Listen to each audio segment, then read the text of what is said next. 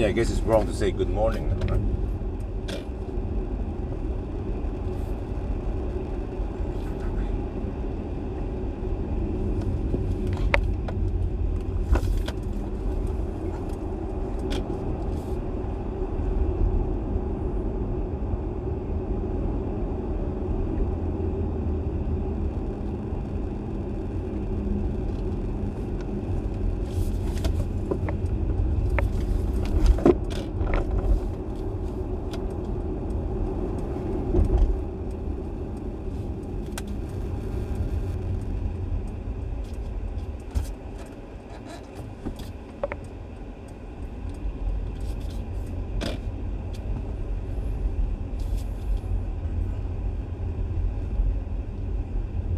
Barely made it.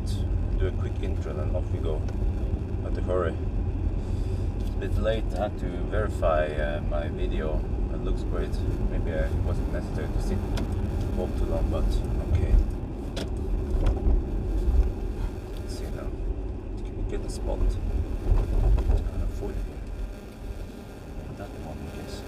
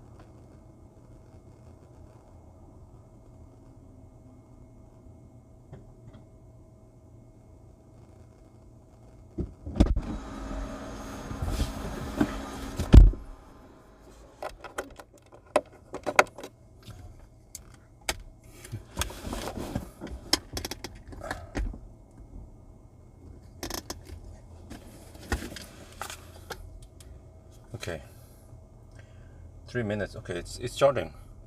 Well, perfect. Let me see. I guess I'll fire up this one.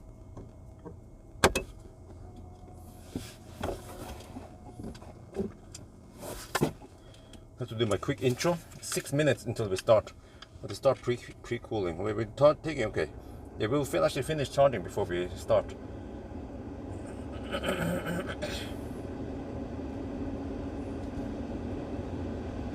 I can quickly navigate then to Ionity. Well, let's try. Just go for Varberg, see what happens.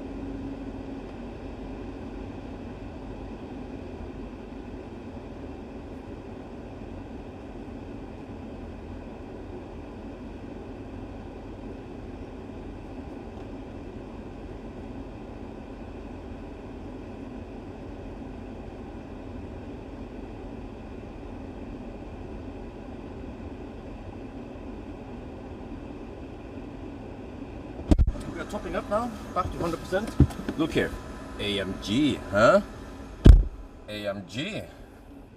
So, if I click here, you see that we will try to go to Varberg. The car actually estimates we can make it straight to Varberg with 28% left. All right.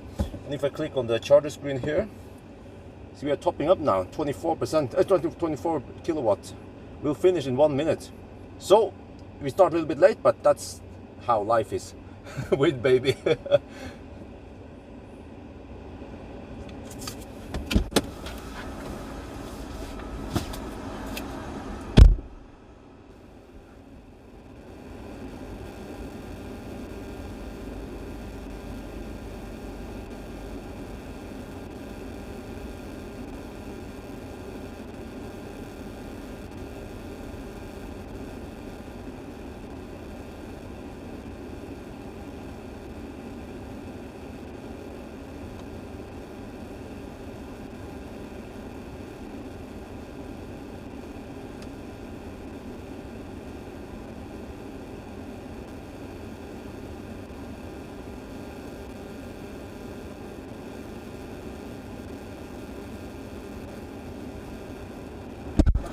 เติมอีกนิดหน่อย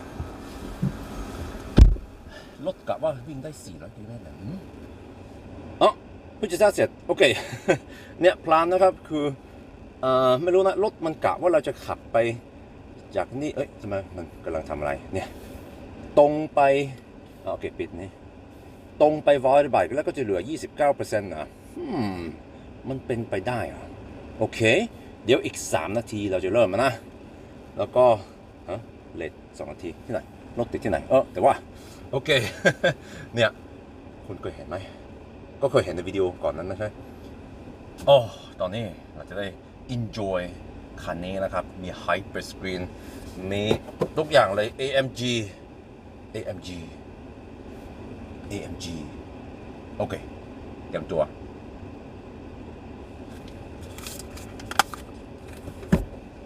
โอเคReady? Let me unplug.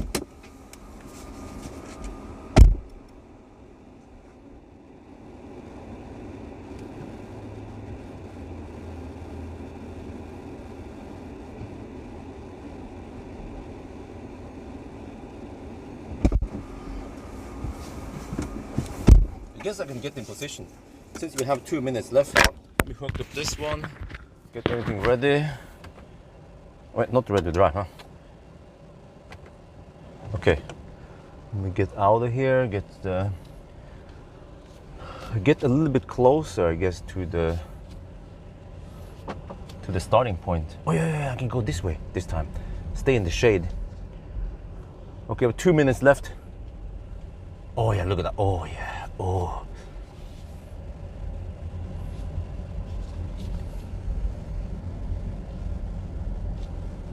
Camp here.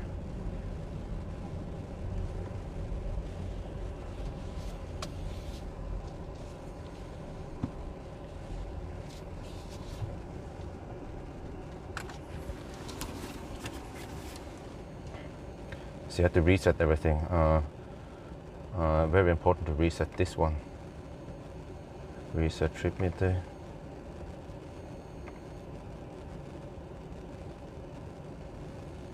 From start, yes. From reset, very important, yes. Okay.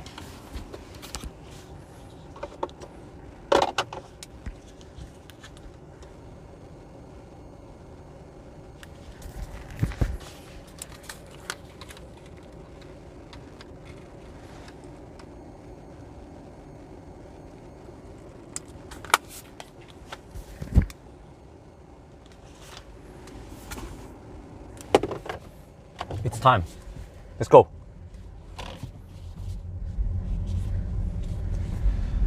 All right. It's quite hot today, 27 degrees Celsius. Holy macaroni. Okay, reset everything. Let me double check. Yes. So the car claims I will arrive with 29% at Valbike. Really? I guess we'll get an idea once we are on the highway. The good thing is that I know everything about this car now, how fast it charges, how much capacity it has, roughly what the consumption will be. Maybe it's better now in the daytime, we'll see, I guess. But I guess if I'm close to Spectre and it still claims that I can make it, I can recalculate once I'm almost a Spectre. But we won't have any Colgate. We won't have Colgate today because the battery is already at 32 degrees. Wait. wasn't it?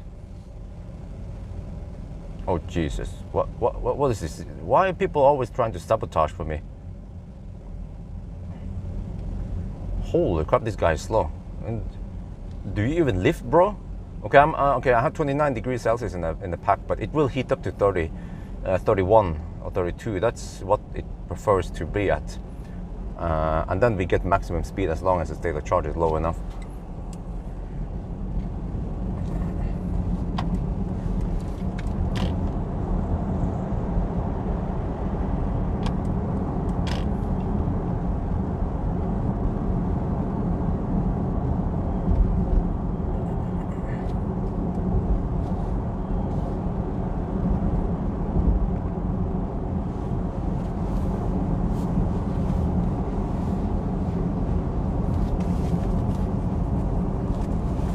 Too hot? No, I don't think so.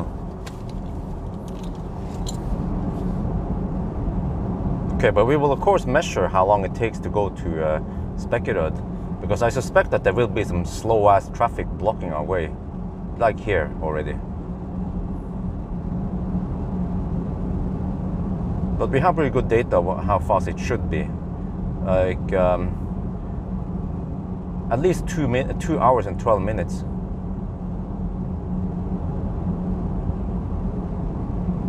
2:10, 2:12 usually is what we can expect on a good run.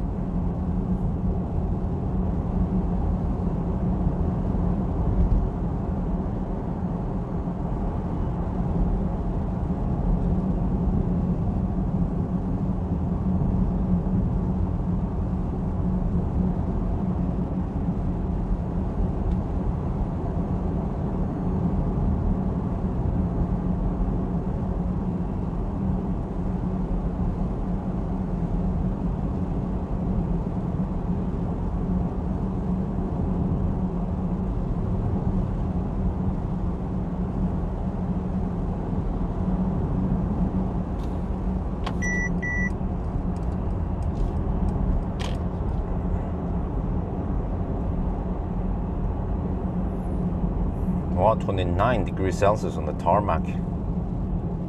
That's hot.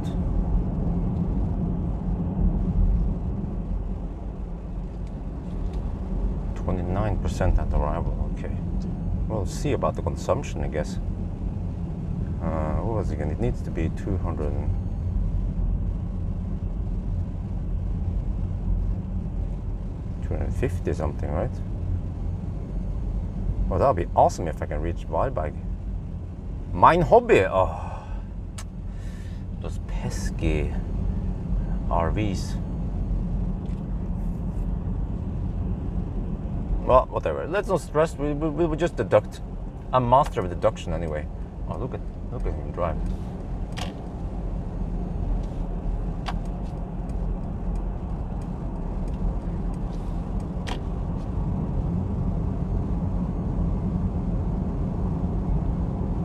And then this guy is like camping it. Oh, okay. Well, I was about to.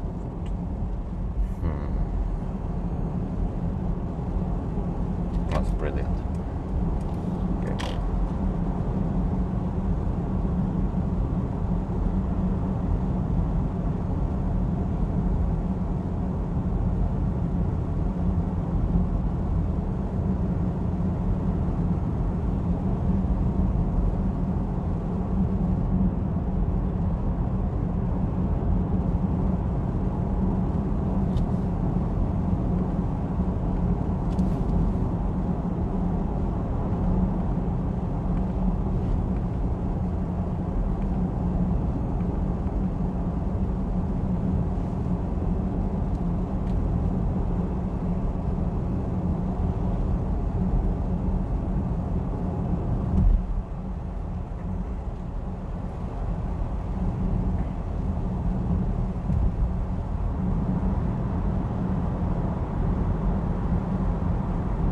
Yeah, as expected, just massive traffic and no lane discipline.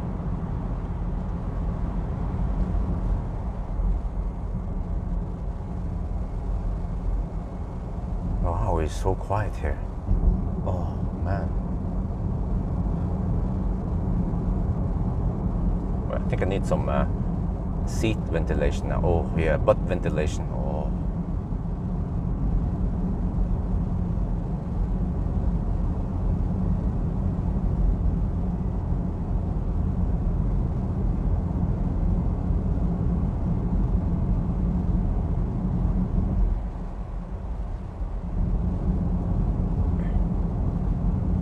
But yeah, I'm actually interested to see how slow we are today. We just correct for it, because I have pretty good data. But I want to see how much time we actually lose, because that's also one thing that many people might not be aware of. How many minutes you actually lose because of slow pokes. I mean, I've driven that route so many times now, day, night, yeah.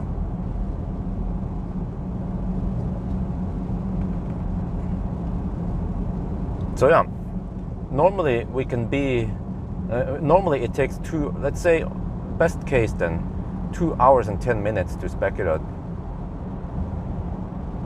So what do you guys think today? How long will it take to reach spec it out today? I'm guessing 2 hours and 20 minutes. 10 minutes slower than usual. Just based on my gut feeling right now.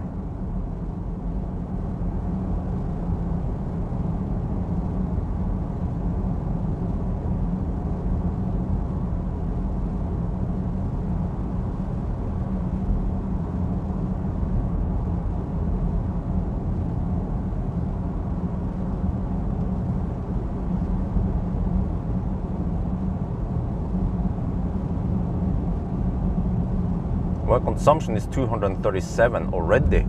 What? Okay, went some uphills. Yeah, okay. We have to wait a bit. Wait about half an hour for it to stabilize. And then I guess I can count. Let's say if I can spend 88 kilowatt hour divided by 360. Wait, what's the distance again? 352 plus 361. Yeah, I have a budget of 243 roughly, 243, which means on the display it should be 245. So as long as it's below 245 on the display, then I should be safe.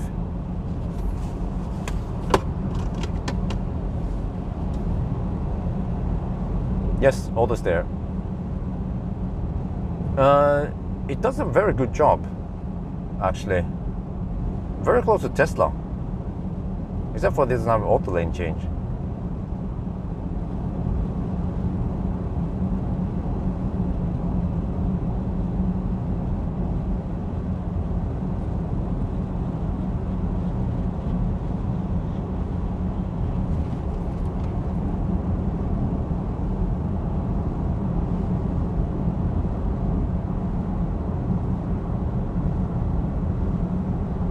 Parking assist. Huh. Okay, yeah, maybe I'll do that. At IKEA. Auto parking, right?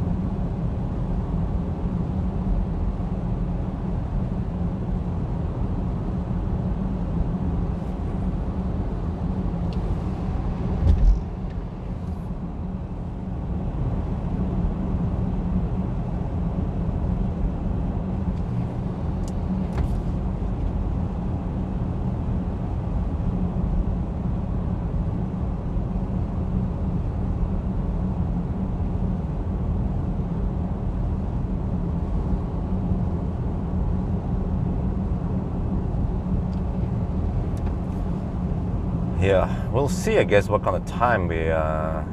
lately I haven't put stuff in the spreadsheet, but if it takes almost half an hour to 75%, then it's not the fastest charging car, it's not the most efficient car, but it has pretty good range.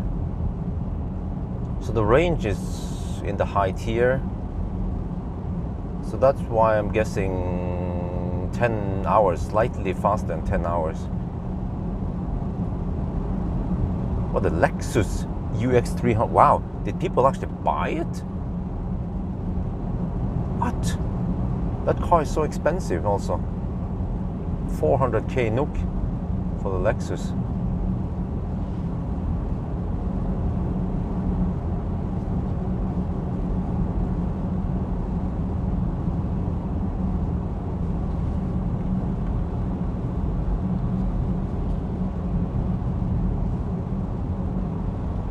I measured 89 kilowatt hour, 89.4,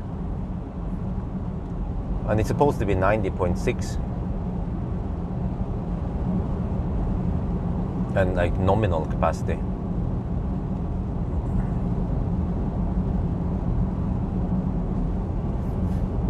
Okay, consumption 218.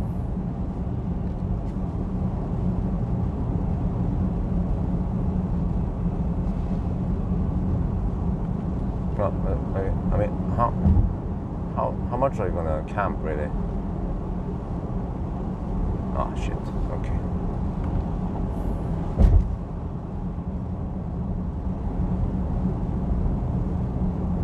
A cheap lease. About the Lexus. Oh, okay. I was thinking, huh? What are you talking about? Oh, okay, Lexus.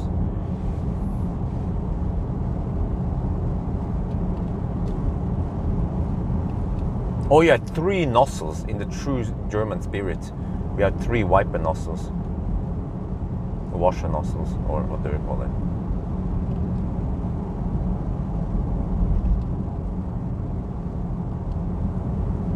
There's just one camper now, far ahead there. That we all kind of stuck behind it.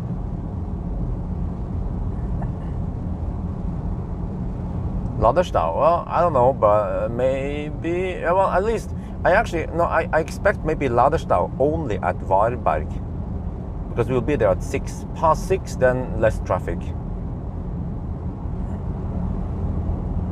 So only one place probably, because we kind of start a little bit late. I guess that's a good thing, right? So we should be able to hammer it without traffic on the way back.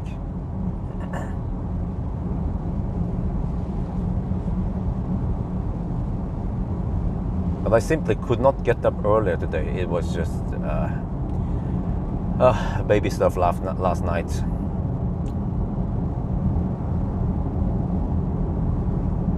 Seems easy, 300 kilometers for 0. Huh? What do you mean? You're talking about range, charging, what? But remember that we are not driving at 90 kilometers per hour all the way to Varberg.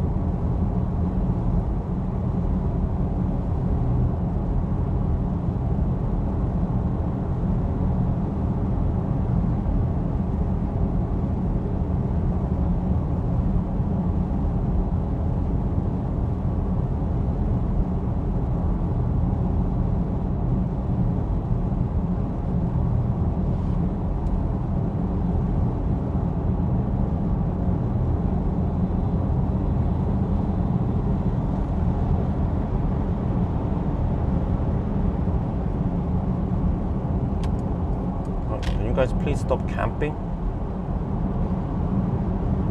No?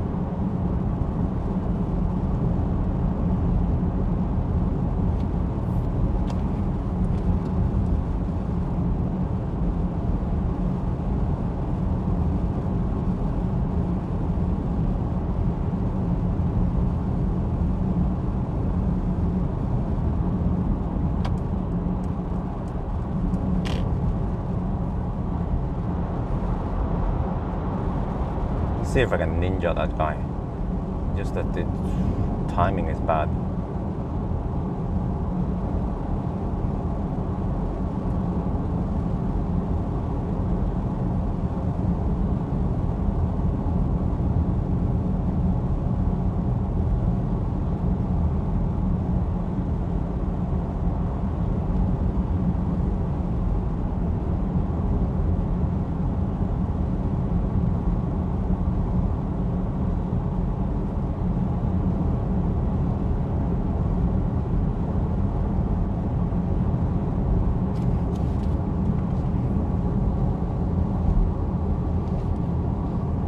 EQE plus, yeah, maybe, we'll see.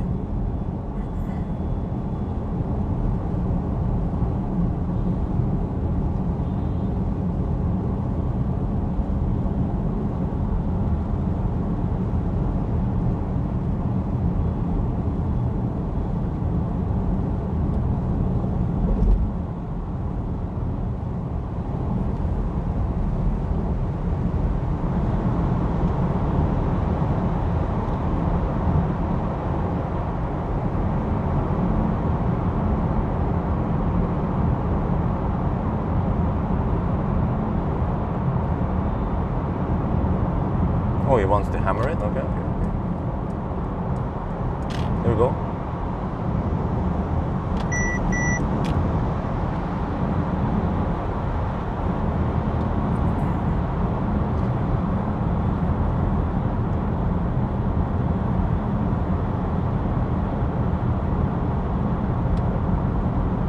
Well, 198 watt-hour per kilometer now.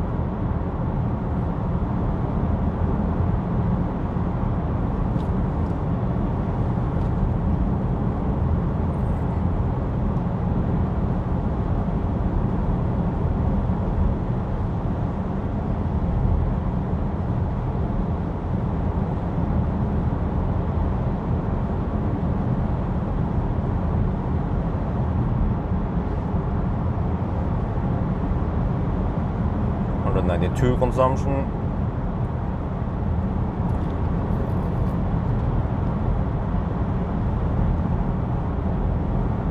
Well, you're welcome. I enjoy it, especially this one. I will enjoy. It will be such a pleasant ride. This challenge here.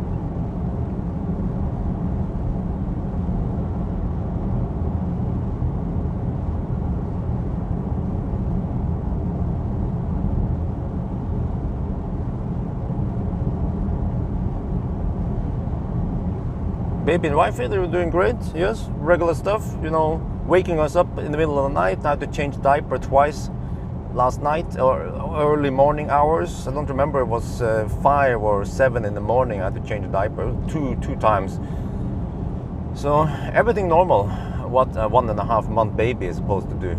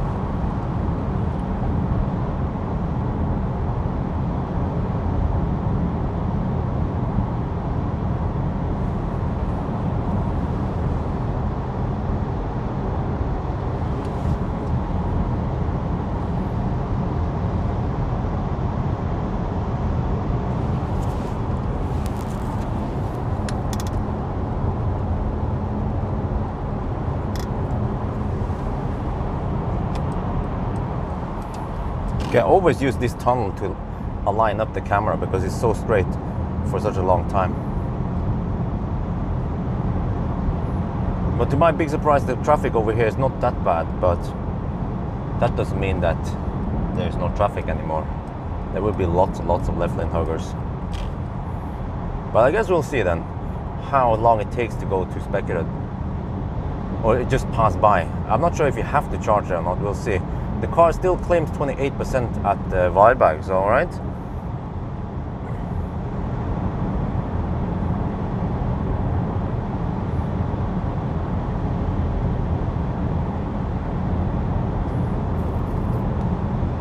But I like the looks of the EQE, but I think I simply cannot buy this car because even if I had the money, I would go for EQS because the sound system in EQS is better and it has more space, even though it's a humongous car. But it offers the same comfort here. We're actually even one step more. And both of these cars are kind of big whales anyway, so in that regard, yeah, okay, maybe this one feels a bit tighter and more nimble, but I wouldn't be able to bring my baby stuff with me, so EQS will then be my choice if I would buy something like this. Because they are both expensive anyway. This one is 1.1 mil and the EQS is probably around 1.4 mil, so okay, like 300k more for EQS, no problem.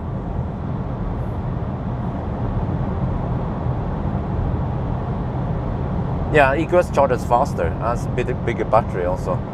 One thing I don't like about this battery here, EQE, is that the voltage is low. When you arrive with low state of charge, you have only 330 volts.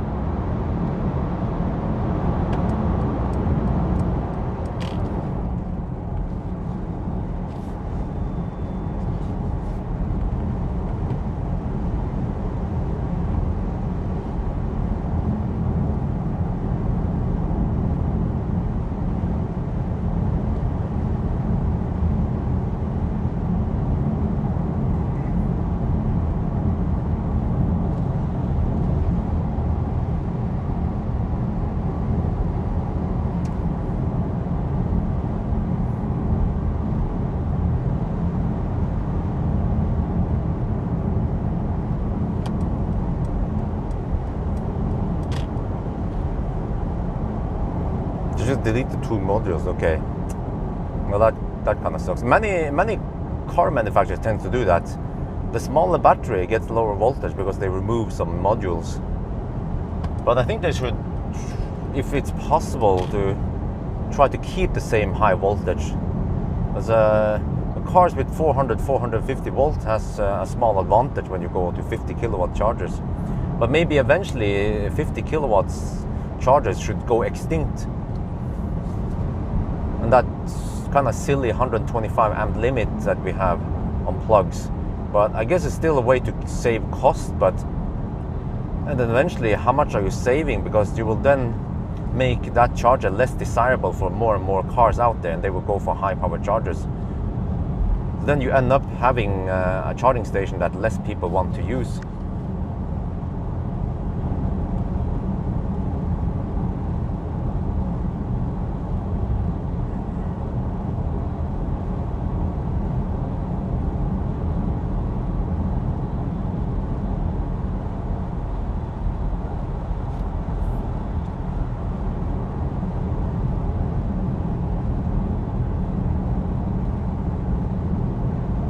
Oh, is this stau? Oh, apparently we have some stau. Let me record that. Okay, in that case I need to use the left lane as long as possible. Yeah, you see, since we have stau here, we definitely have to deduct something by the time we reach Beckerud.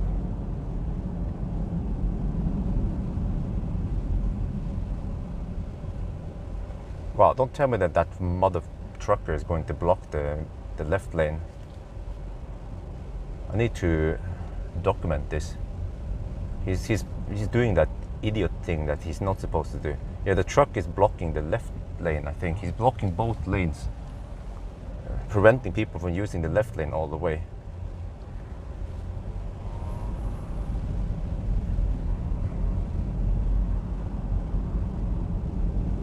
You should report him to the police. That's a quite dick move, and he's ruining traffic flow.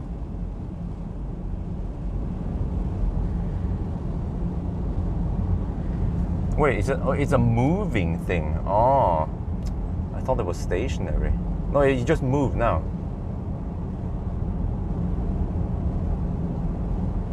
Well, that trucker is being an idiot. Seems like a foreign truck. That's not how truckers should behave.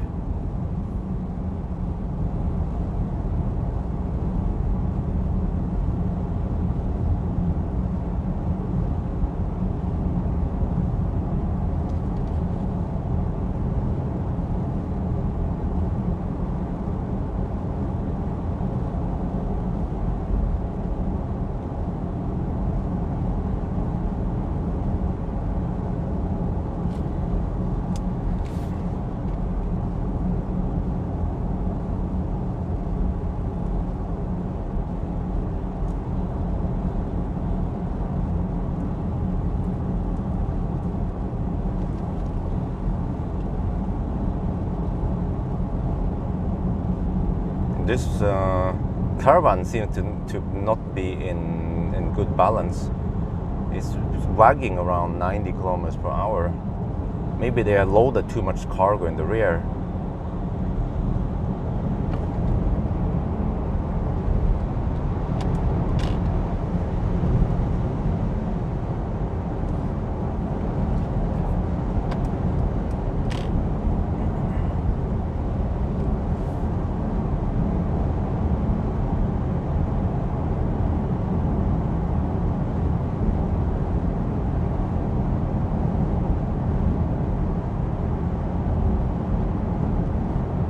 If I had time, I could piss off that truck driver by driving at 70 kilometers per hour. And then when he tries to overtake me, I just speed up to 90 kilometers per hour. Then he can't overtake me. Then he has to move over to the right lane. And then he moves over to the right lane. I slow down to 70 kilometers per hour again. Piss him off. One rule he should know is that never try to mess with other people who are faster than you. Especially on the motorway.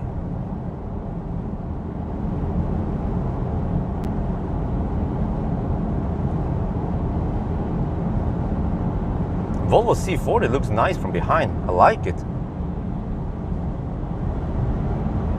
I think it looks way better than the XC40.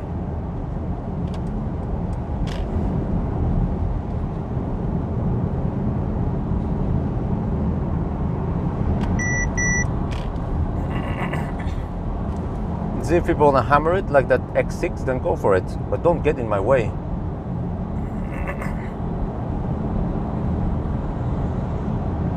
Okay, he's doing some kind of weird shit here. Like he hammers it and then he slows down behind the truck. Like, what's up with him?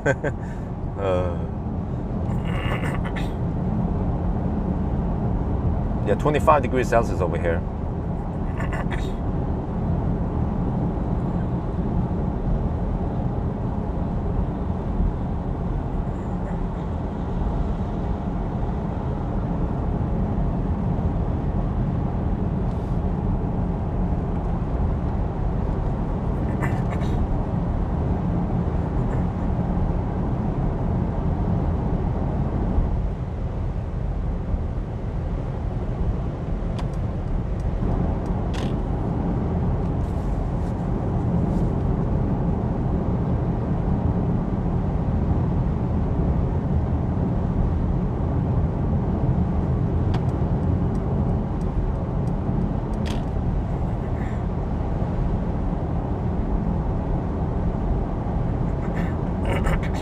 Well, consumption 221. Well, I mean, if the car estimates at Specular that we can make it to Varberg, then maybe we should commit for Varberg. But not now. Now it's too early. I've seen many times that cars tend to estimate something and then they change. So we just have to wait until we are close to the destination.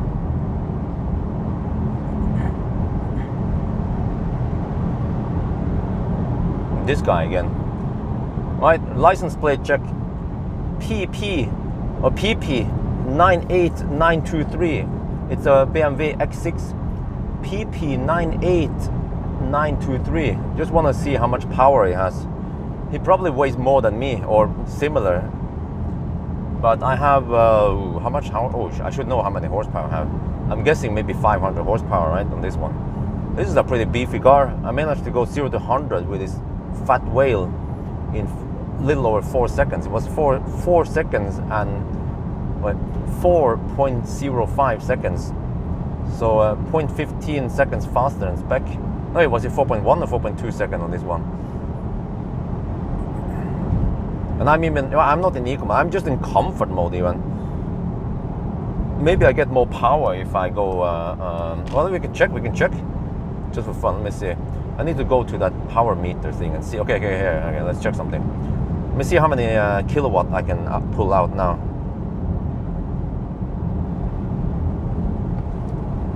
$350. Yeah, oh, nice. I have flat 350. Okay. And what if I switch over to Sport Plus?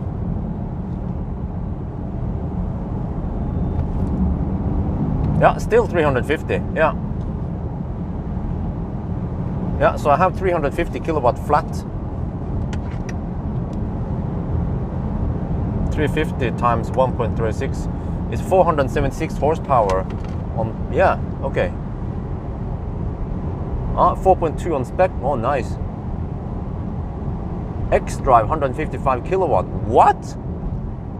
I have more than twice his horsepower. Huh? How? What? Why is that? Why do we have so low power on the X6?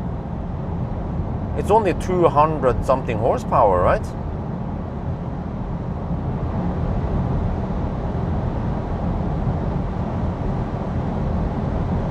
Oh yeah, that's actually put things in perspective. How blistering fast the P2 PP is.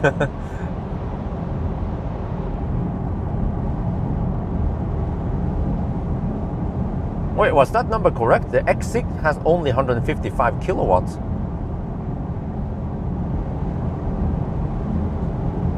It must be heavy like a whale.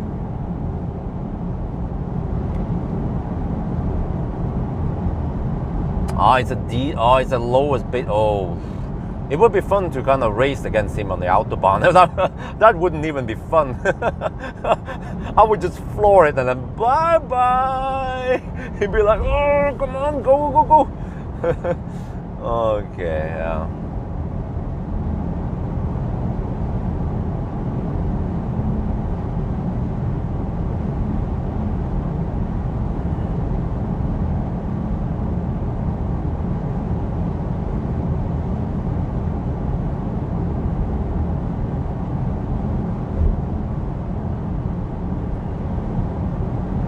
Well, traffic is not too bad over here. That's good. 3-liter single turbo. Oh, okay. Yeah, then now that. But the problem is if you get the X6 with 625 horsepower is that it will cost you a kidney, a liver, one eyeball, and one regular ball. Only 210. Oh. What about this car? I think this car also has around 210 top speed.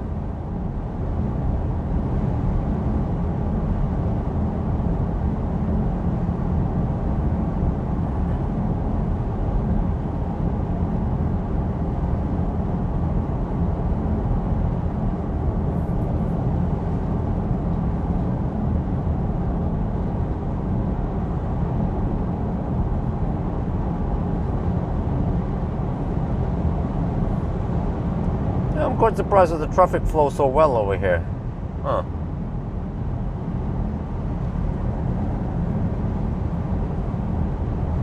But if the weight difference is not that big between the EQS and the EQE, I mean, I think it's about 100 kilos more. It was 2620 on this one.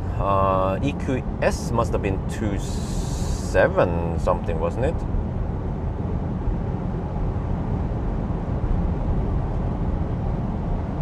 Then I would probably, if I would get something like this, I would just go for the EQS. I mean, if people can afford cars in this class, then just go for it. I met one guy yesterday at Ionity. He bought an EQS.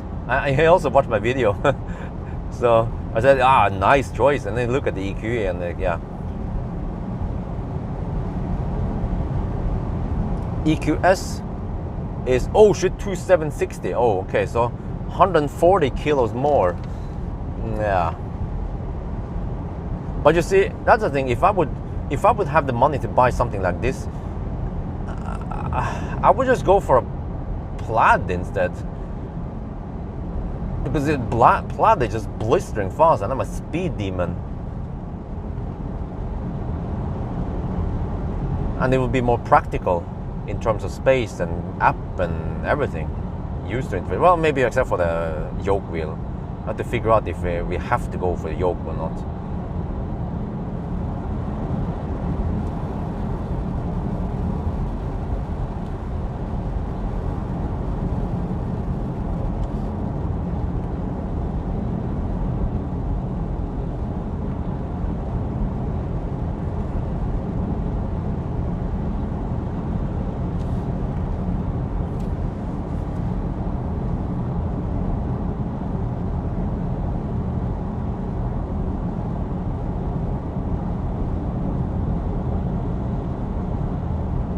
What about Taycan?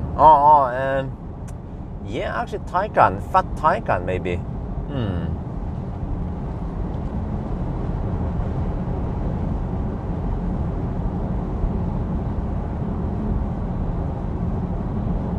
That would also be a pretty good choice. But Taycan is more like a driver's car. This is just a comfy wagon for cruising, you know, everyday cruising.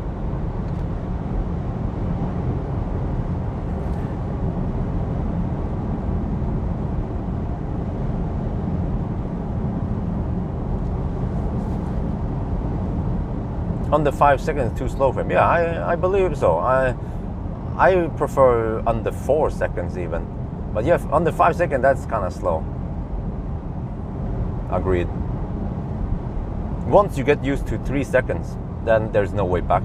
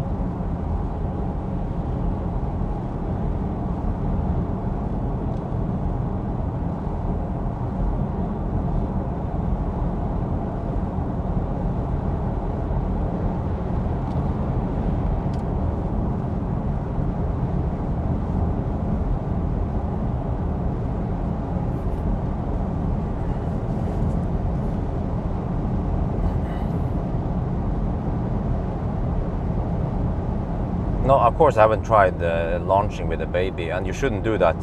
You know that, right? Because the baby is not fully developed.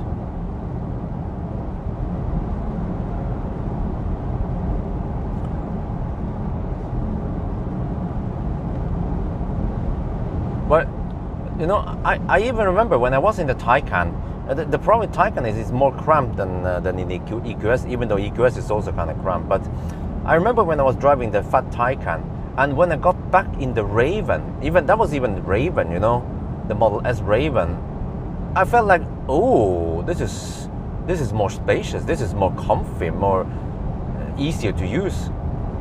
So, and I suspect that the Model S refresh will be one notch better. The Tesla is continuously improving. Like when I sit in the Millennium Falcon, I'm like, okay, it's not that nice in here. So they have done improvements over the years.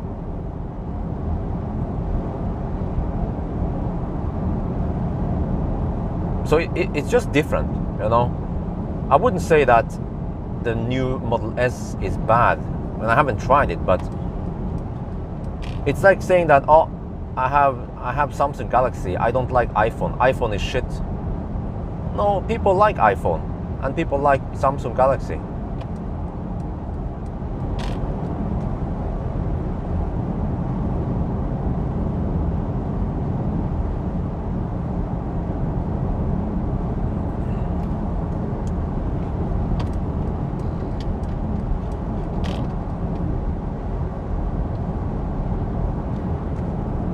Moving to Germany video. Let's see how many comments I get on it.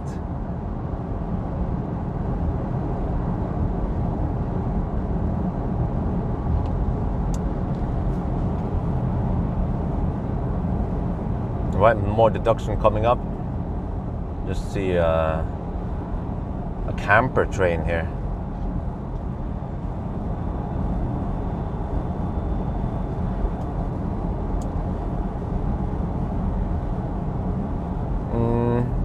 A job from Elon. Why? I work for no one.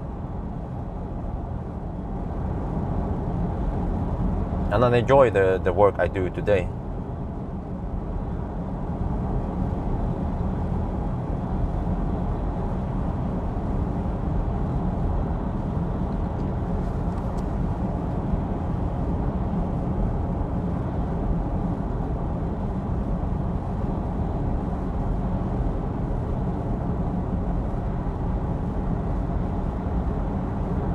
Well, now the car expects 25% at Specular. Oh, no, Varberg. All right. I guess I might have to hold it, but fortunately, I didn't drink too much drinks, so I probably don't have to pee.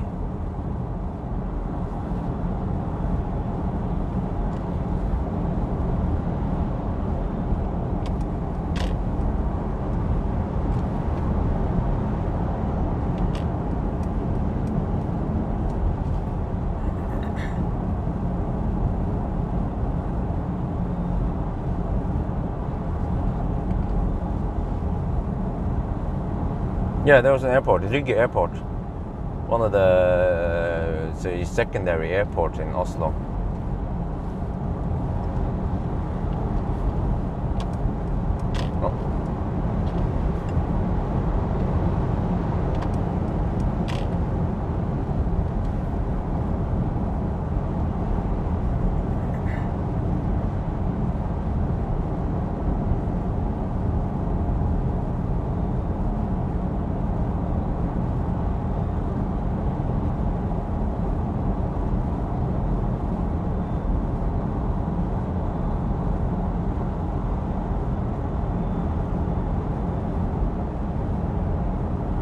Well, consumption 235. I'm getting closer and closer to that budget. So once we hit Sweden, then the consumption will go up. But then we have Gothenburg to drive through.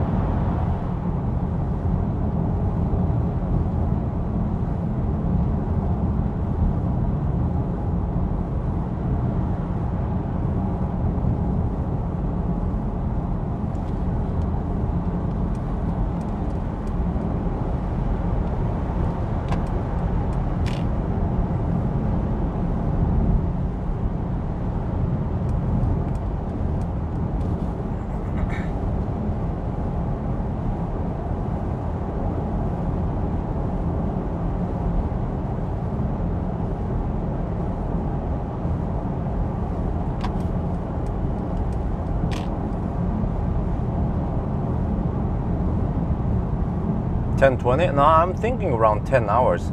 Maybe even 9:55, 9:50. See how it goes.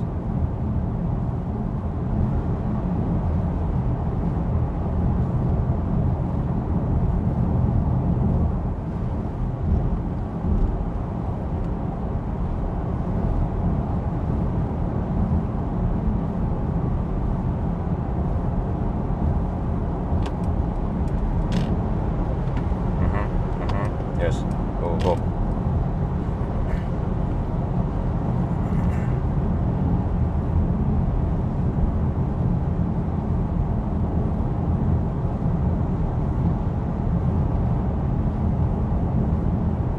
I started at 2, quite late.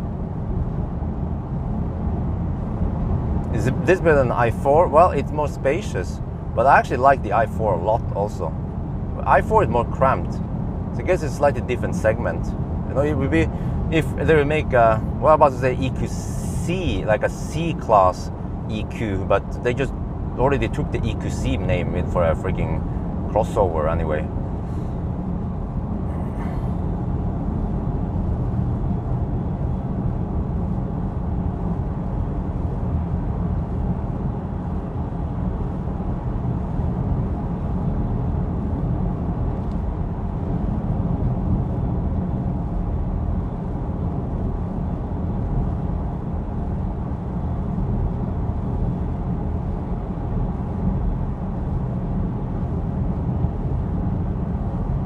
Man, the foolishness is strong with this one today.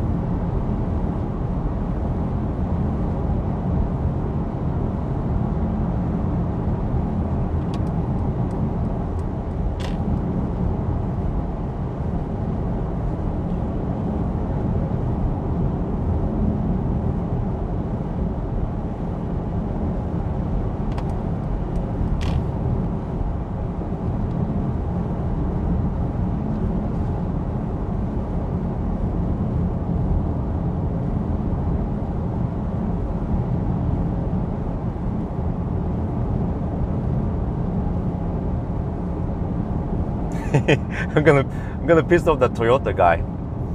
That camper I hammered earlier. I'm hugging the left lane now. He's right behind me. He was slow poking, and then suddenly when I hammered in, he started following me. So okay. There's no chance he can do anything anyway. So.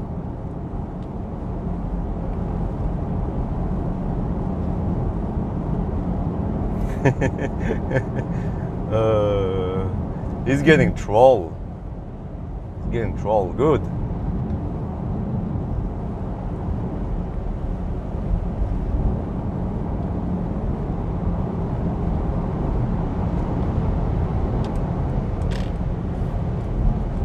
Stay down, boy. Oh, it's funny. Oh, it's funny indeed. Well, let's just let it pass. Zoop.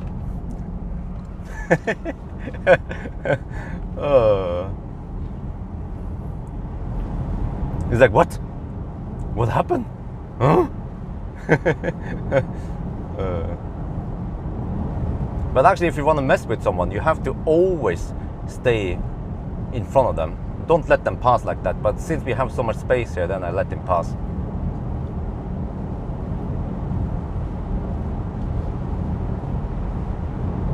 Oh, you want to race with me? You want to race? You me? No, you me? Race? Okay, bye-bye.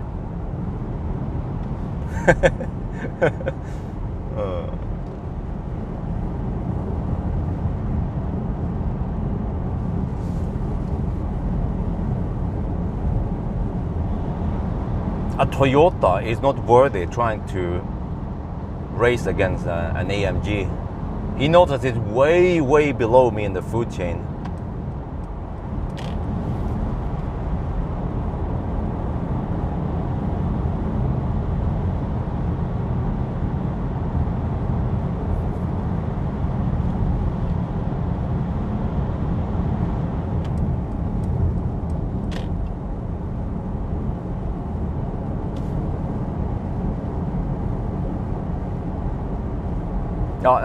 I thought about reversing, but the problem is that the side and rear visibility in this car is kind of crap. I can show you.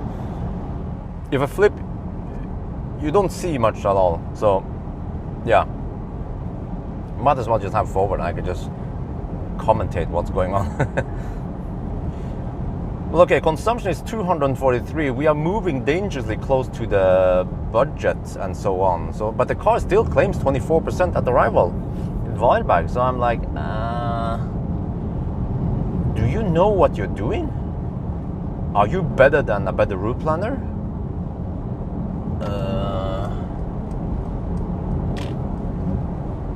Because soon when we hit Schweinsund, then we have long stretches of 110 zones. And the consumption, like I measured yesterday, at 120, we're supposed to get 260 consumption. And then I think we have some headwind because it's so hot nowadays. So that means, in general, when it's hot, then the wind blows from the south. And when it's cold, then the wind blows from the north.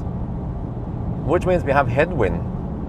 Without checking, I assume we have headwind or maybe crosswinds. And then the consumption should be way over 260 watt-hour per kilometer once we can unleash the power of the AMG.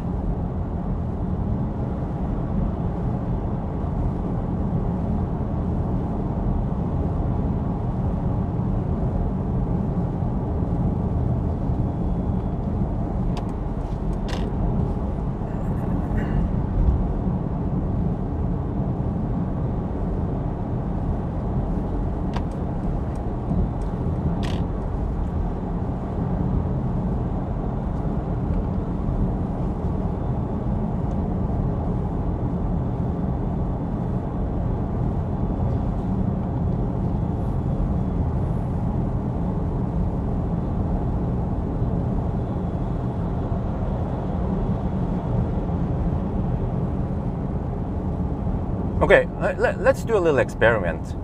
Let's try flashing at people. See if they move. Wait, just depend. Okay, yeah, let's try. Let's try flashing at people. See if they move now. I don't know if you guys can see the reflection. I'm flashing. There, he moved. Okay, he moved. Well, I guess it works sometimes. But he might get pissed for some reason.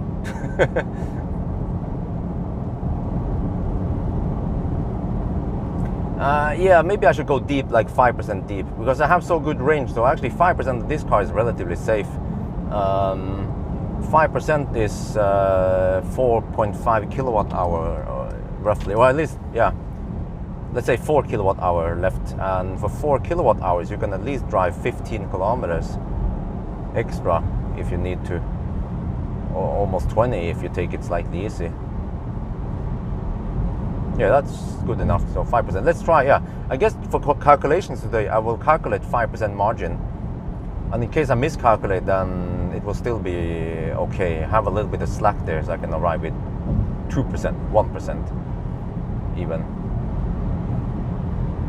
But I have to expect that this car is a bit thirsty at high speed for some reason. Wait, maybe we should start flashing at these guys also. But we have 2 cars. Yeah, okay, that one, okay. If that Ampera, if he doesn't move, then I'll start flashing at him too. Flash, flash, flash, flash, flash, flash, flash, flash, flash, flash, flash. Yes, thank you, thank you. Well, I guess they are not too pissed, are they, if I flash like that?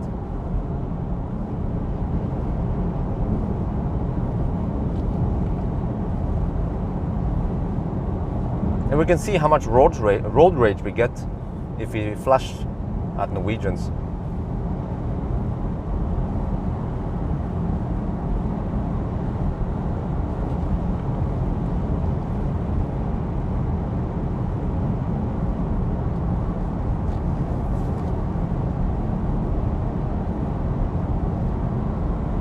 Or like we said, set us up a bakbeina. These guys, if you flash at them, they might just sit still and don't move and block the way instead of getting the heck out of there.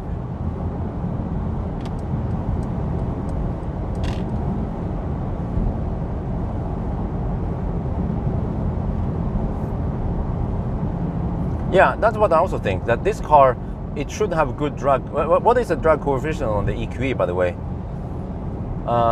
This car should be less affected by headwind, for example, and higher speeds, because it's just so slick compared to many SUV crossovers I tend to test nowadays. Oh, I see we have lots of headwind today. Spot on headwind from the south, not even crosswind from the east. Oh no, the west. Flash once is enough? No. I think you have too high hopes on Norwegians. If you flash once, they won't even see it. You just have to flash like 50 times.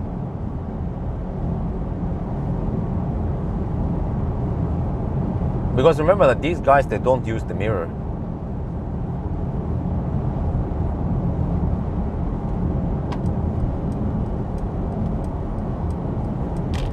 Well, consumption 242. But it's not going up that much. Okay.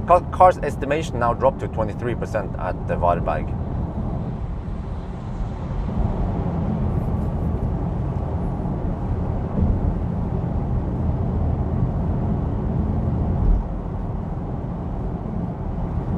Well, this car is called EQE 43. Is that the same as EQE 350? I'm a little bit confused here because it just says EQE 43 here on the badge. And in every documents I looked at.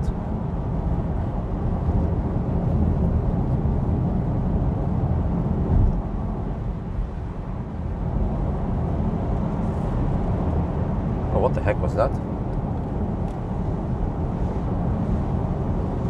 Did he squirt at me, that bus?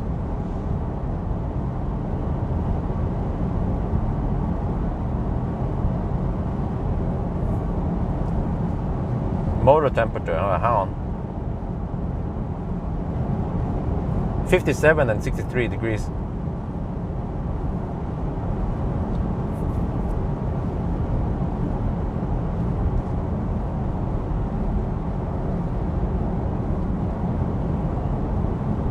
I guess now in the afternoon hours and the traffic should calm down. I think if we started around noon, that would be the worst. 11 or noon from Oslo, that would probably be the worst traffic.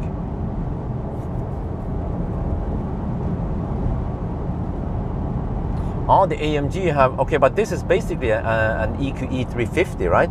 It's just that they call it 43 for the AMG. Is that how it works?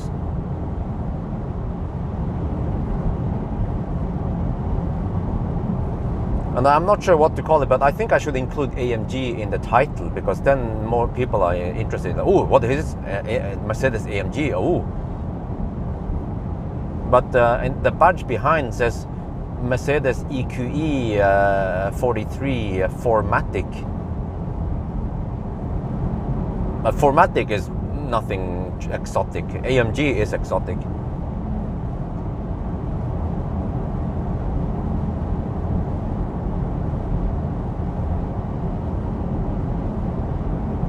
Is it really 0.2? That sounds too good to be true.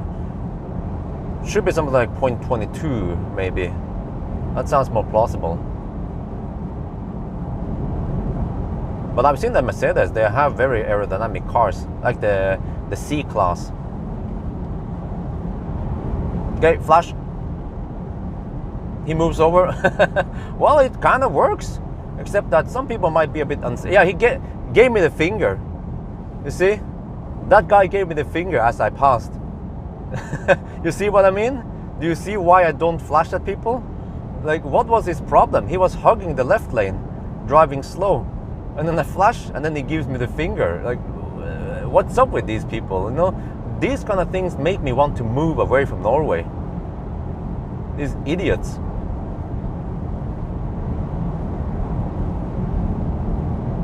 And he wasn't going that fast. He's slow in the back. He's behind the van still.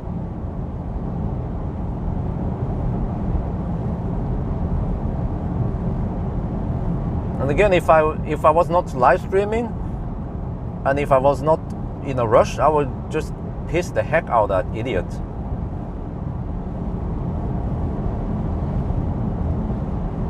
$170 kilowatt.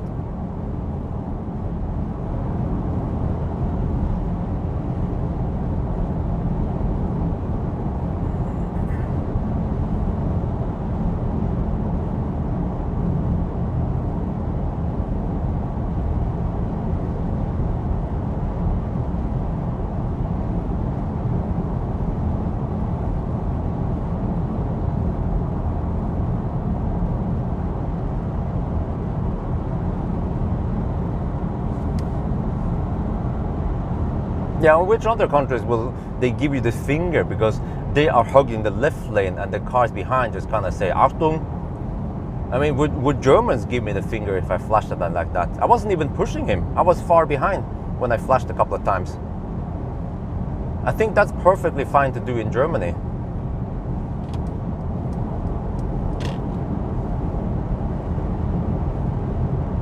Yeah, the ID5 is kind of hammering it. He probably knows that his car is efficient.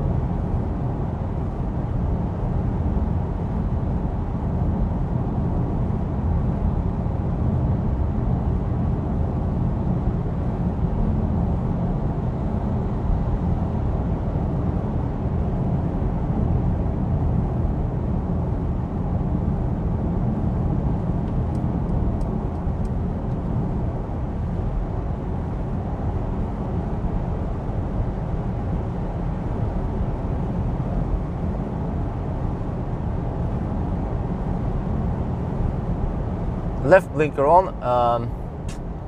I don't think that will work in Norway, to be honest. I live here for almost 40 years. At least I've been driving for over 20 years. I don't think left blinker will help at all.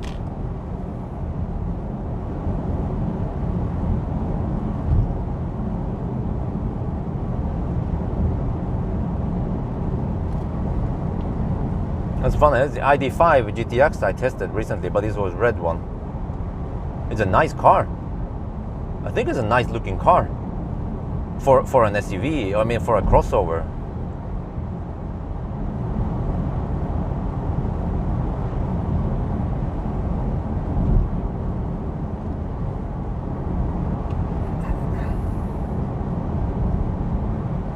Maybe that's the way they should have designed it in the beginning.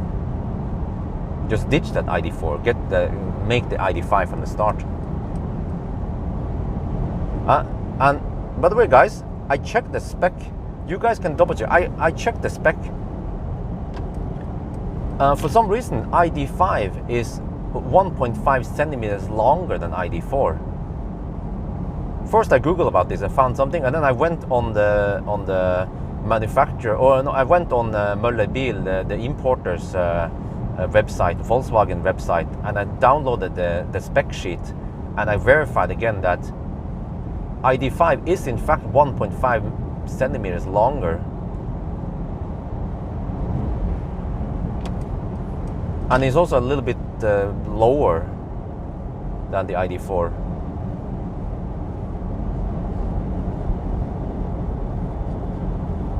Okay, dropout coming soon.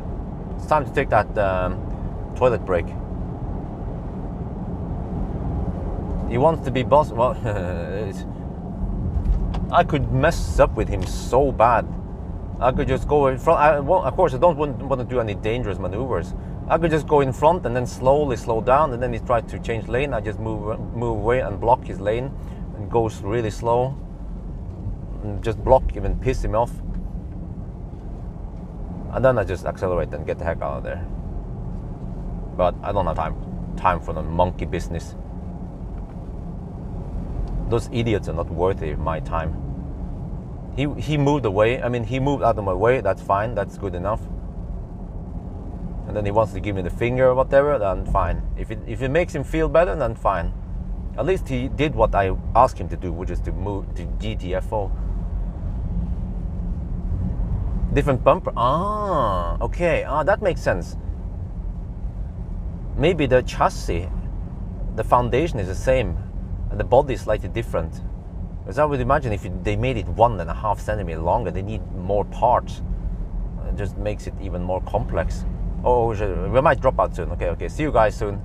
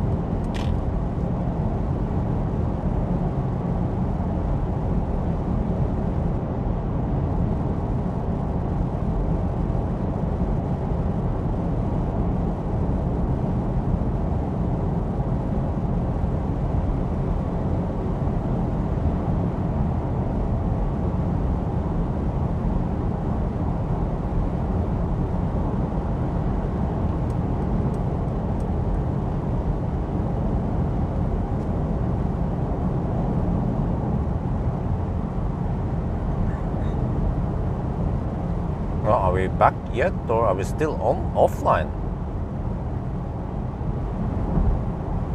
I restarted the client. That usually helps.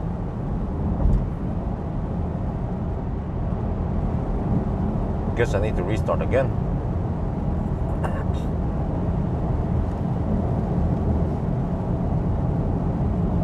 Maybe chat is buggy again.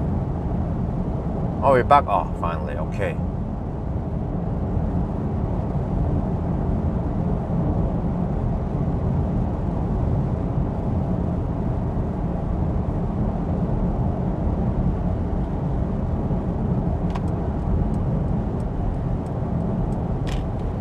Okay, we have straight on headwind this time. Consumption is 251. It keeps going up. Car estimates 19% at Varberg still. Okay, we still have around 100 kilometers for around 100 kilometers for Spekerud. So I don't have to decide yet, but near Spekerud I can decide. But no worries about battery temperature. It's not going to Colgate anyway, because we have 33 degrees in the pack.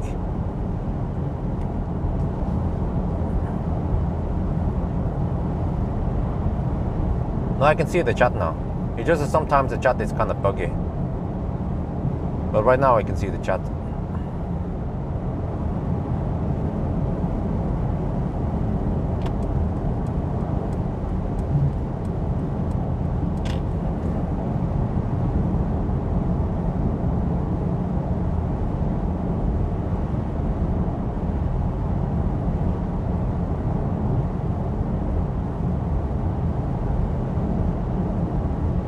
You mean momentum dynamics?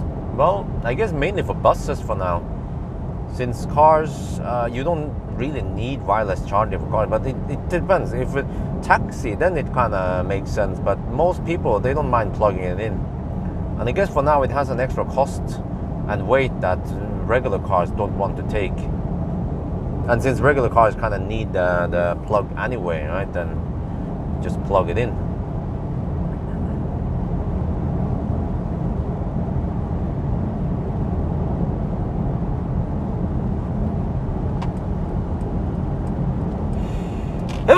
Sneeze.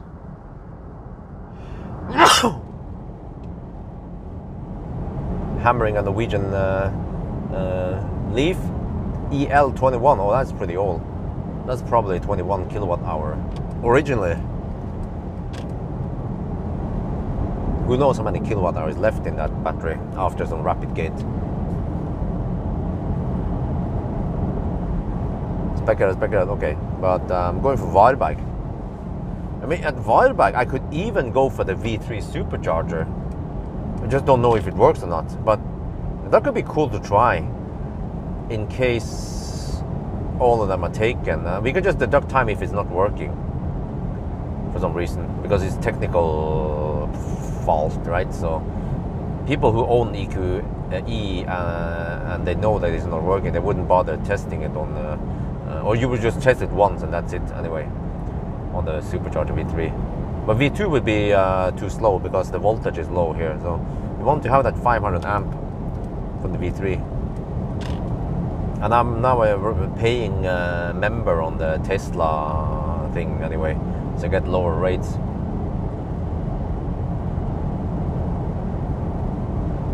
But from what I've seen, yes, if there's no weird limitation, then this car should be able to get 170 kilowatt from a Supercharger V3 at Varberg. There's no way there's going to be a Luggage Space at Varberg anyway. And then actually at the Eon chargers, or the UFC, the Fight Club, but at the UFC chargers, I suspect that I don't get 500 amp from it. And I've seen it in the Ionity charging screen that this car takes 500 amp flat from the bottom. But still, guys, we are 2 hours away from Varberg, so lots of stuff will change by the time we get there in 2 hours. It's not like we can teleport to Varberg right now anyway. Well, Ampere E-motor seems to not be cooling that well. Or they just allow it to go higher for some reason. But these motors stay cool. Maybe because Mercedes wants the motors to always be ready in case you want to have some action. So let's see, now the motor is at 58 and 64 degrees and the battery is at 33 degrees. Very noisy.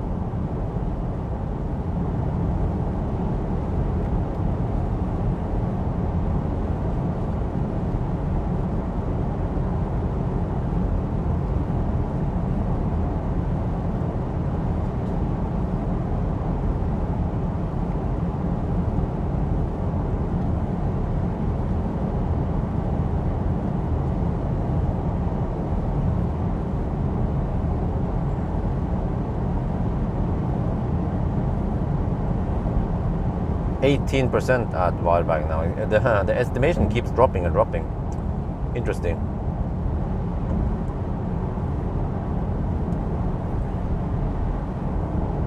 But 254 consumption with headwind and these kind of speeds, that is very good, very impressive.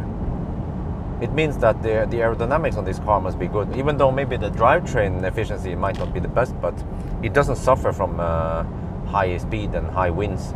So maybe this car will still do it quite well when going at 200 kilometers per hour. So it would be interesting to try EQE, EQS at 200, charge it 100% and hammer it, because there might be some cars out there. Let's say the EQS or EQE, those cars might be able to go as far as a Model 3. Who knows? But Model 3 should also be quite efficient and high speed, right? But the drag coefficient in the Model 3 is slightly worse. But then I guess the CDA is what matters.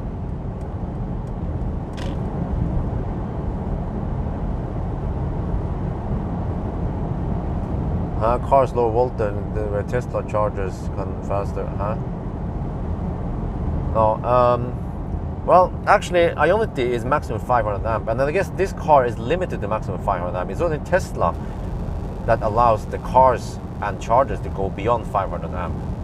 So even if the V3 Supercharger can deliver 670 amp or 700 amp, then I guess this car won't ask for more than 500. We can try, I guess. Yeah, I should, if I have time, I should try it. But I don't want to mess up the 1,000 kilometer challenge, you see. So one thing I could do is I could try to end up at Vestby. It will cost me a little bit extra time, but yeah. Because if not, then I'm not sure when I have the opportunity to test it. And at Vestby I will have low battery and hot battery, so that would be perfect tonight. So I guess I'll take that extra step just to test it. So we have to drive to Shell Oss and turn around again, and then. But they should supply both of them, both CD and CDA. Because Model X with low drag coefficient is still going to have more resistance than let's say EQS with the same CD but lower A.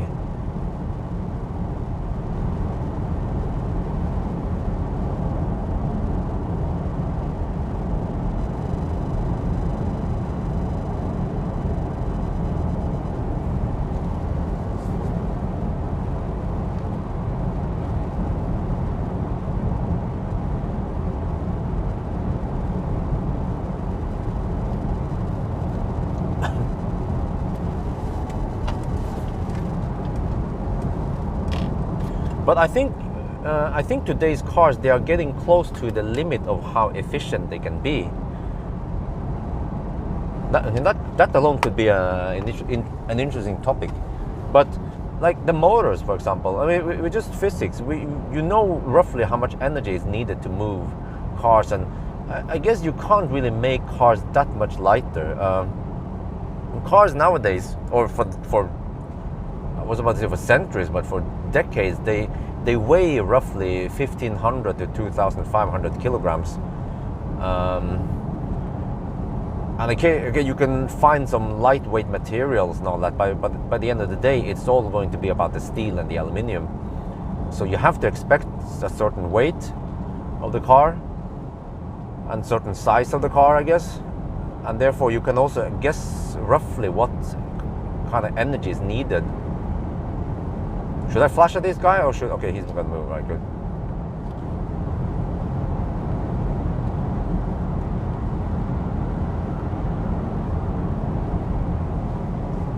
And then, since electric motors are very close to the maximum efficiency anyway, then there's not that much to gain there. Also same with regen and all that. So, oh shit, freaking noisy fossil, hang on.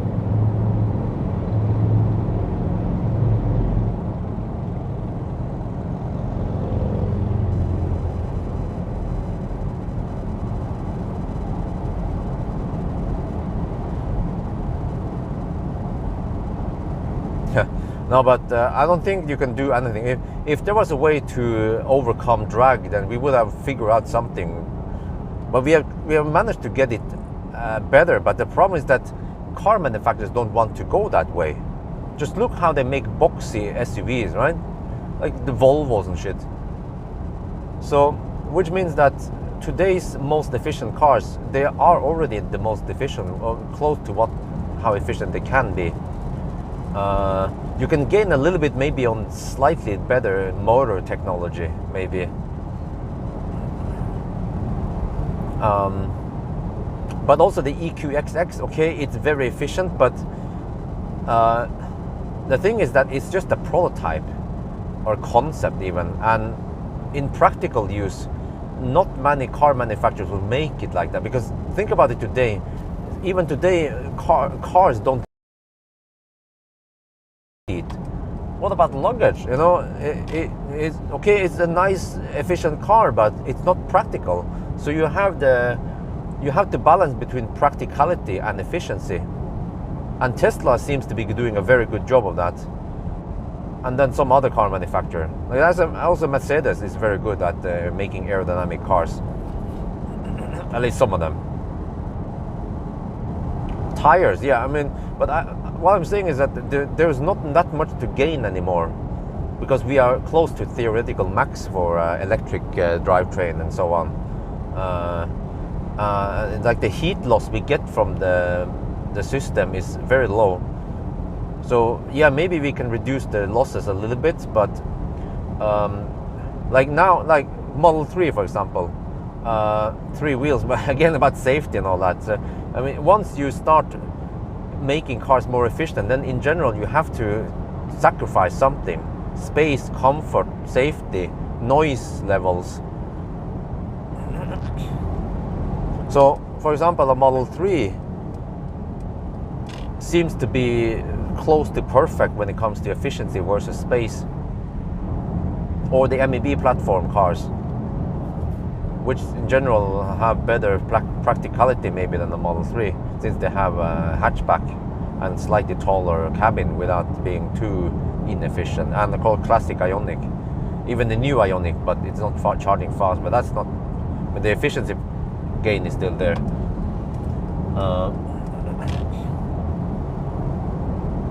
So I'm guessing that the lowest you can go nowadays at 90 kilometers per hour is roughly 120 watt-hour per kilometer.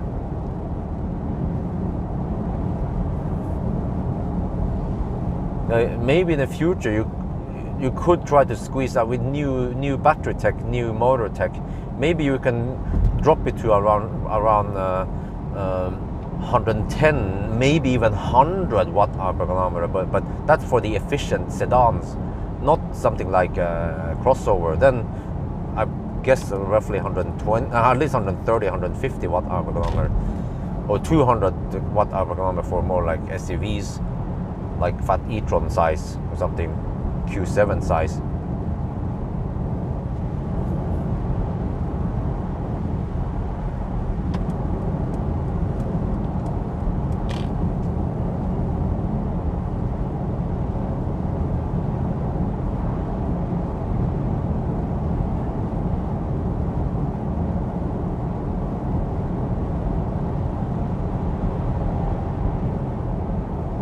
And also, who wants to drive around with those wheel caps? Like, I mean, the EQXX is super efficient, but can people accept that look? It looks like the Citroën Saxo. No, what's it called again? Citroën used to have those cars with closed wheel arch in the rear or some shit. And people are very old-fashioned. They just want cars to look like they have looked like for the past 100 years.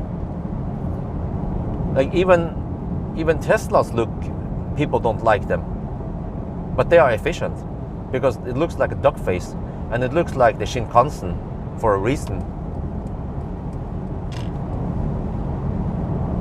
Oh, DS, yeah, okay, it's the DS. All right, I remember it was something like that, the Citroën DS or something with that closed rear wheel arch thing.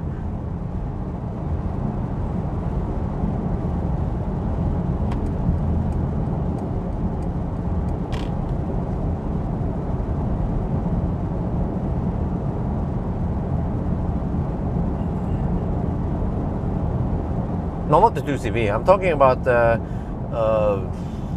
it was Citroën something, some station wagon also, I think, with the rear wheel arch was covered. I think there was some kind of cover you put on it. You can open it for servicing. Yeah, you kind of need to do that if you want to take off the wheel. Oh, light years is closed. Okay. So the EQS is not closed, but it looks kind of. I mean, without looking at it, I mean, without even sitting there, but just by the looks, it looks a bit impractical. So yes, if it's a nice car, yes, would like to see the luggage space there, and so on. Because when you have, at least for me, I would buy a car also for practical reasons. Maybe except for Roadster. Roadster is the exception, but that's the sports car. But if you get something like a EQE, then I expect some luggage space. And yesterday, I took the E-Priam stroller in the car, and I had to take off the wheels. I even found a way to put the E-Priam stroller in Model 3 without taking off the wheel. The only thing you have to do is open that lid under the trunk in the Model 3, and then it will fit. So that actually means that the practical space in the EQE is actually less than a Model 3. We will see tomorrow when I do the banana box test how many banana boxes it can take. But this car has no frunk. The front is quite large and long. Yeah, and the back is kind of, the trunk space is kind of limited. So it's a nice car, but it will work great for me and wifey. But me and wifey and Isabel, that could be challenging.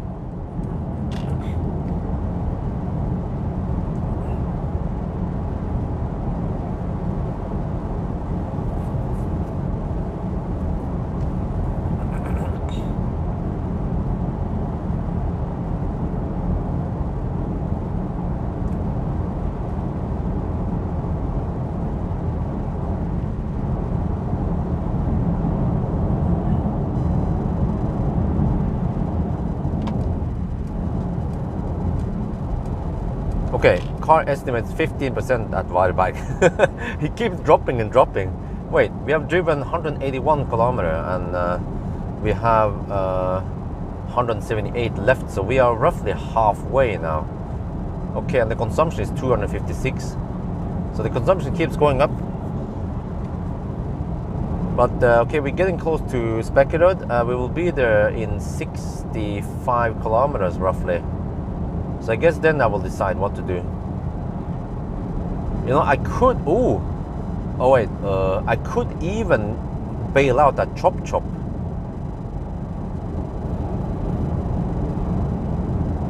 But I'm not sure if I'll get VMAX at Chop Chop. I don't know if those chargers can deliver 500 amp.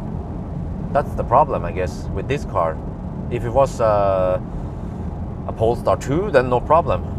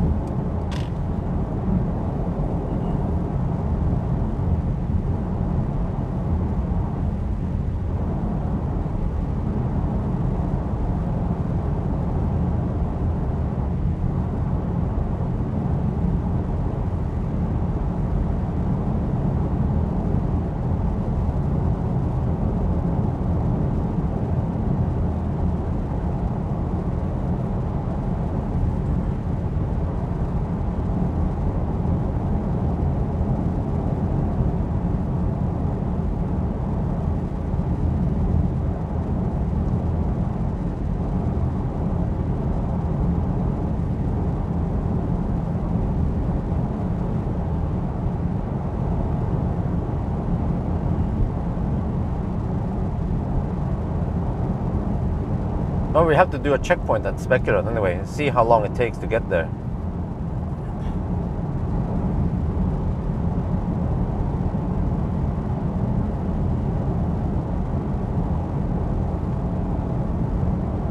Average speed is 112 kilometers per hour now, which is kind of low. Should be 115, right, by now. So normally I will reach Speculum with 117 kilometers per hour. Or we can just look at time here. 1 hour and 40 minutes so far. So can we reach Speculum in half an hour? We'll see, I guess.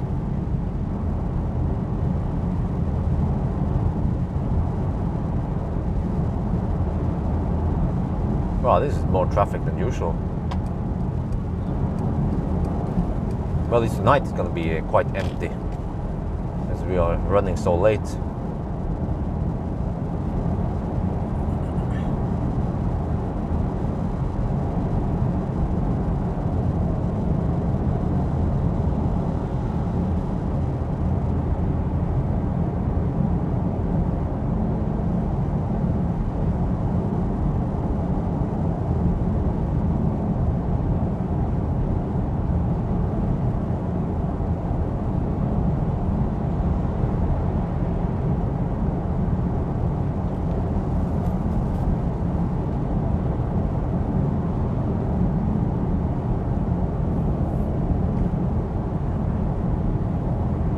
But yeah, that sounds awesome. Think about this. How was it again? Tesla Semi.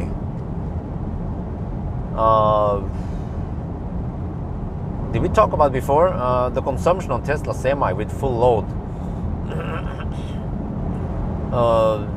It should have something like 1,000 watt-hour per kilometer, right? Or maybe more, I'm not sure. But let's say 1,000 watt-hour per kilometer. That is insanely good. Wait, oh, how was it again? I don't remember. The Tesla Semi, how big the battery. Or we can even take other cars, other trucks like Scania trucks. Recently, I heard at 600 something kilowatt hour. Well, on full load, you probably can't go 600 kilometers, but at least 400 kilometers. So I'm thinking roughly 10,000 watt hour per kilometer, or actually 1 kilowatt hour per kilometer.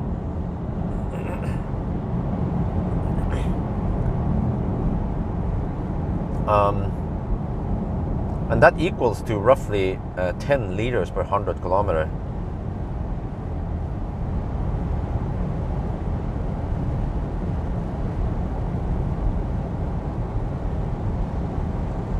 And what about diesel trucks? How much do they consume with full load? Do you guys know? Must be way more, right? 5 liters. I think I heard. No, not 5. I heard 50 to 100 liters per 100 kilometer. Does that sound right? Oh yeah, but the Scania truck doesn't have 600 kilowatt hour available. I think it was quite low. It has only around 480 something kilowatt hour available. It's a massive buffer for some reason.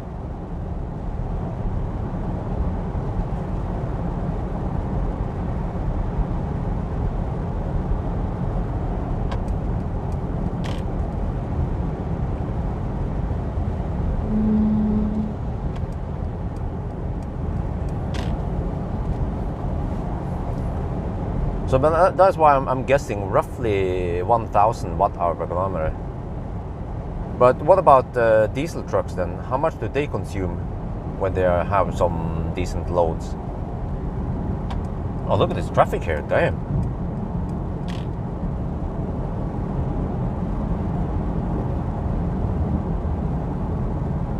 Well, some Norwegians, this is Norwegian. Don't tell me that left lane hugger is Norwegian. No, it's Swedish.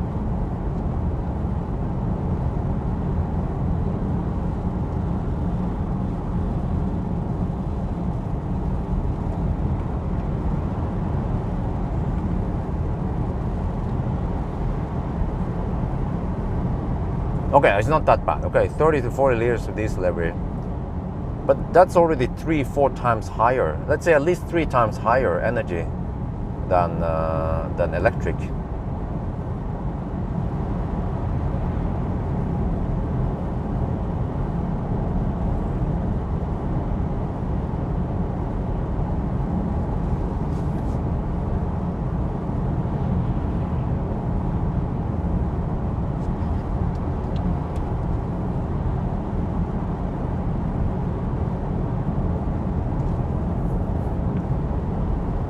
Right, 13% at Weilbach now. Okay, keeps dropping and dropping.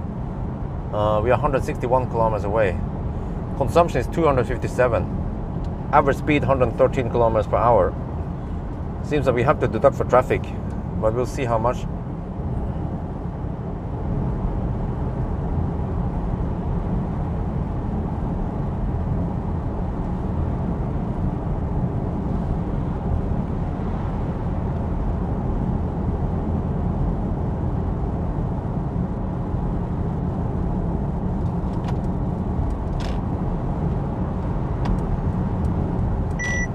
Oh, car didn't like that one.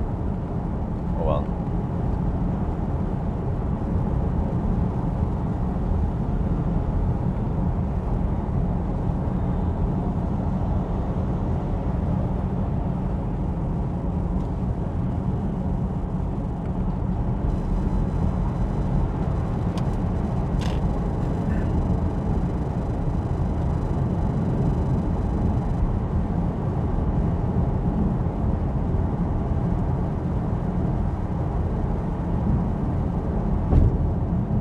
Here's the moose spot again.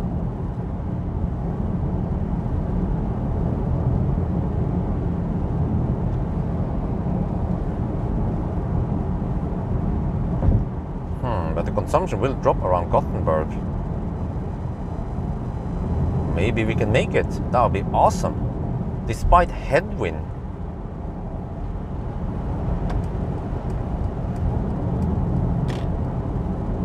Oh, I have traffic now. Okay, that's kind of bad. And I guess it's getting worse closer to Göteborg.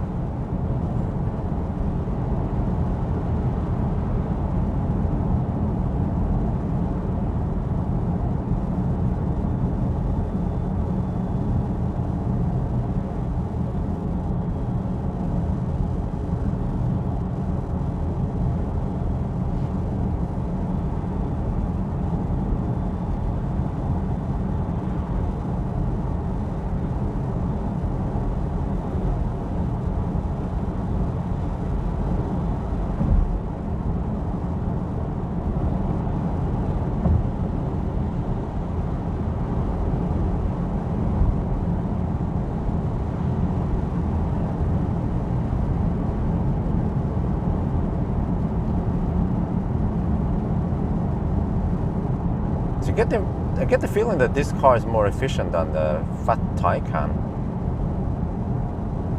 I guess we'll see by the end of the day.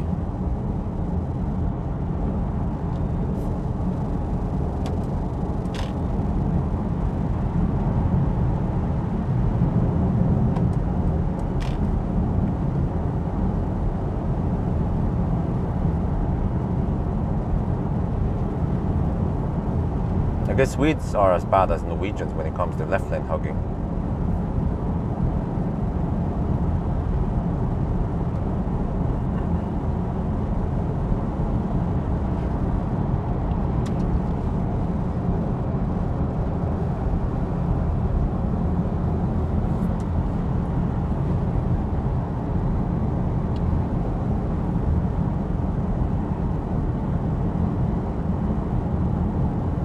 Headwind? I don't know. 13% at arrival now. 153 kilometers away.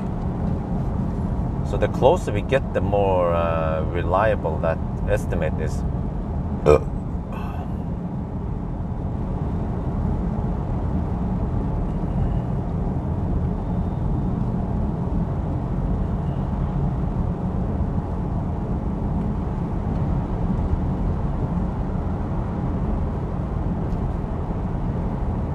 I never seen so much traffic on these roads before.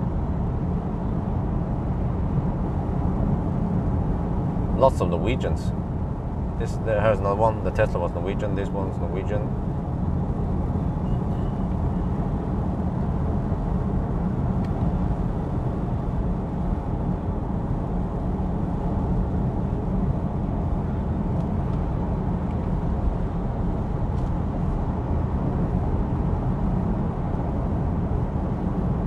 Uh, 20-inch.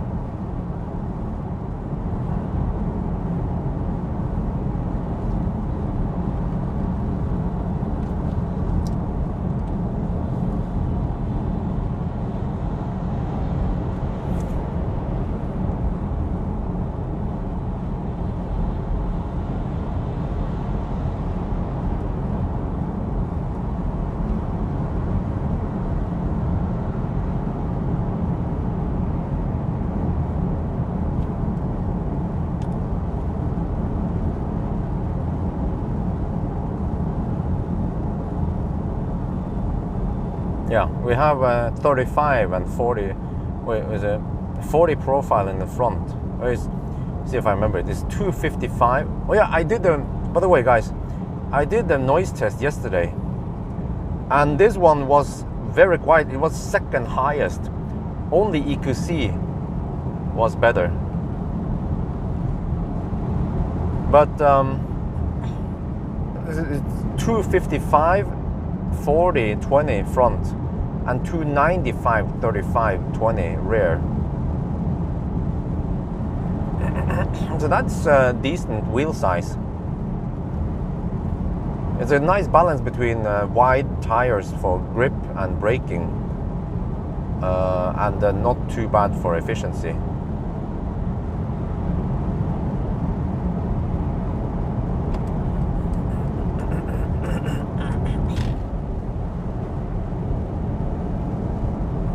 $25 degrees over here. Ooh, getting hot. Seems like Varberg might be quite hot also.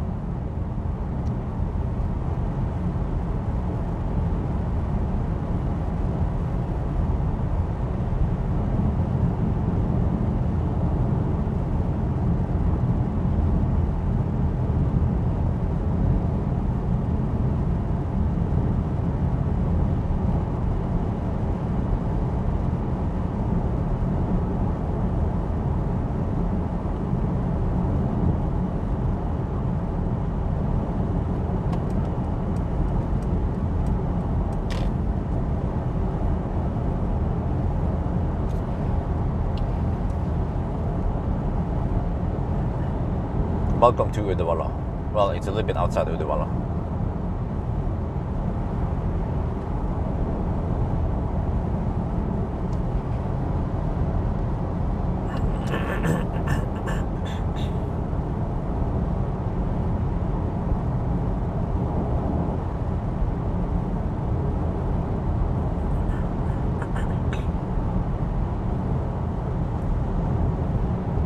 It's 26 degrees now. Temperature's rising.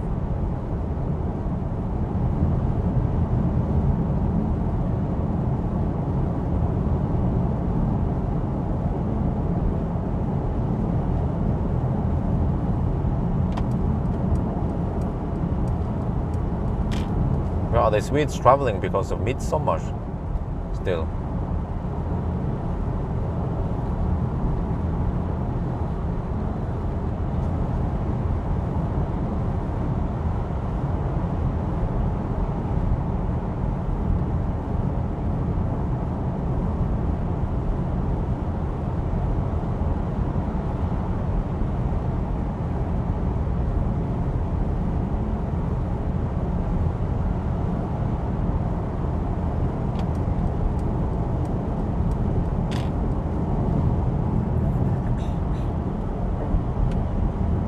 %12 at bye. So let me see, we started with 20, it's almost 30%, so we lost roughly 15%, so we lose around 1% per, actually less than 1% per 10 kilometer. So it's likely that by the time we arrive, then it might be 2%, but that's good enough, right?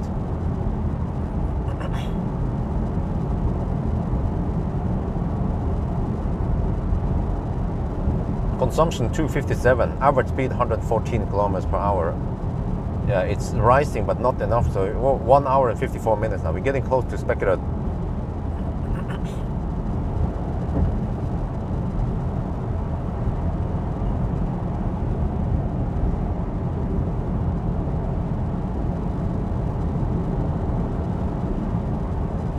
And I guess I can just apply the, well, I don't know about more delays to Wildbag, because I don't have a good time to Wildbag, how long it's supposed to take.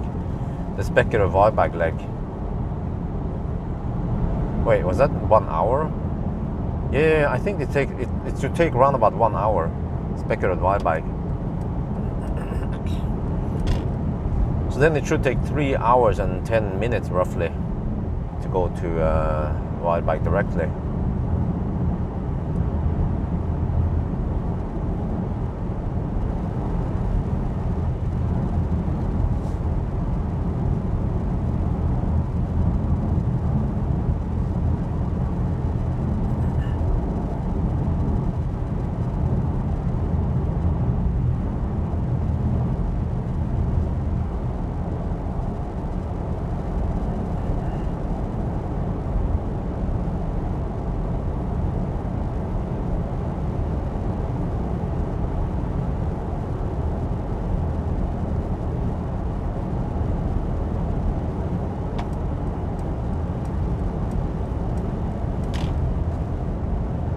Whoa, that traffic though, picking up now. Shit.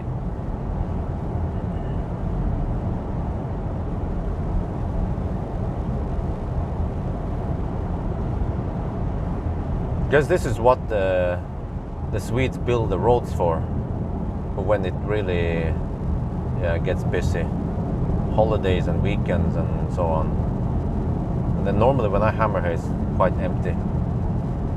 But we just deduct.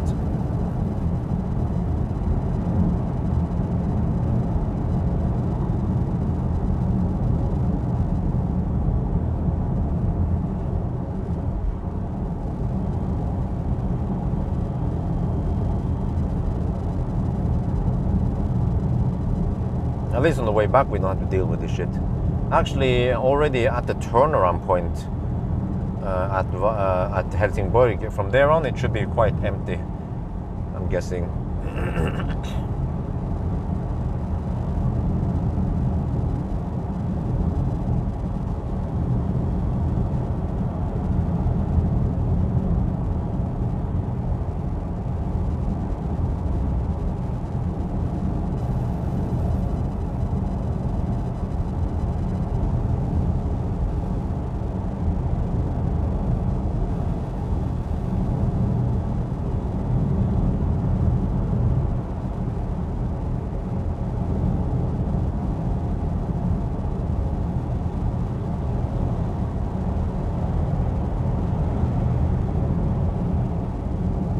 Oh, elefantrennen.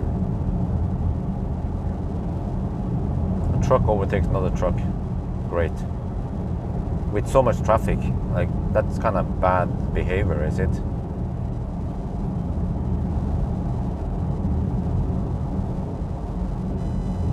I know in Germany that shit will be illegal. They will have, normally in daytime they don't allow trucks to overtake each other to ensure better traffic flow.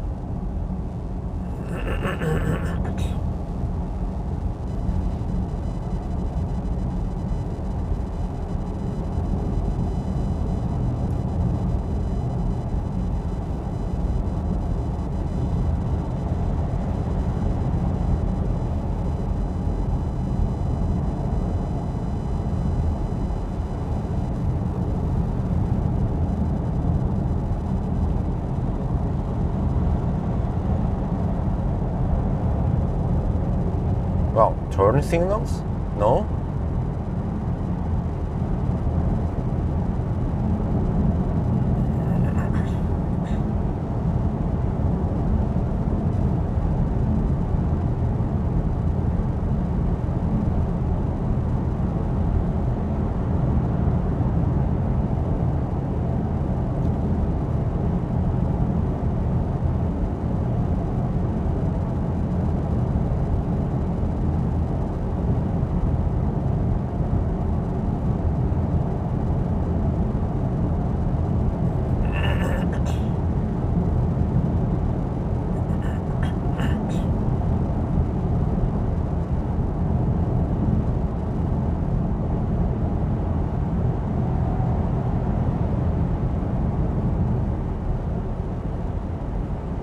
Okay, 2 hours now.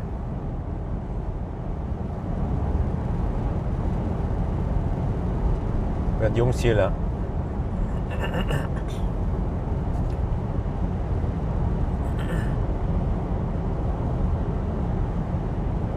Lovely place when it's not too windy, like today.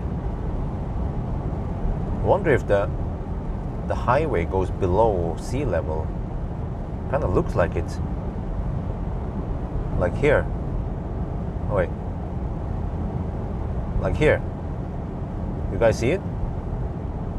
Looks like we are slightly below sea level.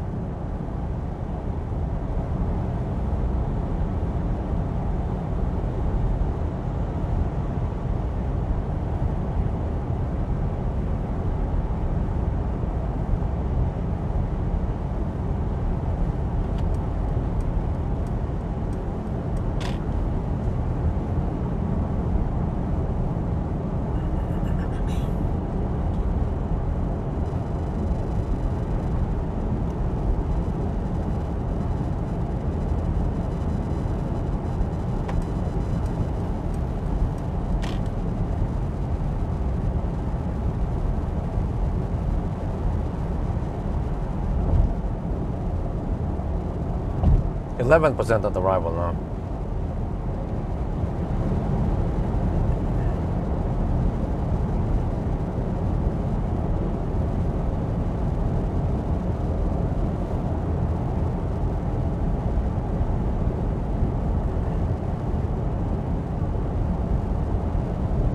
I think I'll just go for it right back. Let me see. So my budget was 240.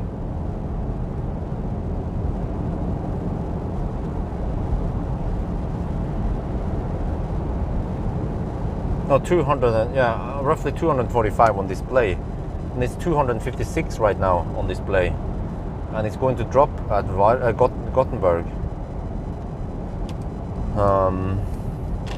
So I guess we just go for it then, right?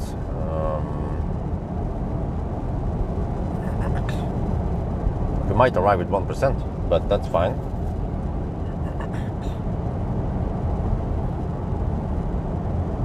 But I can document soon when we get to Speculate how long it took to get there, how many minutes we'll consider deducting.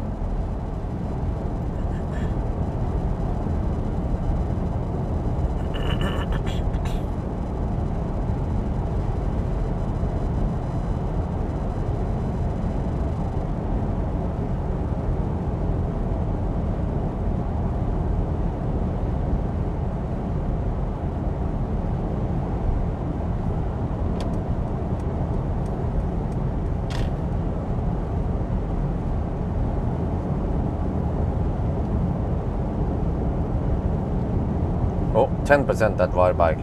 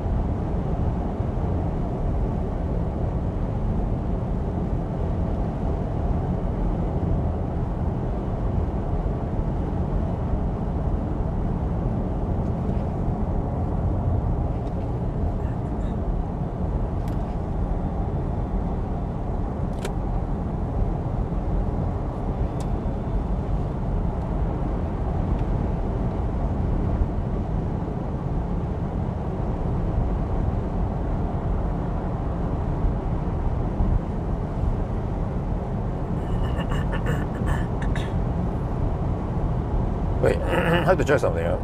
Forgot. I have to check actual state of charge and base it on that one. 32% now.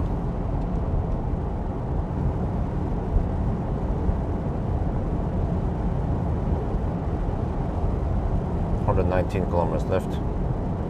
Okay, I can average 224 for the remaining stretch.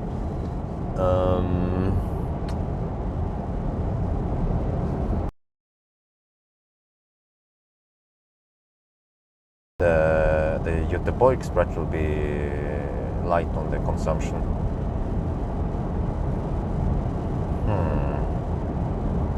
Because I remember something weird. I don't remember it was the Mercedes or something, where it gave me an estimation, but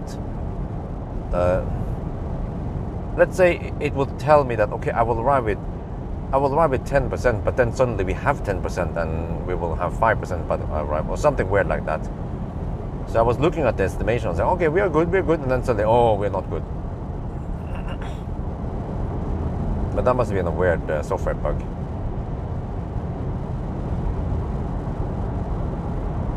Kinda want to go to the restroom soon, but if I have to hold it for Varberg, then so be it. I will hold it.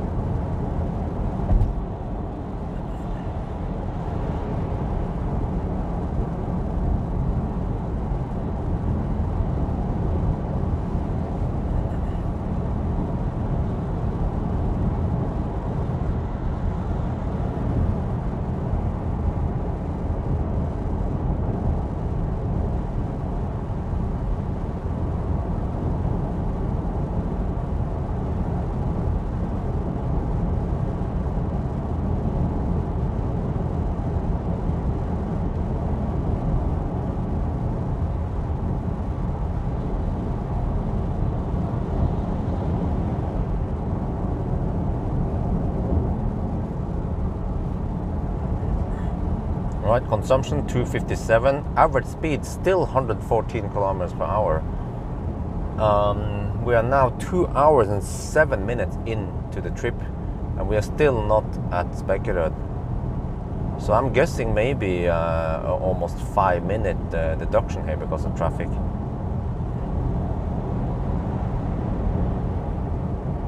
Well, yeah, we'll see. I will take whatever minutes we are delayed, and then I deduct 1 minute from that one again. So let's say if we are delayed 6 minutes, I will say we deduct 5 minutes. Do you guys think that sounds fair?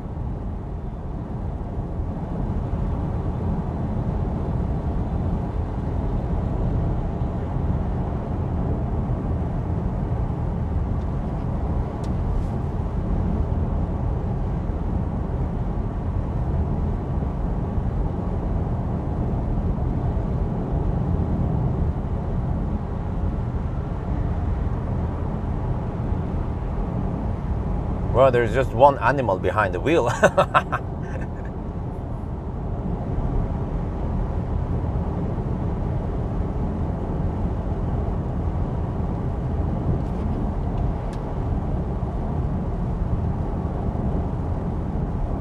Right? Car still claims 10% at arrival. You know that's not going to happen. But at least 1% at arrival would be great. Yeah. Sounds reasonable. Okay, I'm going to do it. Yeah. I just want you guys to make it feel like we have a democracy here.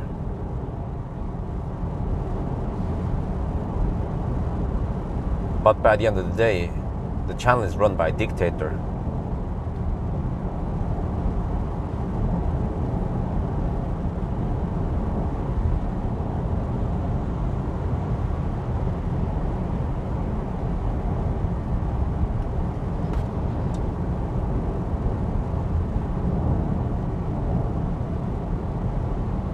Average speed 114 kilometers per hour.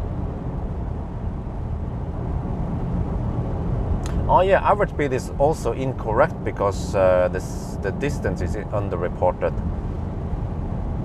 So I guess the average speed is 1.3% higher than that. Okay, it's 115 now, so that means it should be 116, close to the 117 even.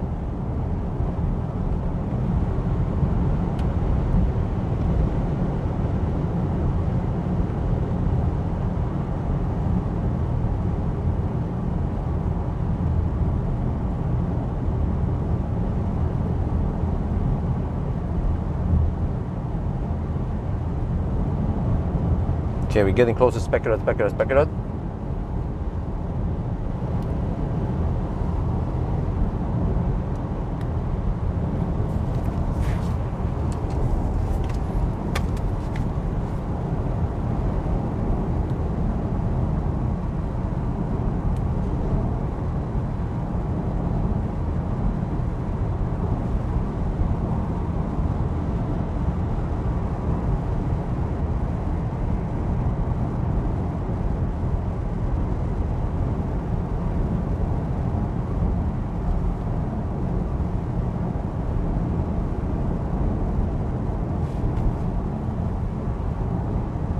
Okay, I guess we'll skip it.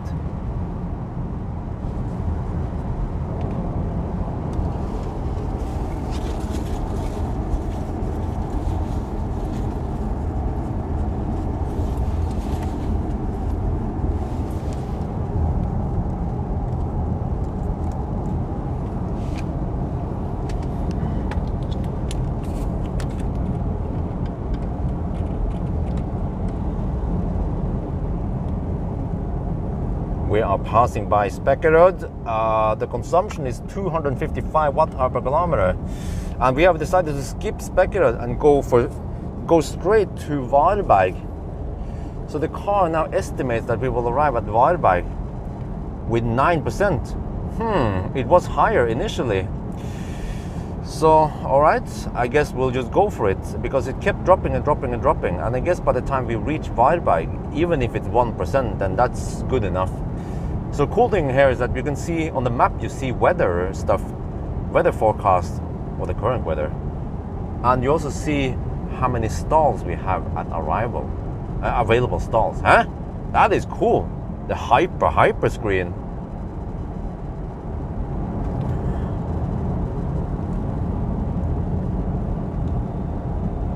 เราเพิ่งจะผ่านวอยบ่ายกันนะครับแล้วก็ตอนนี้นะครับเราใช้ไฟฟ้า255วัตต์ต่อกิโลเมตรมันก็ไม่ได้เยอะมากนะเรามีลมต้านนะครับแล้วก็ผมก็ตัดสินใจว่าจะ skip Varberg เราจะตรงไม่ใช่ skip Spekkerud เราจะตรงไป Varberg กันนะครับลดกะว่าเราจะเหลือ 9% ตอนเราไปถึงนั่นน่ะมันก็ตกไปเรื่อยๆแต่ว่ายังไงถ้าเราไปถึง Varberg ก็เราเหลือ 1% มันก็เป็นไปได้นะเนี่ยผมชอบแผนที่นะครับมันจะโชว์ว่าพยากรณ์อากาศเป็นยังไงเฮ้ยหายไปไหนนี่เปิดเฮ้ยปิดมาแล้วก็เราก็เห็นนะว่าที่วอลไบมันมีที่ชาร์จกี่อันว่างตอนนี้ไฮเปอร์สกรีน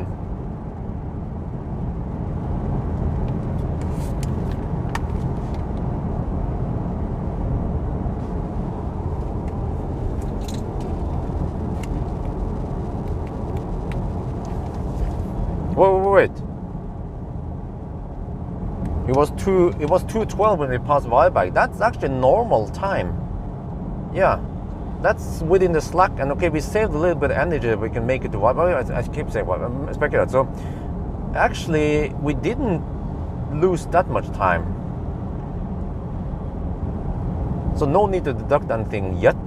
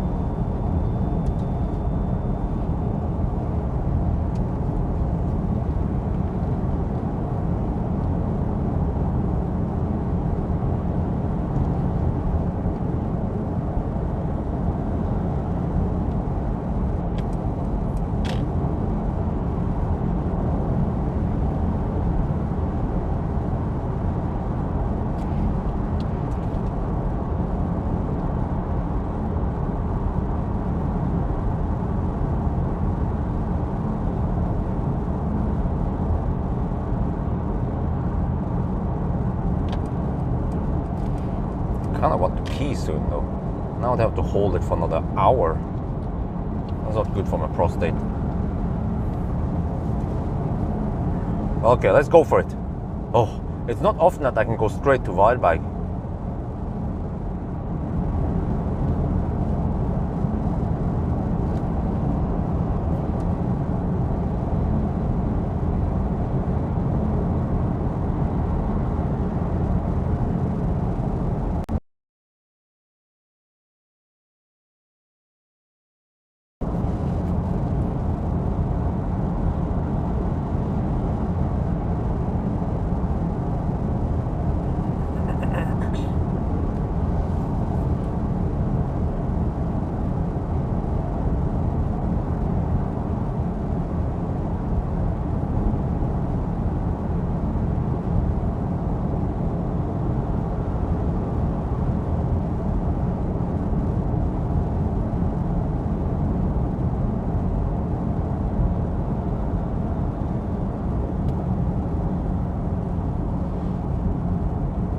Wow, the traffic though.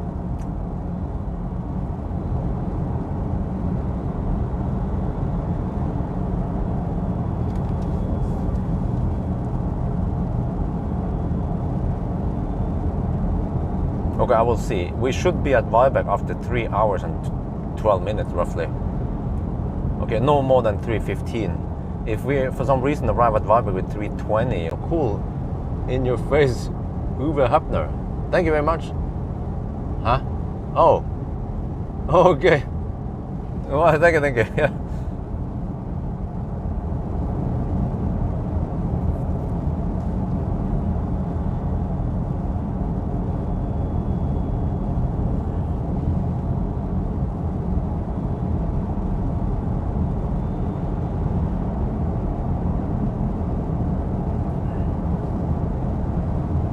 Uh, 361 kilometer roughly, something like that.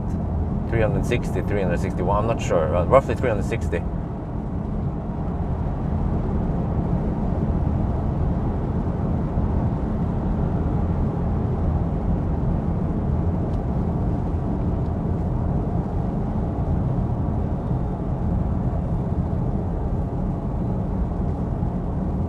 Oh, I should record this.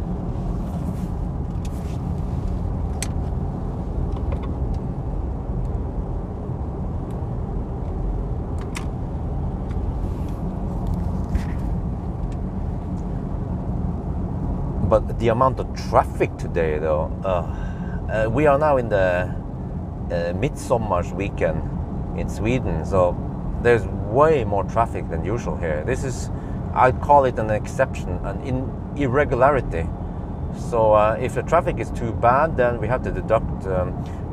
I actually counted that the traffic to Spekeröd was maybe 1 minute slower than usual, so that's not large enough for me to deduct anything, since we also have lower consumption, which makes us able to go to Varberg directly. But from here to Varberg via Gothenburg, if we have too much delays, then I'll consider something. We'll see.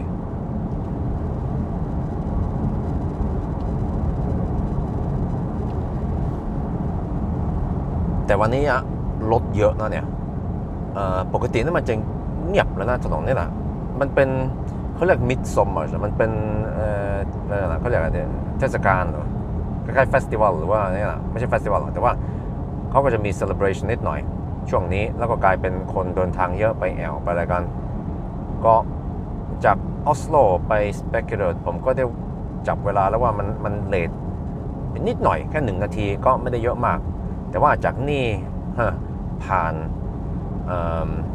ยอตเตอร์บอยก็นะมันอาจจะเลทเยอะนะเนี่ยก็มีคนชอบแช่เลนนะก็ดูก่อนนะถ้ามันเลทเยอะแบบหลายนาที5 นาที10 นาทีผมก็ต้องหักเวลาไปหน่อยนะ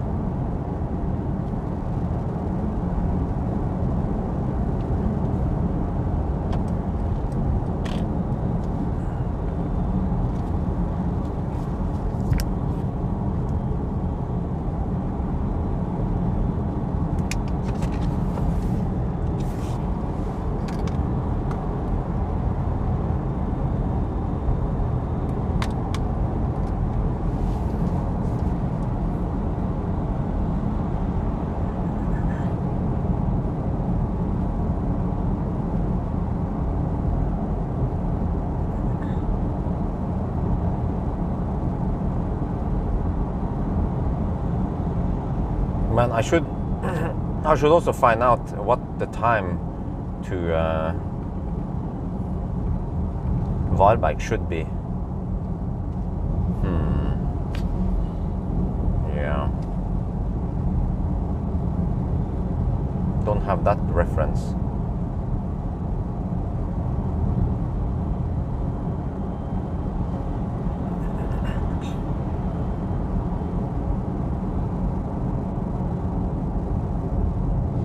Why is that guy camping?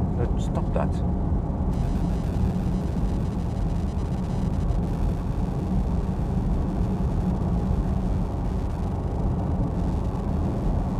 Then the next guy is also camping, of course.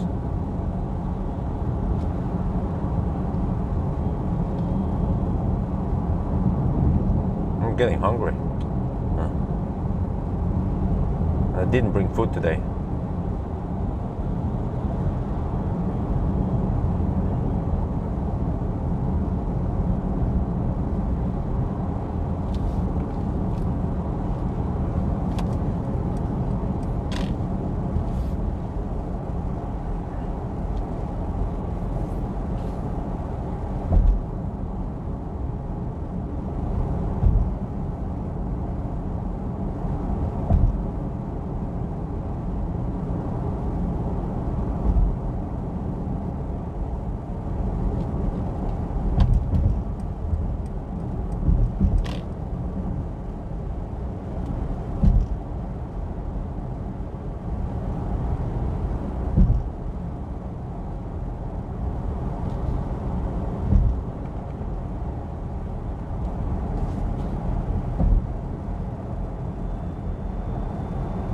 Right, 8% at Varberg. Delay 1 minute. There must be some stau somewhere. I'm guessing that tunnel or that undersea bridge, the under river bridge.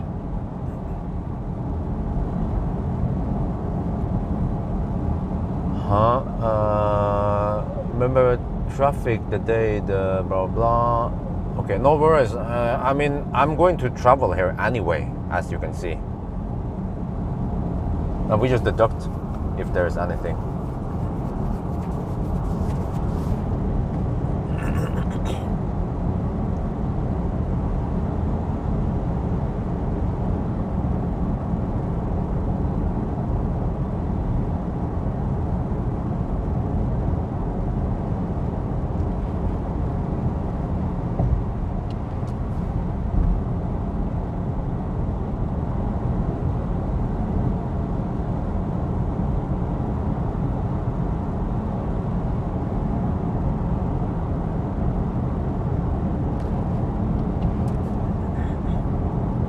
Okay, consumption 251. Yeah, it should start dropping now, slowly.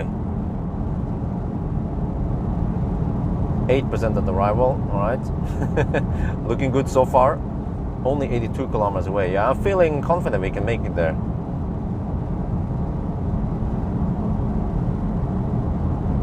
This car has almost 500 kilometers of range, so it would be a pity if we couldn't make it to Varberg directly.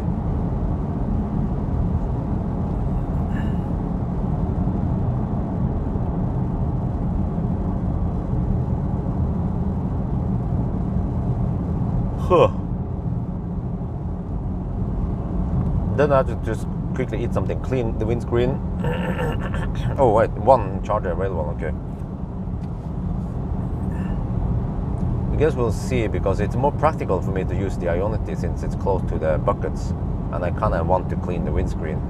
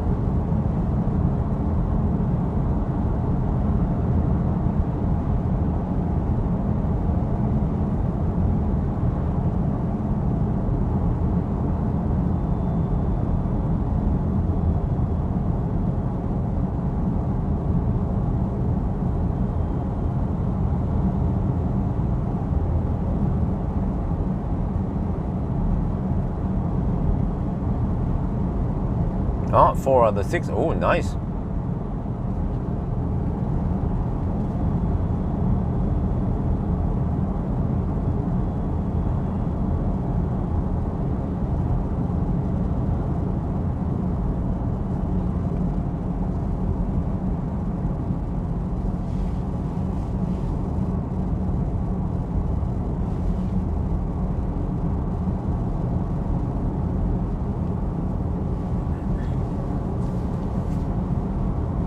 $170 kilowatt.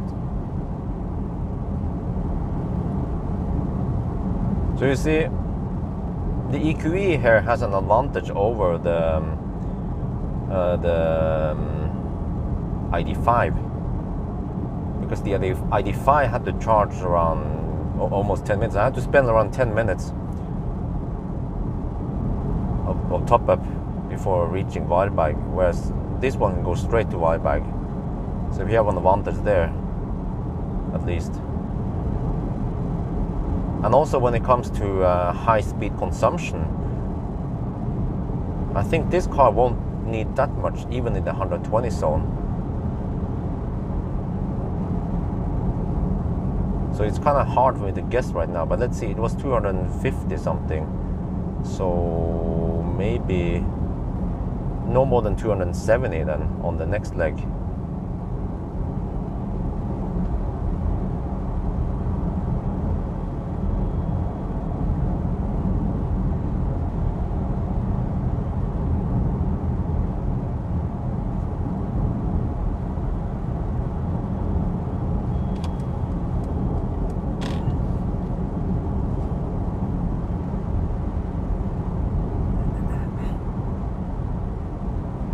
No, but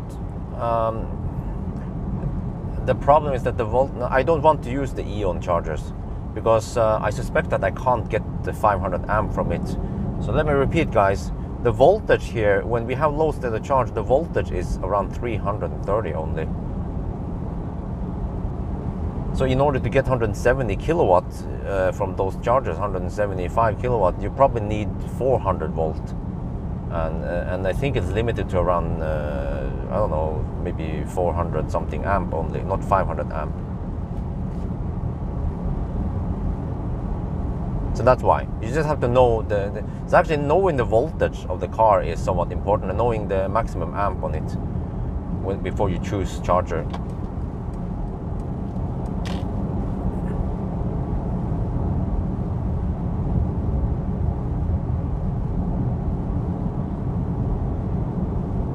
So I bet if I go to those UFC chargers, I might get only around 160 kilowatt, maybe even less, 150 only.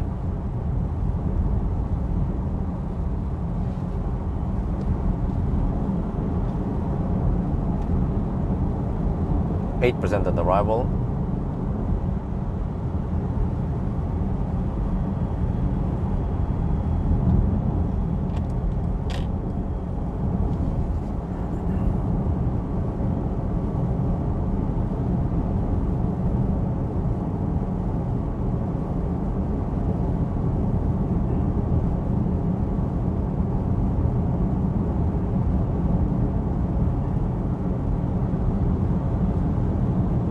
I actually wonder why not more chargers allow 500 amps.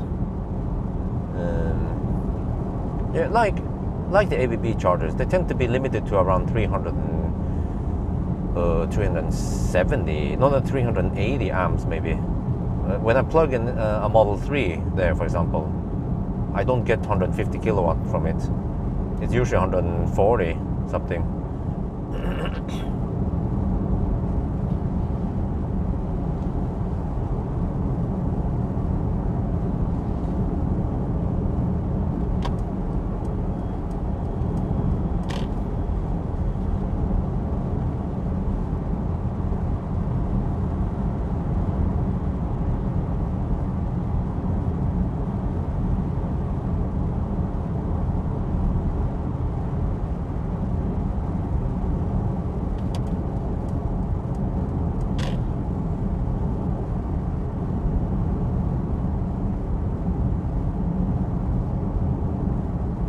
Yeah, the blinker stalks here, do they sound nicer than the EQS? I feel like I need to hammer this guy, because that Audi did it.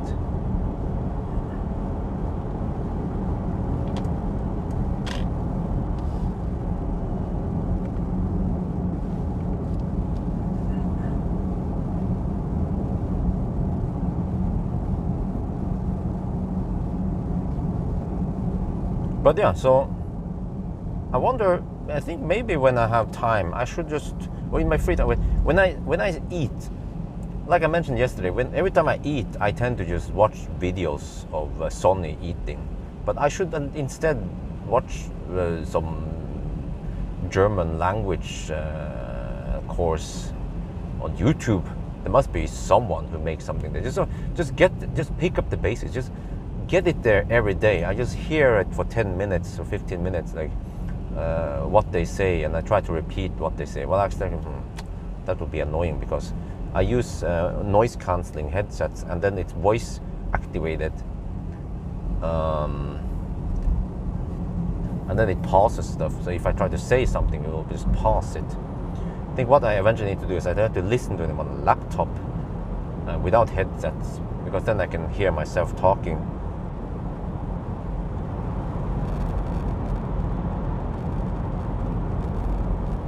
So when they say after me, good day, guten Tag, and I say guten Tag, and then, or just get the words, get all that stuff in slowly.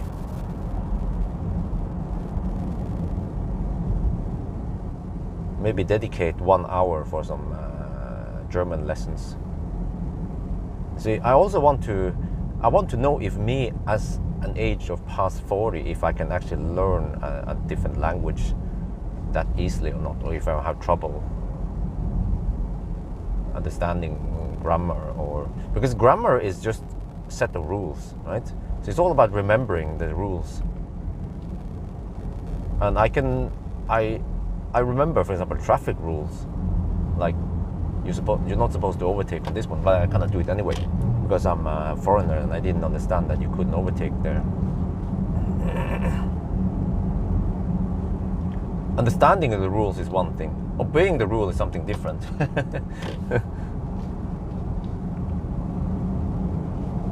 And then you just have to memorize all the words.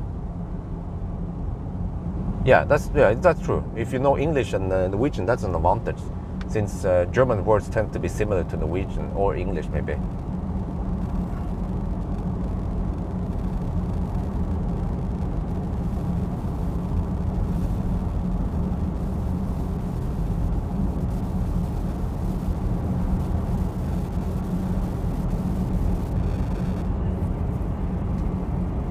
And I think also the reason is that I have motivation to learn that language. If I would learn Japanese, for example, then I wouldn't have the motivation for it.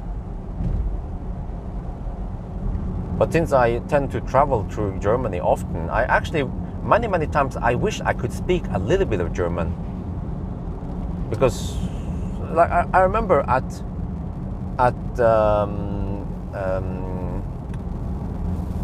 Demineland, after I did that 24-hour challenge, and then 24-hour world record, and I wanted to babble. Okay, is that an app or what is it? A channel?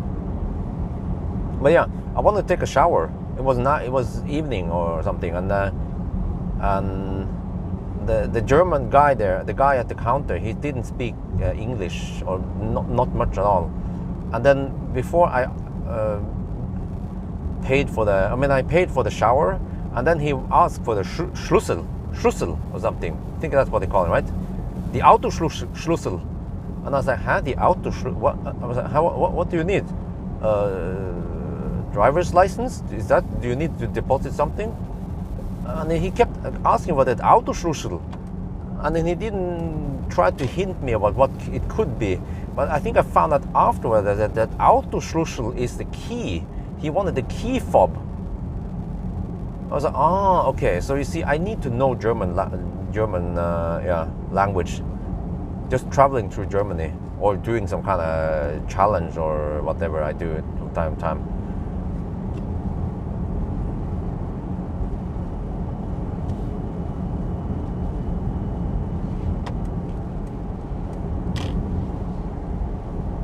Autoschlüssel is key. Yeah, okay. So hey, did I pronounce it correctly? I think that's what I remember. He said Schlüssel or something. Schlüssel, and then he said Autoschlüssel, which is, you know, auto is a car usually. It's an app, okay. So I find it interesting trying to learn one word at a time. It goes kind of slow. Oh shit! What's the guy doing? Jesus, man. Watch where you're driving.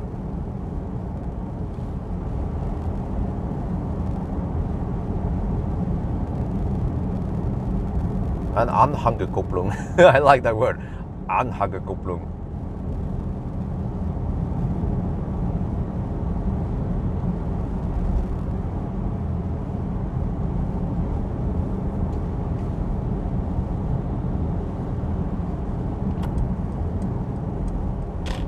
But I need to learn a lot of stuff. Numbering system, grammar, and eventually when I know more, I should conversate with German somehow. That's the way to become better at that language. So I could try to speak to my friends then, I guess. But when do I have time for that? Yeah.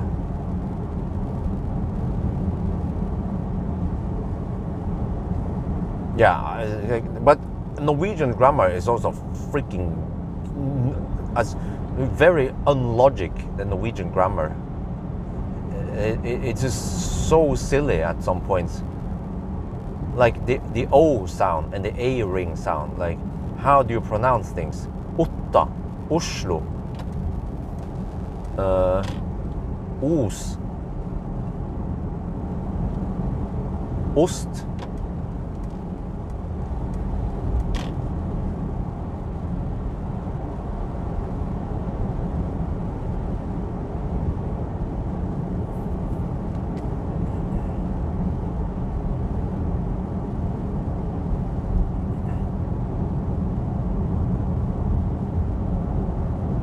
Yeah, the way to do it, I think I watched a video about how to learn the way he learned Italian, is that you just need to memorize the most important words, like daily words like good day and eat and sleep, and, you know, the most important words, and then maybe a little bit of basic grammar, and then you start speaking, and then it will be incorrect many times. But most people will understand what you mean. But you also need someone to help you correct things. But when I started speaking Thai, I forgot about Thai for the longest time. And then I started speaking Thai with Amory, and I had lots of grammar errors. She still corrects me many times, which is good. So, and I will try to remember it, but I don't always remember. So she has to correct me many times. A, B, C, always be correcting.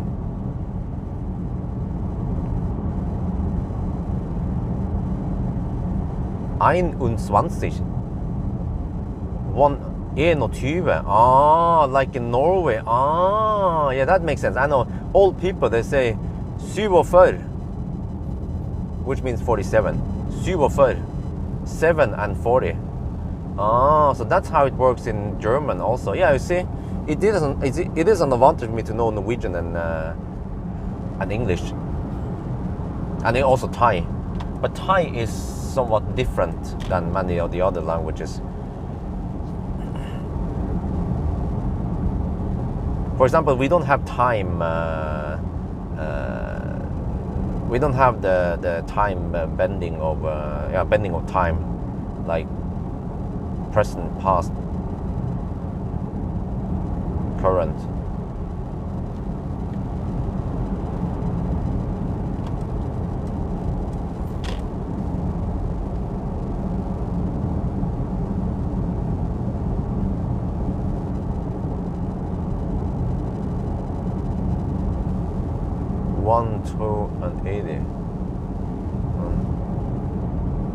Oh, okay. So they consistently do that. Oh, okay. So I have to just, you know, all people, all Norwegians, they do it like that. 182.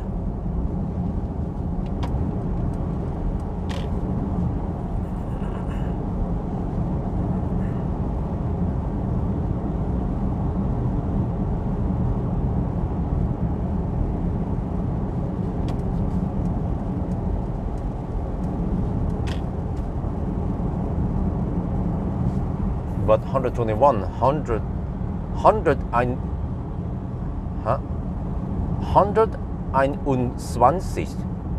101, oh, 121, okay, 100, 121, 121, ah, 121, ah, okay, okay, ah, hey, that's kind of fun, that's fun to learn.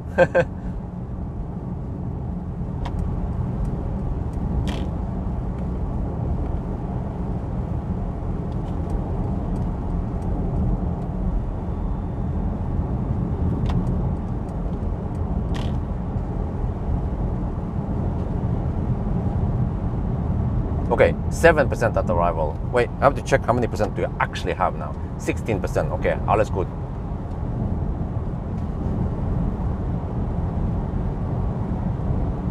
So we are 53 kilometers away from Varberg. Yeah, it looks fine. Consumption has dropped to 248, but wait, that means it's going to go up now. And we're supposed to still be able to make it. All right.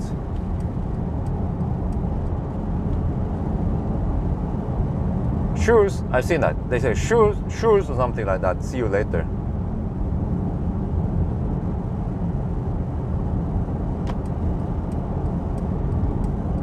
I guess. Oh, you know what I could do is I could start watching some German show like Derek. I should watch Derek. Yeah. Oh, that's kind of old school, Derek. Do you guys remember Derek? Maybe that's way to try to understand what they're saying. And then even better if it's subtitles. Yeah, I could put on auto translate in English in Google, and then I can read but also listen what they say and see the connection between English and German. That's one way to do it, I guess. Because I tend to spend a lot of time on YouTube just watching stuff while I'm eating, pretty much every day.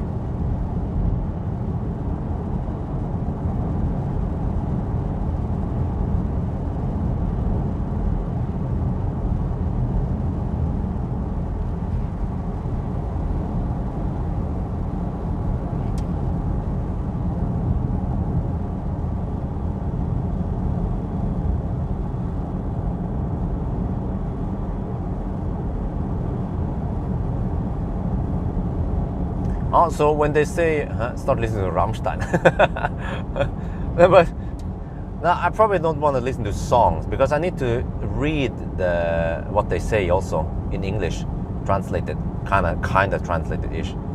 But so when they say 99 Luftballons, the nine. Wait, we say. So it's 9, right? Why it's a 9? I should know the 9. 9. What is that? So it's 9 and then 9. It's 9 and 90. Right? It's not 99. So actually in Thai you say the 10 first. 99. 90. 9 is 9, 10 is 10, 90 is 90. So you say 99, 99. But in German it's the other way around. So you say the 9 and then not. Wait, how is that again? I need some help here.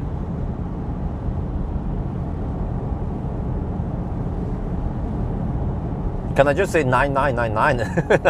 I can't.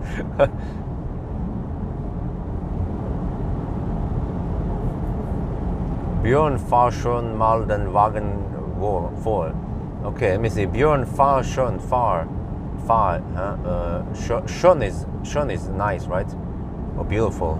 Mal den Wagen is Bil. Well, okay. I understood some of it, but not much.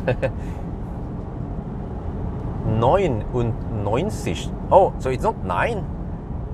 What is? I've been saying 9. Have I been saying it the wrong time? My bad. 9 means. This is the problem. 9 means no.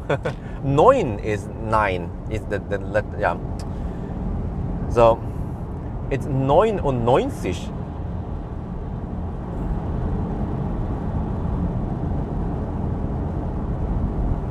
Okay, so. Okay, and then, so you actually have to say an, because und is an. Where is it und with D or und with T? It's und, no, it's und with D. But you don't say it like und, because in Norwegian it would be an ond person, an evil person. You say und. So the D is then pronounced more like a T sound in German.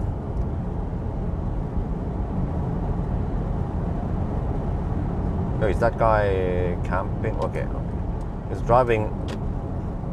Oh, he's driving slightly slower than me. Okay. Yeah, he's now he's not okay.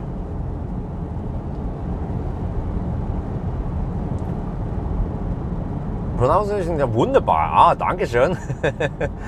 But is it, to get the pronunciation, I just have to listen enough.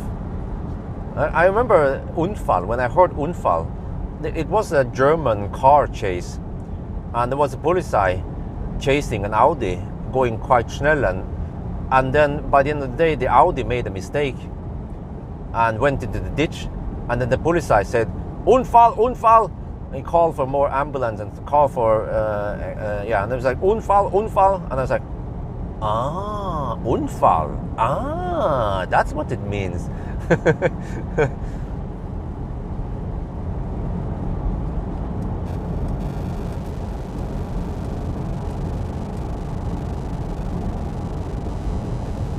Okay, how are we cooking now? 6% at arrival.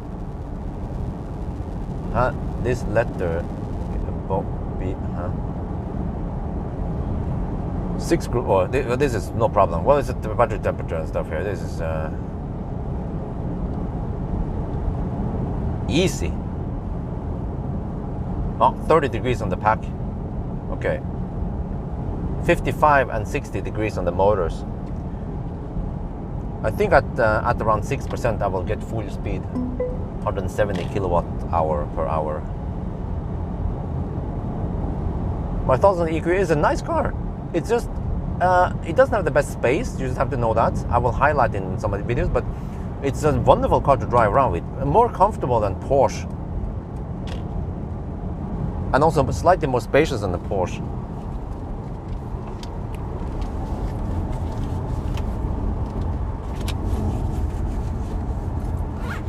Yeah, it was 29% in the beginning, but then stuff happened.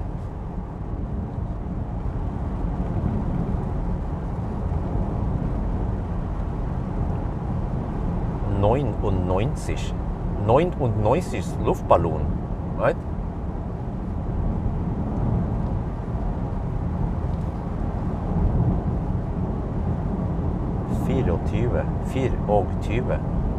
Yeah, we also say that. 42. Ah, in Norwegian we also put that "and" there. We say 24, 4 and 20. 48, 48, 8 and 40. Ah, it's just like in German. Ah, so we have to have that "und" between there. 99.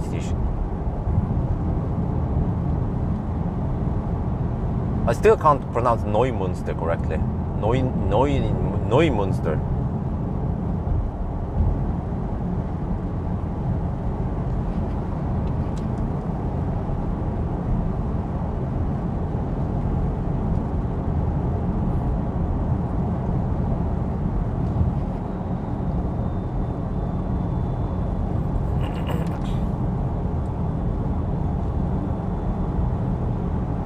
Oh, 4 chargers available. Oh, nice. Seems like we arrive in a time where it's not too much Ladestau. But hey, guys, if Germans one day say Ladestau, then, well, actually, I wasn't the one. I did not invent it. I think I heard it from Nextmove or somewhere. I heard that word Ladestau somewhere else. From some Germans, just like camper mode. I did not invent camper mode, but I made Ladestau word more common. So maybe one day in the EV vocabulary, we will have Ladestau, at least in Germany.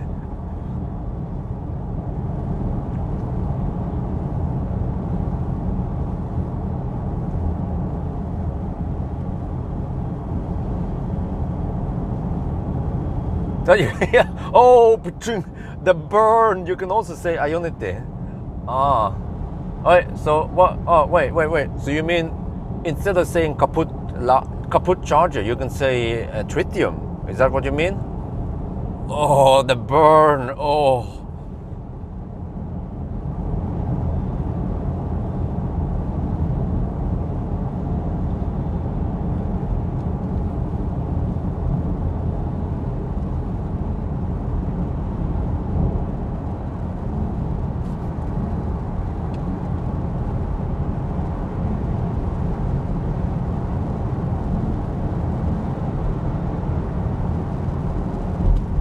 Should I just hammer those guys? Yeah, let's go. Well, okay, I was a bit late. I hesitated.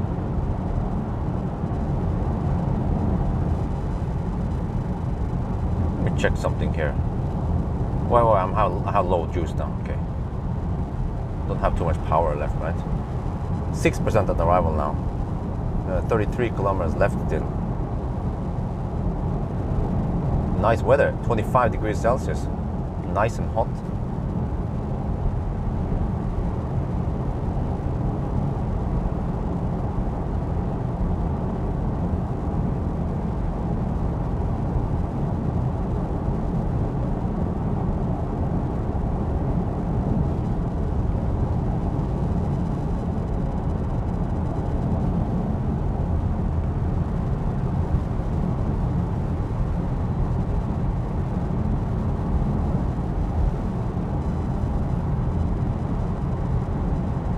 Oh, the other side.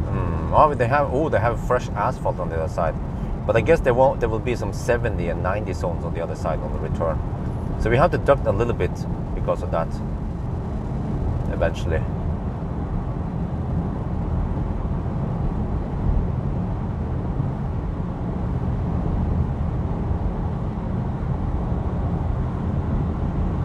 Hypercharger is the best. Well, Hypercharger seems to be quite reliable.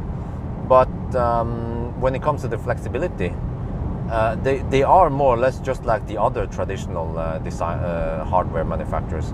Kempower is just completely different. They have different, the power sharing and stuff. So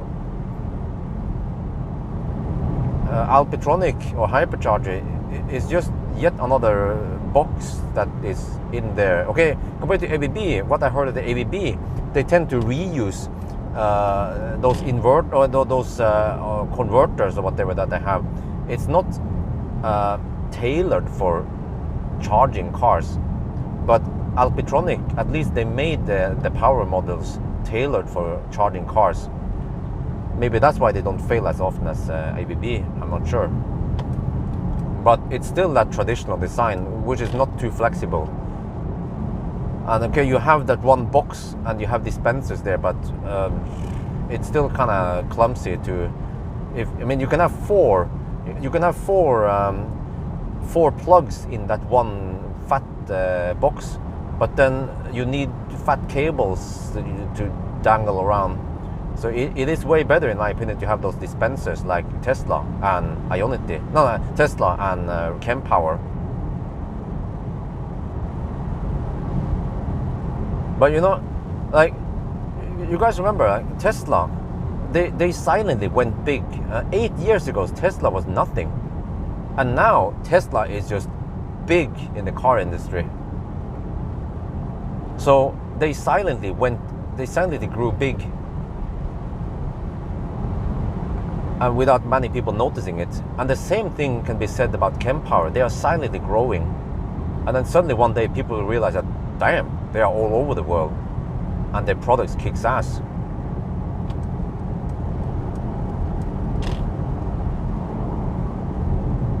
For the Lord.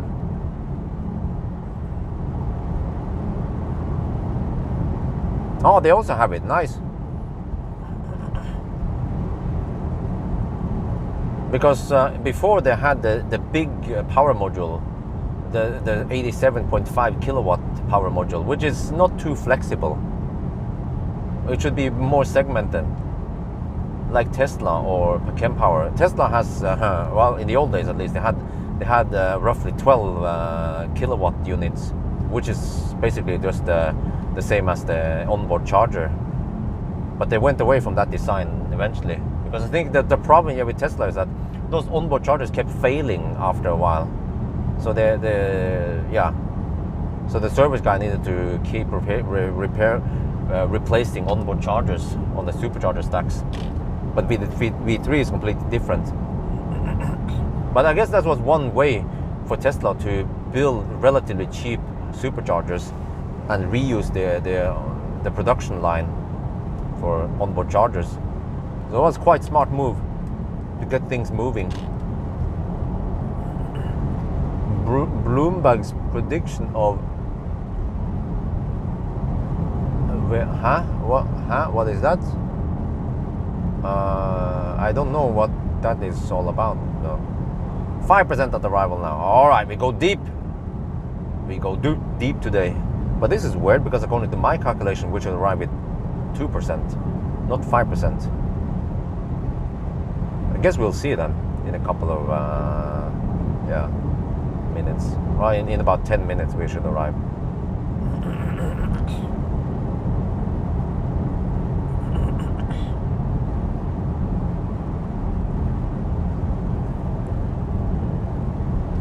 But I think it's awesome, because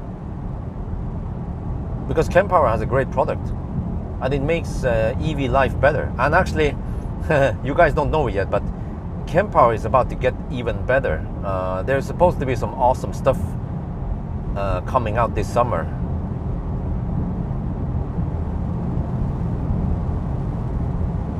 Just like Tesla.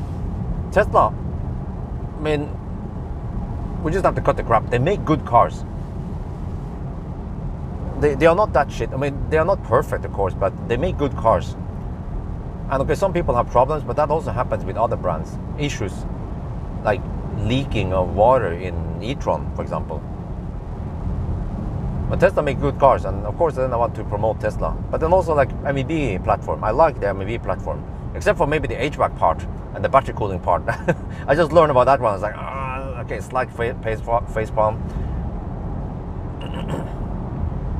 But again, they can fix it. In winter, if it's fast charging, I should make a video about this. That would be interesting. If Volkswagen is willing to help, to fix, they could. When you are fast charging an ID.5, for example, in winter, instead of using the heat pump, it can use the PTC. So it won't interfere with the cooling. Well, actually, it might be using the PTC anyway. the heat pump scandal in the MEB, in the Volkswagen ID.4, ID.3.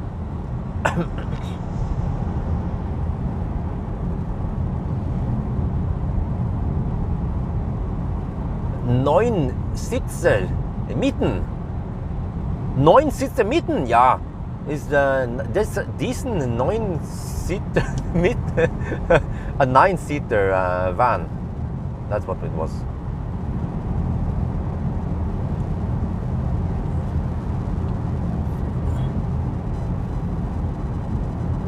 Okay, I don't think we need to deduct for any traffic. It seems to be within the slack here, the traffic. Because we will arrive now after 3 hours and 10 minutes roughly, which is good enough. What is the problem? The problem is that it seems like it has only one AC unit for cooling. Then suddenly the cooling of the battery stops, and then the car needs to throttle quite badly to prevent the battery from overheating. Whereas Tesla has 2 AC units, one dedicated for the battery, another one for the cabin, and it can use the cabin AC unit to also cool the battery if needed. And supposedly that design I mentioned now in the Tesla even exists in Millennium Falcon, which is 8 years old.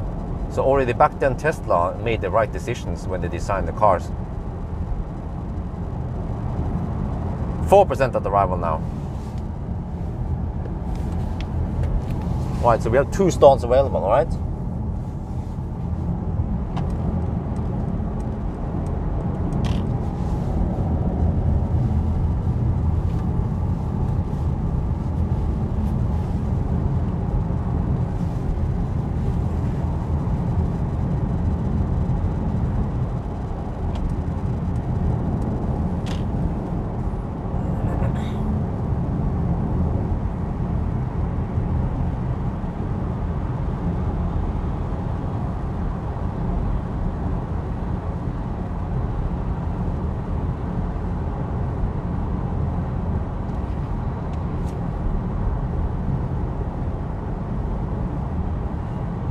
Well, okay, we just have to know now how it is for the next leg.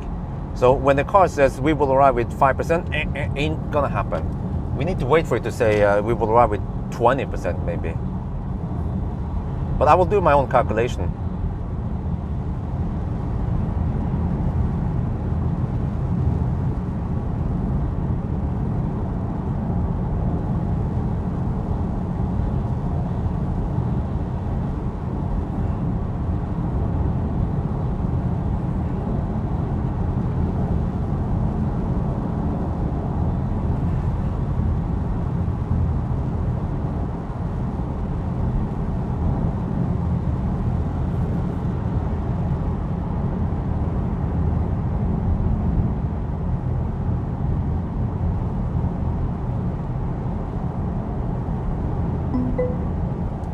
Oh, what?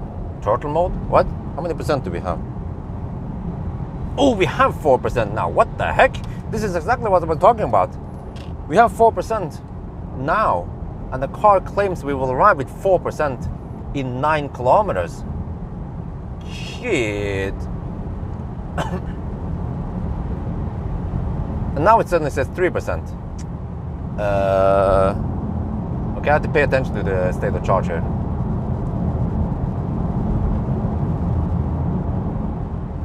So my calculation was correct then.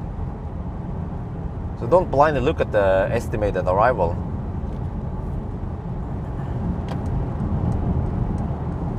Okay, it's 4% now, it's still okay. We're getting quite close now, 8 kilometers left. And he claims the throttle mode, but I can still go full speed.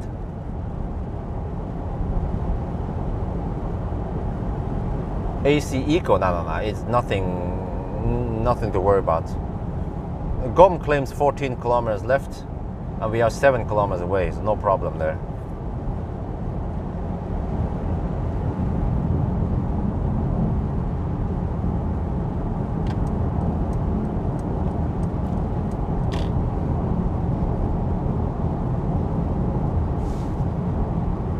Okay, now the car says 3% at arrival.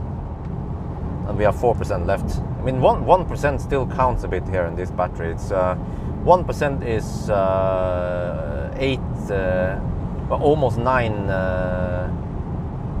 Well, okay, around 900 watt hour, which should be good for 4 kilometers, something like that.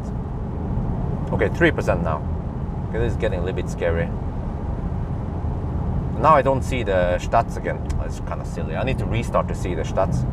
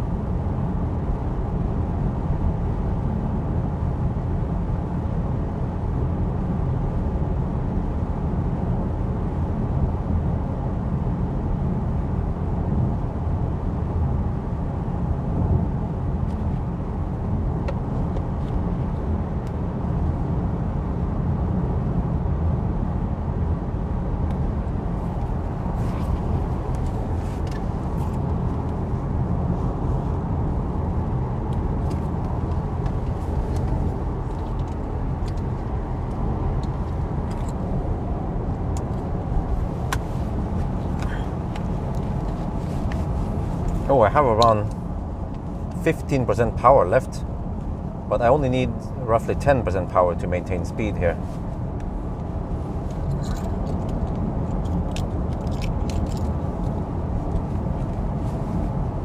%2 left. All right. Okay, mic off.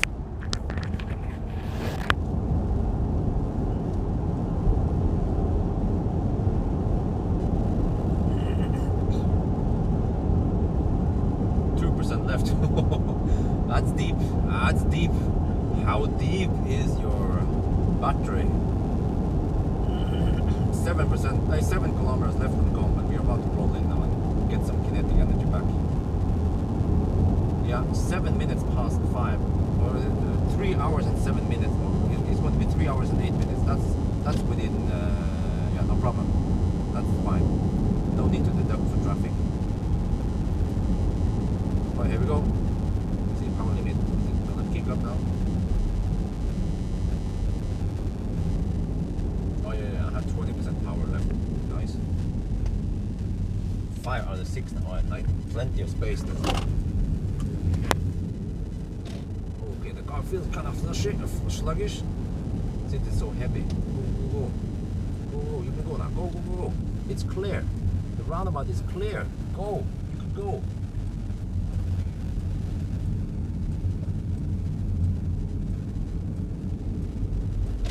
Alright, let me see. Charge board on the right side was the wrong side, should be the left side was the right side.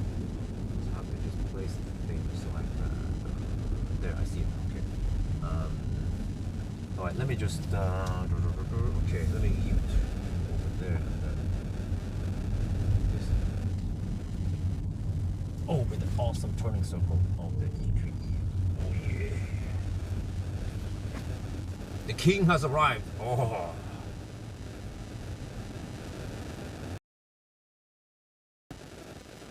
Bye. See, I think I see everything there. Time, yeah, everything is there.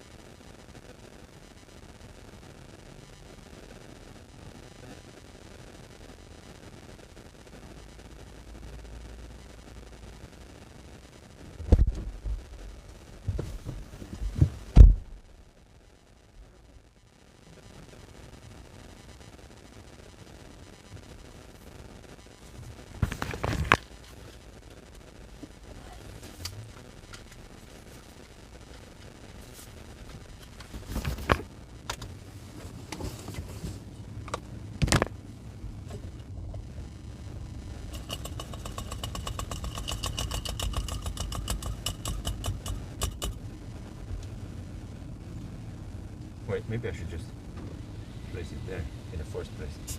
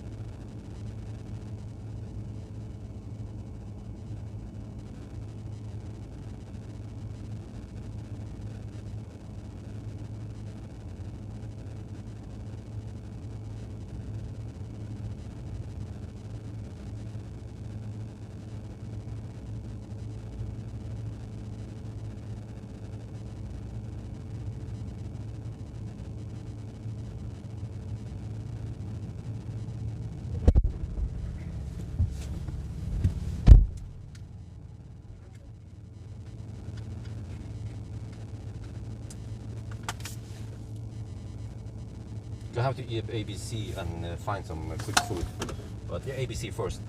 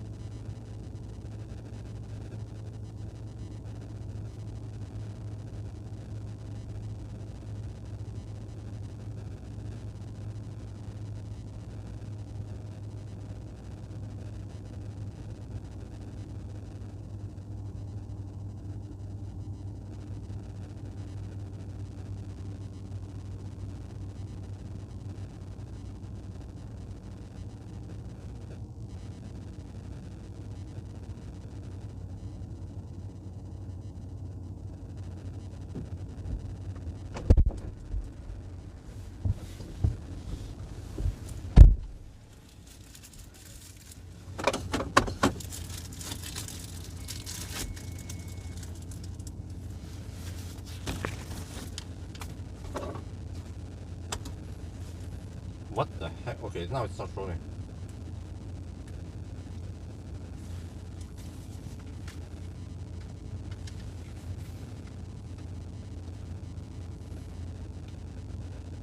Okay, no 1,000 kilometer challenge is complete without the double sausage penetration. Today though, they didn't have more of the double bread, so we have to do single sausage penetration twice.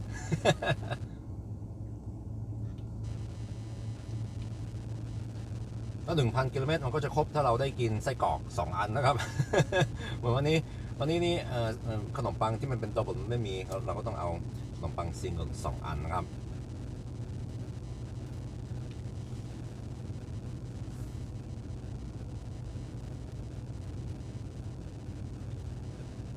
What?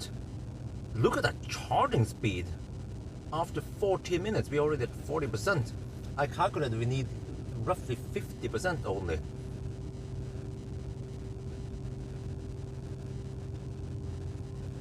What? 14 นาทีแล้วก็ 41% นะวะผมกะว่าเราต้องการประมาณ 50% แค่นั้นน่ะต้องรีบกินนะน่ะ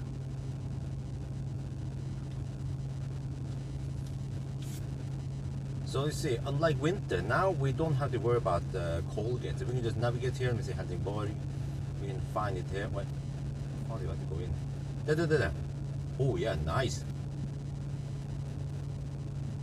Let's go. Let me see now. Route optimization. Yeah.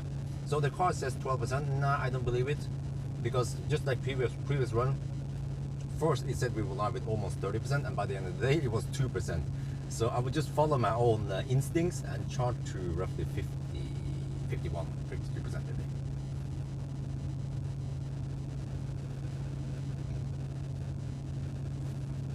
Okay, next stop นี่เป็น Helsingborg 150 กิโลเมตรจากนี้รถกะว่ามันจะไปถึงแล้วก็เหลือ 12%ผมไม่เชื่อหรอกเมื่อกี้นี่ก็เหมือนกันนะที่ออสโลมันกะว่าเราจะมาถึงที่นี่แล้วก็เหลือตั้ง20เท่าไหร่นะ28 25% จนสุดท้ายเราเหลือ 2% ก็ผมก็จะเชื่อที่ผมคำนวณเองนะ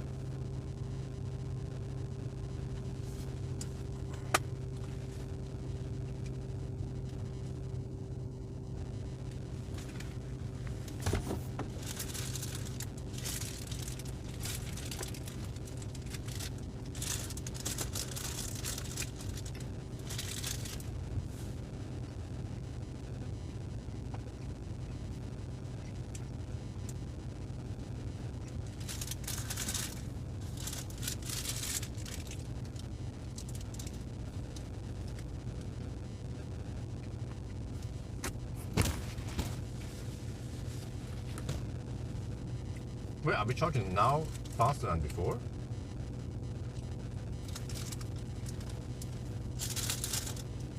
Oh, good.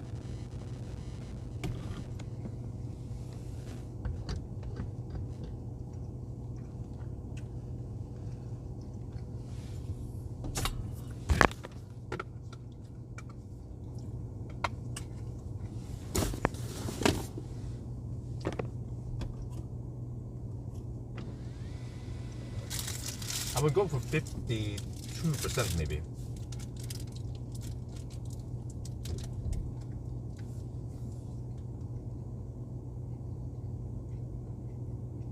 What? Is this charging curve faster than yesterday? If you guys have time at the computer, you could check.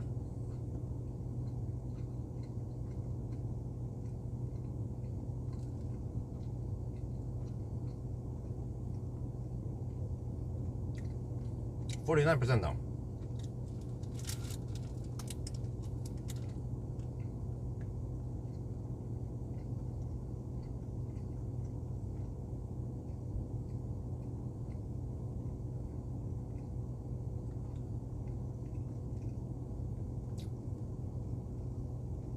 Kilowatt hours energy. Kilowatt is power. We have 50%.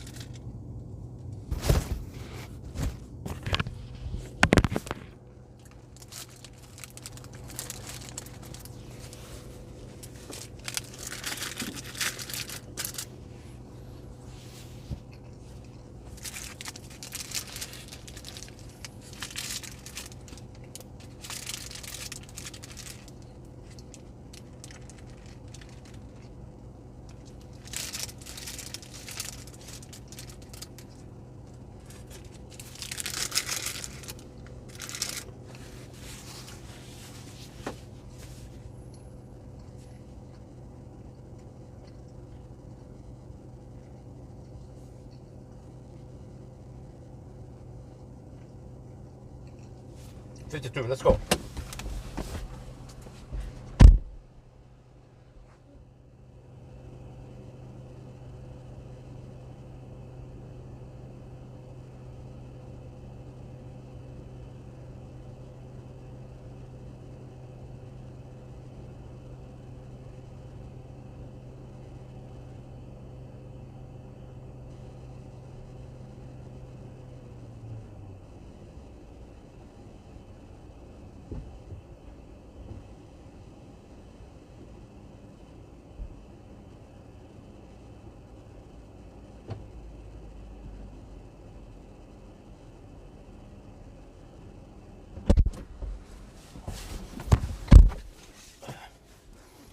Start to reset some stuff here before I go.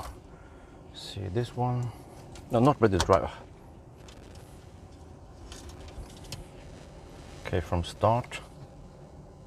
Reset from start. Yes. Okay, let's go. That was quick. That was about 19-minute charging stop. Oh, wow. I have to say it went faster than expected. And I thought that it's not that big of a deal if I arrive with, let's say, 7% versus just 3%. But I got the impression maybe this charging stop, or this charging curve was slightly faster than yesterday even. Or was it? I have to compare, I guess.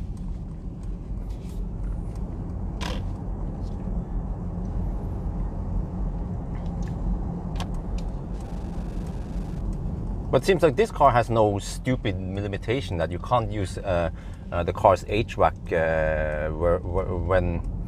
when you are fast charging. It doesn't seem like it was affected by it at all.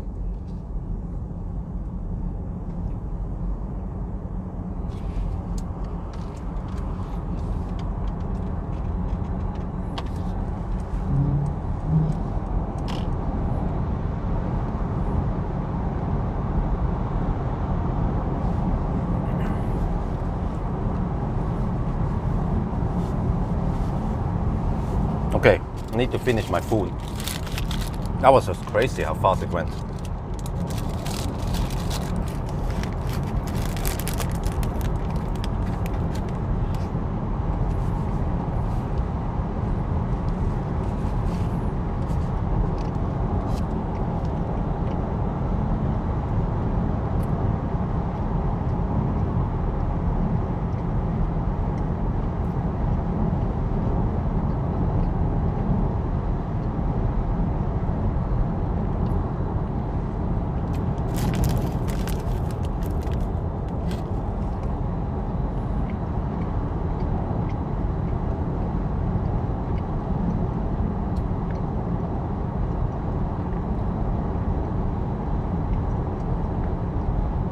There's a Dane in front of us.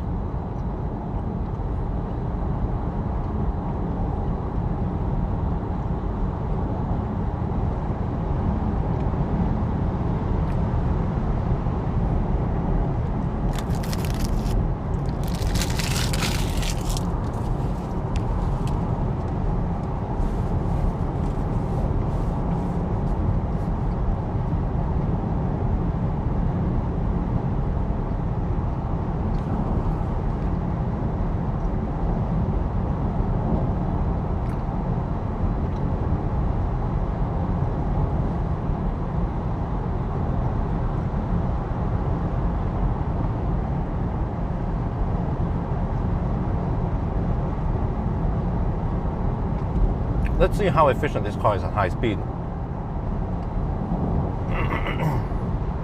Because we have 120 zone now for a while, minus Halmstad, of course.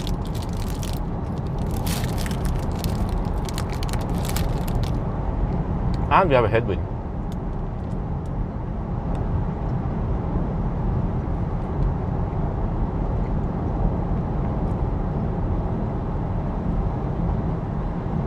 So the car estimates 22% at arrival. It will probably be like 5-6% or 7% maybe, or 8%.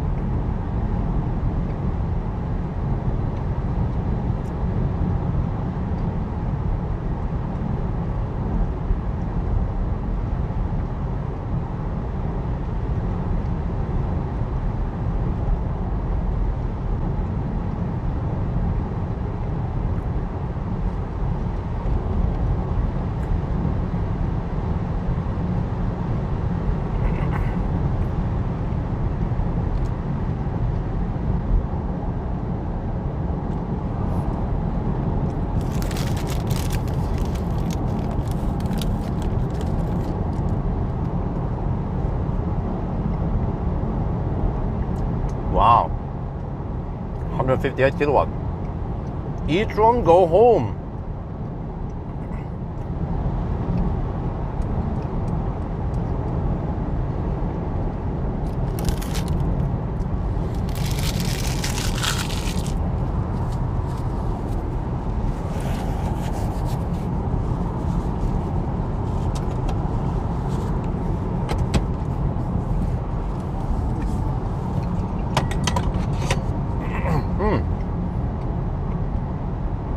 Seems like traffic is getting lighter now, and also not much wind.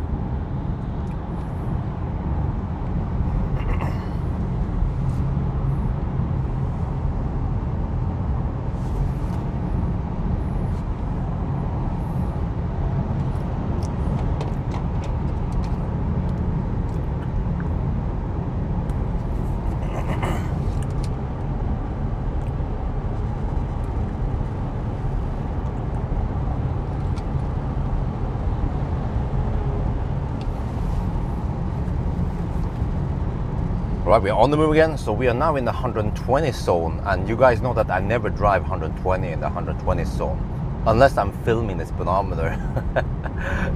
So I always go a little bit over it, VAT over, but it's so quiet in here.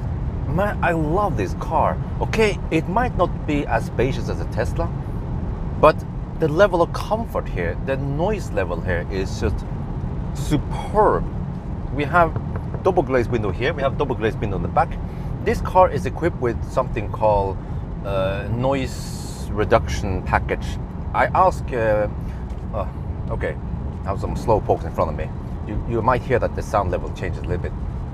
But I asked Mercedes, what is that one? They say it's some kind of extra soundproofing, not sure where it is. Maybe also in the wheel arches, because you know in Sweden we have pretty rough asphalt, but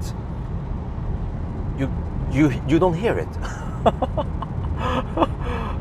So I have to say that, oh yeah, I also did the noise test yesterday, and I found out that this one is as silent as EQC, and I guess also roughly on the same level as EQS. That's really good. That is really good. And even the latest and greatest Model S refresh will not get this kind of sound proofing, I assume. Of course I haven't tried it, but I don't think so. So if you want the best comfort, then this is one to go for. I have also some ventilated seats here. I have massage seat. Oh, yeah, and Burmester. Okay, not the best Burmester I heard, but still Burmester.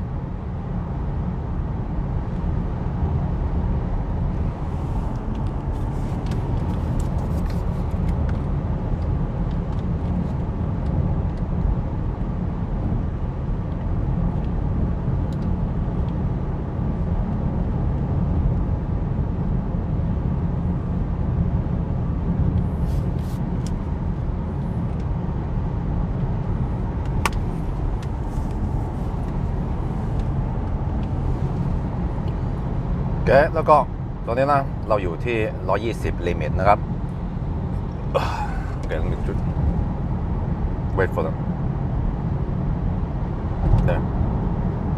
แล้วก็ตรงนี้นะครับเราอยู่ที่120 limit นะแล้วผมก็ขับเกิน120นะต้องบวก VAT นะครับ แล้วก็เราเพิ่งจะไปถึงถนนที่มันเป็นซีเมนต์นะแล้วก็คันนี้ก็เงียบสบายดีเลยอ่ะโอ้แล้วก็ สมูทมากเลยนะเบนซ์มันจะเป็นอย่างนี้นะครับถ้าเป็น Porsche นี่ Porsche มันจะเป็นสปอร์ตดีกว่าแต่ว่าเบนซ์นี่มันจะเป็น comfort A B C always by comfort นะคันนี้นี่ก็รู้สึกว่ามันสมูทเท่า EQS แต่ว่ารู้สึกว่า EQS นี่มันจะยิ่งดีกว่านิดหน่อยมันก็ต้องเป็นอย่างนั้นสิเพราะ EQS มันเป็นท็อปเลยอะ flagship คันนี้นี่ก็ต่ำกว่านิดหน่อยแต่ว่าทั้ง2คันนี้นะผมประทับใจมากเลยโคตรดีเลยนะถึงแม้ว่า Model S ใหม่นั่นน่ะ refresh ที่มันมีโยกวิลมันก็อาจจะดีกว่าอันเก่าแต่ว่าผมว่ายังไงถ้าต้องการรถที่มันเก็บเสียงได้ดีนะมันจะต้องเป็นรถเบนซ์นี่นะที่ผมเคยเทสดูนะมันจะดีกว่า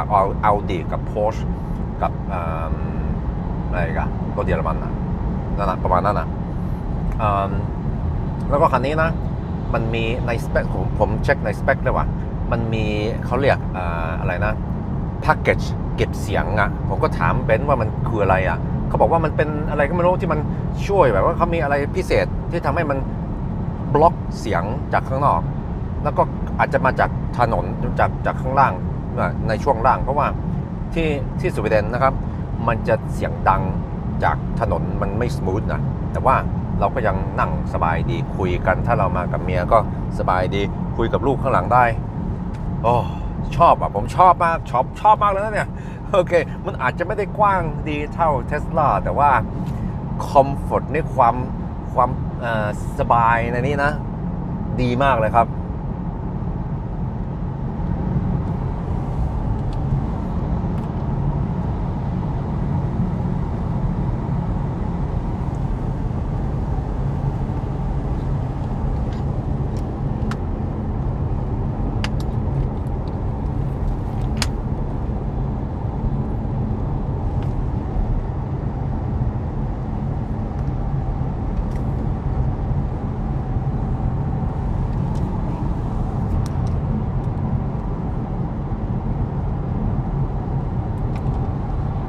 Wow, it's damn, guys. It feels so quiet here. We're on the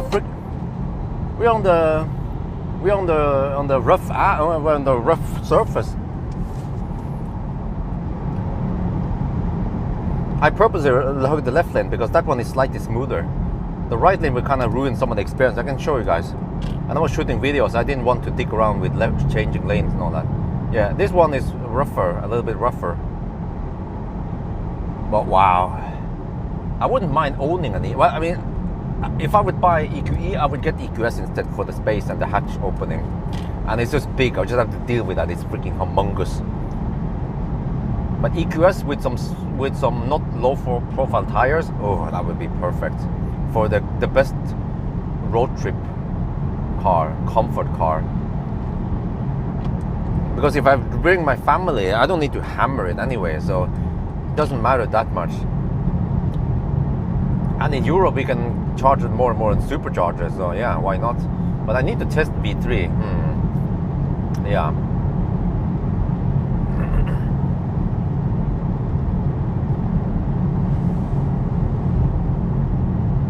Actually, on the return, I could quickly test at Varberg and then just deduct some time.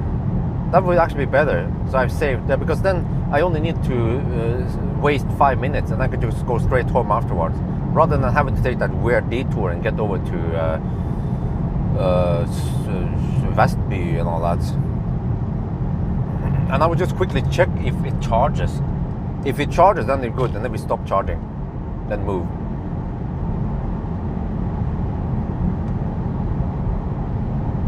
What do you guys think? Does that make any sense? Does it sound good for me to do that? Or is it all about getting back home as fast as possible? Not having to waste too much time driving back and forth for no reason. I mean, we are already driving back and forth now in this challenge.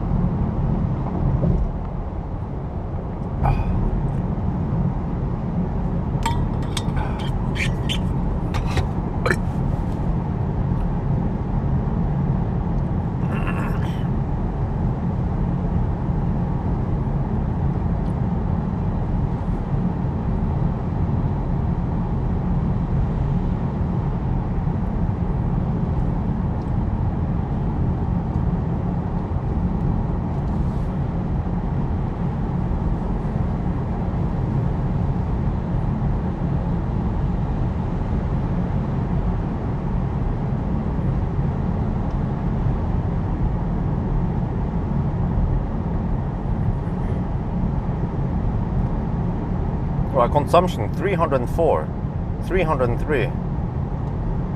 I know I have a limit of over 300. I think I can go as high as 320 even, but that's not going to happen. It will probably end up at 270 or 280, something like that.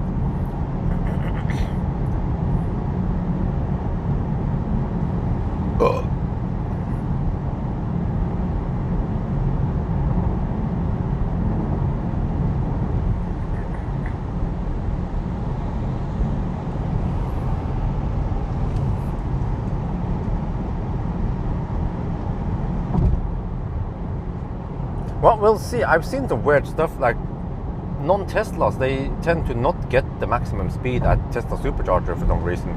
But we should just test it, see how it goes.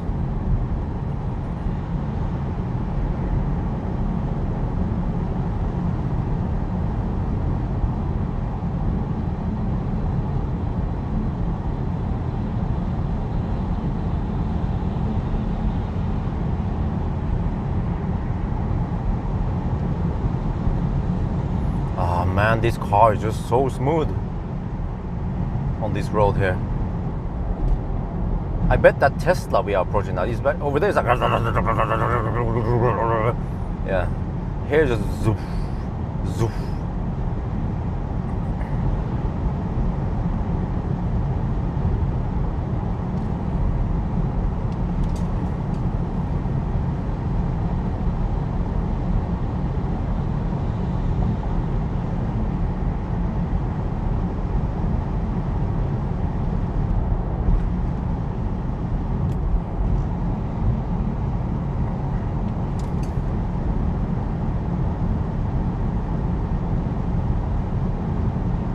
Yeah, the efficiency here seems to be fairly good, despite high-ish speeds.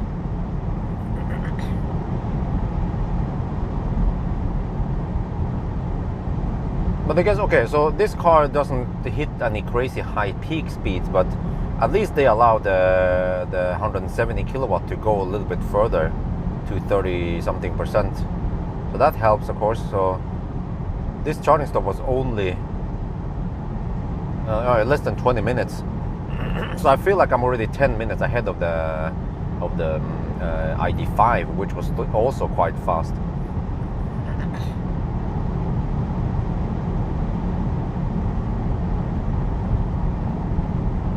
Let me see, what's the time going to be? 18:55. Wait, huh? No, it's going to be faster than that. So we'll be at the turnaround point. Okay, before the 5-hour mark. That's good.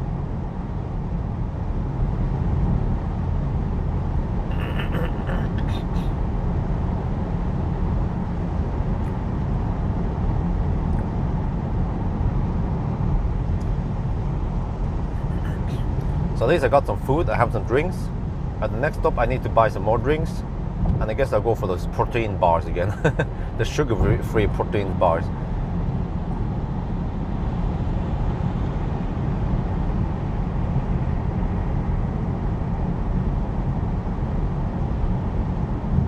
Wow, this is so awesome. The smoothness. And I like the interior design of the EQE, well, except for the door handle part. But I think I'm more like an EQS guy anyway. EQS all the way with the rear wheel steering, so it becomes more nimble. And with maybe 20-inch wheels on the EQS, that would be perfect. Maybe 19 even, if it can fit. But then the EQS will kind of suck in winter. But I just have to move to Frankfurt. That will be perfect, the EQS.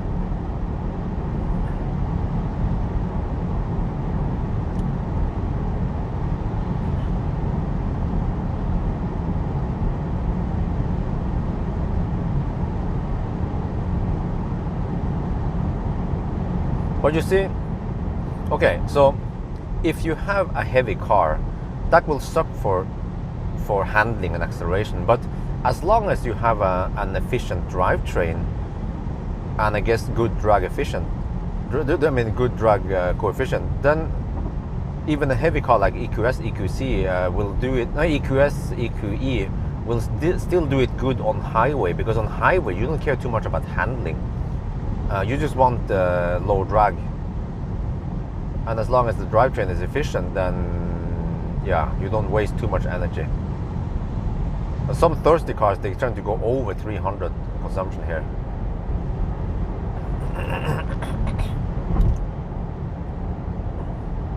But my only concern is the lack of heat pump and winter.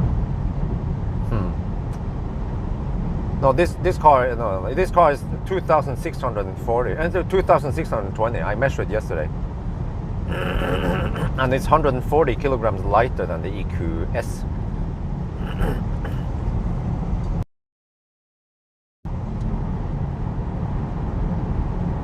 So I mean, when you are in the 2,600 kilogram weight class, then I guess 140 kilogram extra doesn't matter that much. I'd rather go for the EQS. Better sound system, better space, even better comfort, and also faster charging. But maybe Thursday? Nah, maybe not Thursday. If you just don't get the humongous wheels, then maybe it'll still be okay. But I want to get all-wheel drive EQS.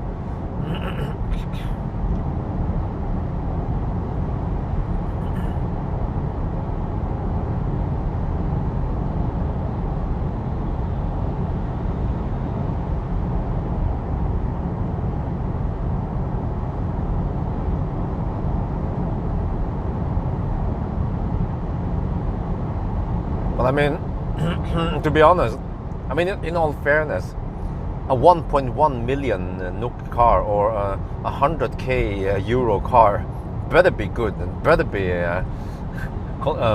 comfortable, right? So in that regard, the ID.5 that I drove, that costs roughly almost half of this one, still offers very good comfort and efficiency and travel speed and of course space. So yeah, I still like the ID.5 a lot. But I also like this one. You know, you can always love several women, and you can have several wives if it's allowed in your country.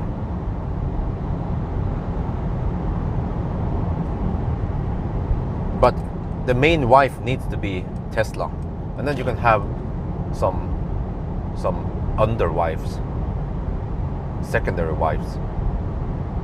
Yeah. EQS SUV, no.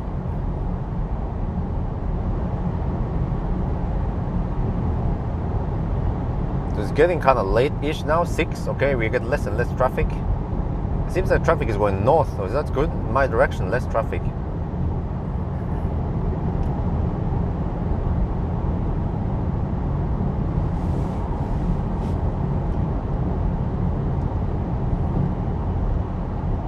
.5 degrees Celsius here. Okay, noise. Consumption 296. 17% of the arrival. So I guess if you arrive with a little bit more than 2%, then at least we'll hit 170 something kilowatt faster.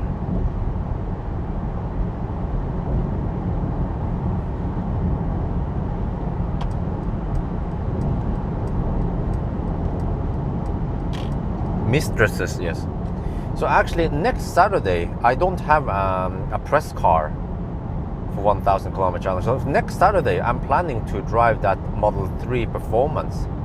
I want to see a performance car like a Model 3, the performance version of that one, of the car.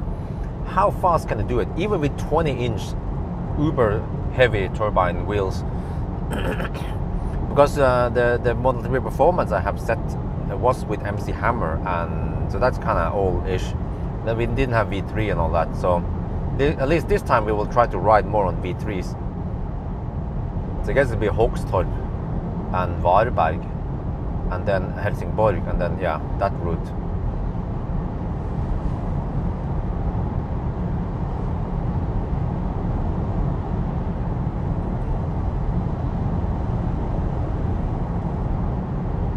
Man, it's so coffee. Okay, we need to play some music now.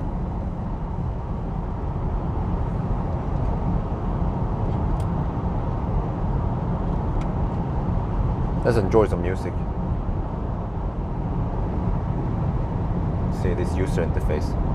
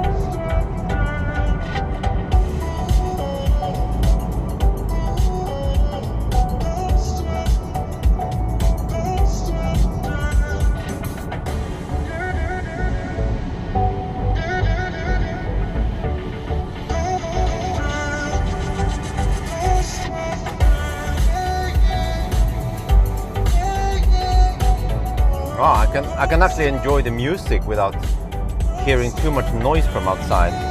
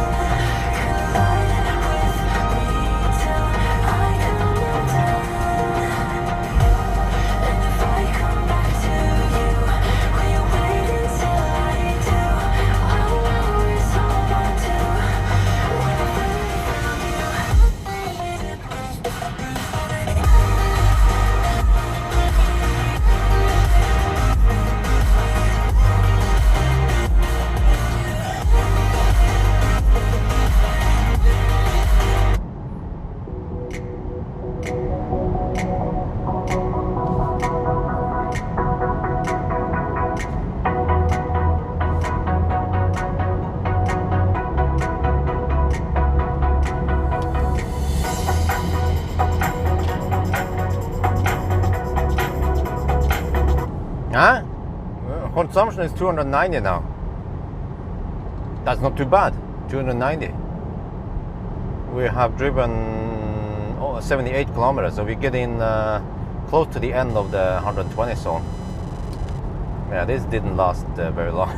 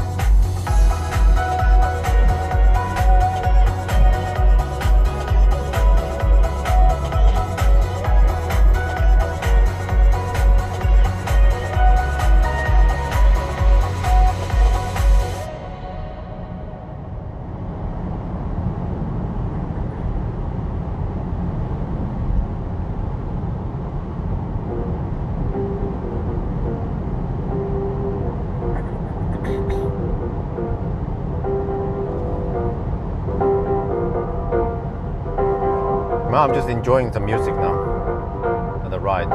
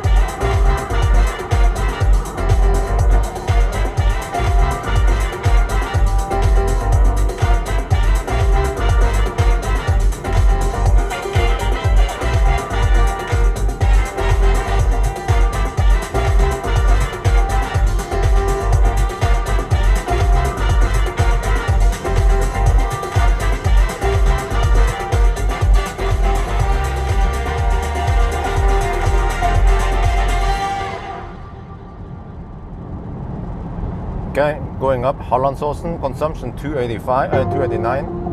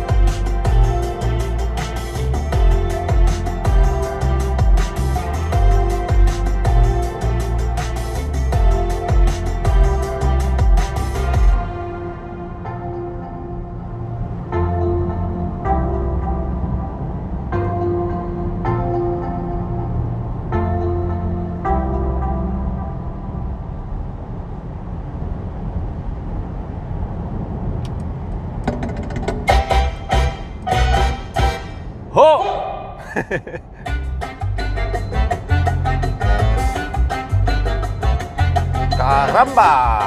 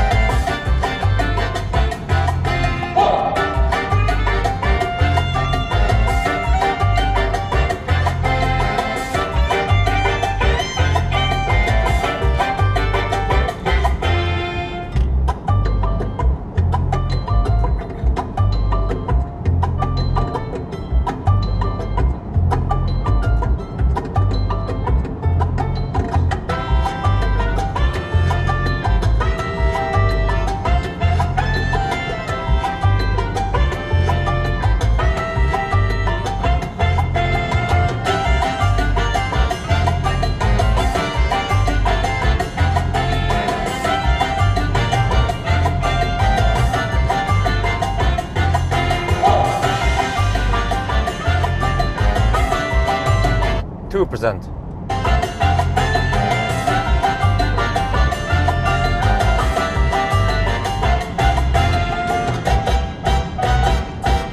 Whoa!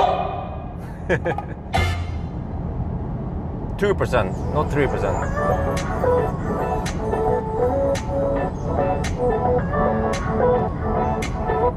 When you saw the charger screen, we had charged it to 3%, but we're rolling with 2%.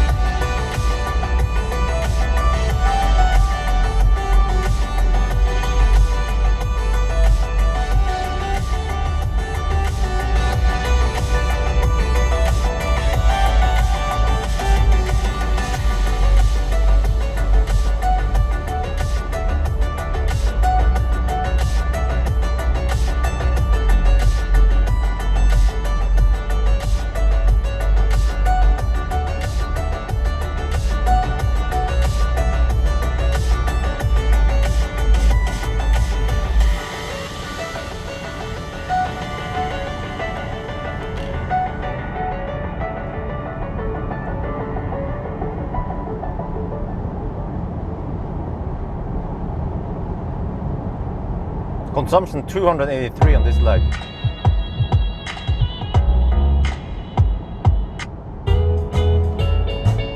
Won't you let me dream that you might again for just one dance, to let my blue heart pretend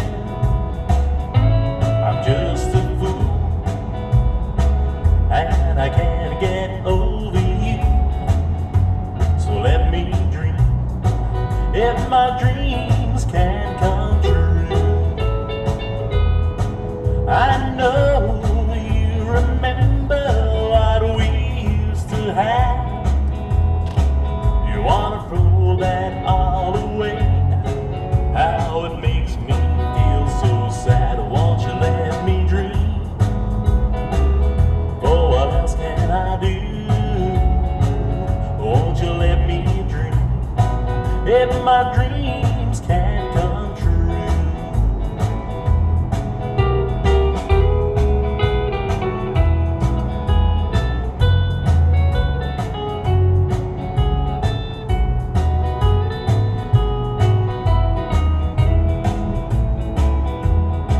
I know you remember what we used to have.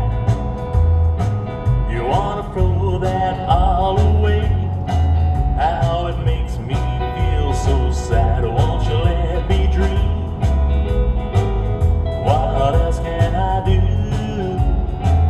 Won't you let me dream? If my dreams can come true.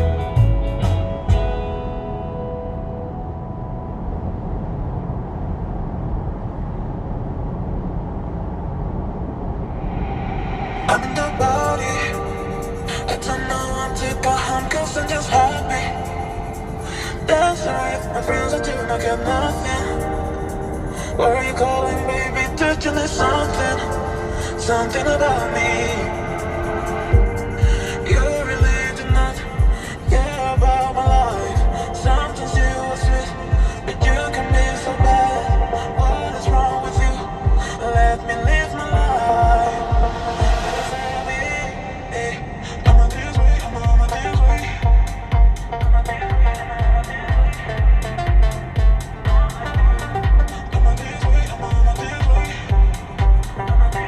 You can drive me crazy.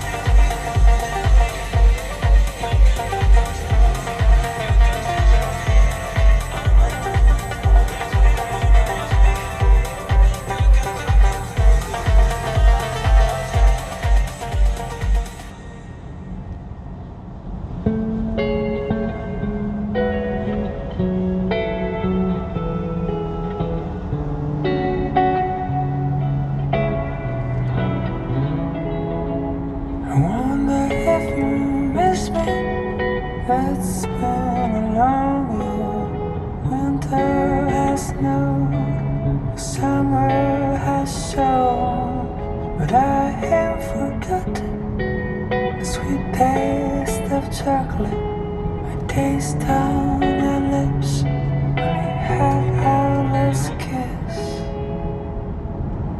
So here's my love letter, entrusted to the weather. I ride across the waves and flow through the clouds. And when it's delivered, do what you want with it. You can send it back or keep it around. Maybe I'm wrong, maybe it's been too long, but I heard from someone that you're back in town. And if it's not too late, I can bring chocolate. And maybe if you want that, some roses too. 'Cause it's been a long year, but maybe you missed me. I think you might remember the words of that tune. So here's my love letter, entrusted to the weather. I ride across the waves and flow through the clouds. And when it's delivered, do what you want with it. You can send it back or keep it around. I never stopped dreaming about the sound of the song playing in the background. When the last night was finally spent, I was left with the memory of that chocolate scent. Oh, the chocolate scent.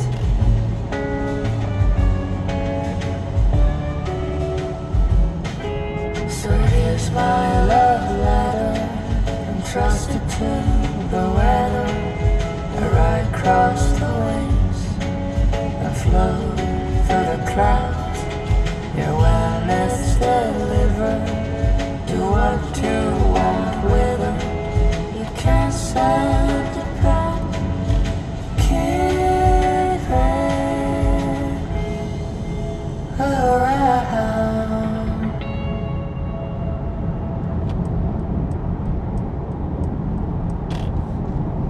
Okay, I need to pause a bit here.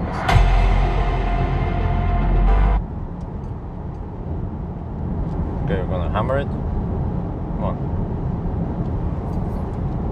Oh, then this guy goes, of course. Okay, I'm down to 8%. I guess that is right what I expected. I have 281 consumption. So I guess the consumption and return will be slightly lower, maybe 275. We'll see. So I will just guess nail it down to 5% next time, then on the way back. So we will not go to 53% like now. We will go to maybe 50%, maybe 48%.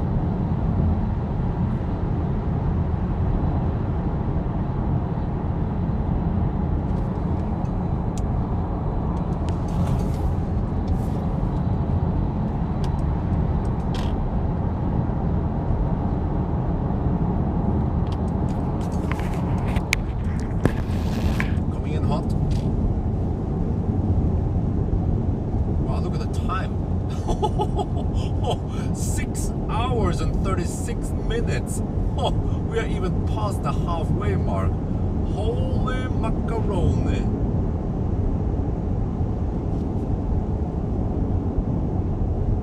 Damn. This is faster than 10 hours and consumption 281 right now. Attekulla.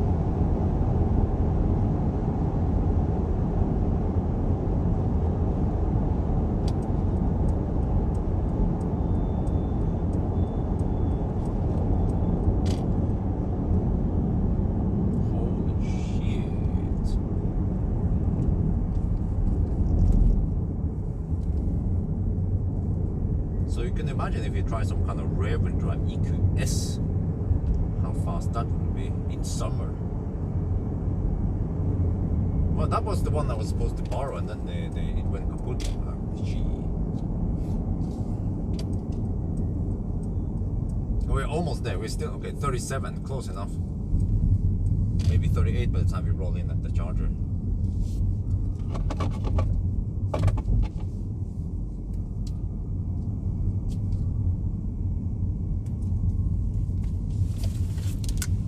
Okay, let me see. Charge was on the right side, with the wrong side. Have to. Okay, let me try. Okay, that one. That's one. I was about to say. This one might be best for me. I think this outer one here kind of doesn't bug too bad. I need vision. Okay. 360 camera for the win. Okay, let me see. Total stats: 256 consumption, 503 kilometers reported by the car. Helsingborg. 7% at the rival, so slightly too much. Right. Wait, what was the last leg here? 277. Okay.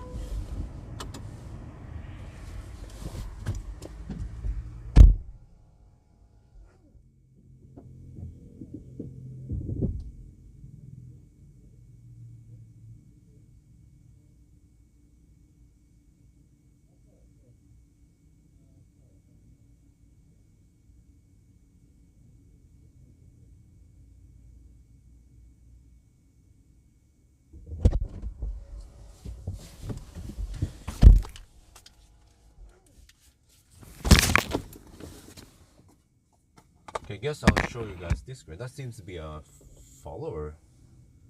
Guy who wants to approach me.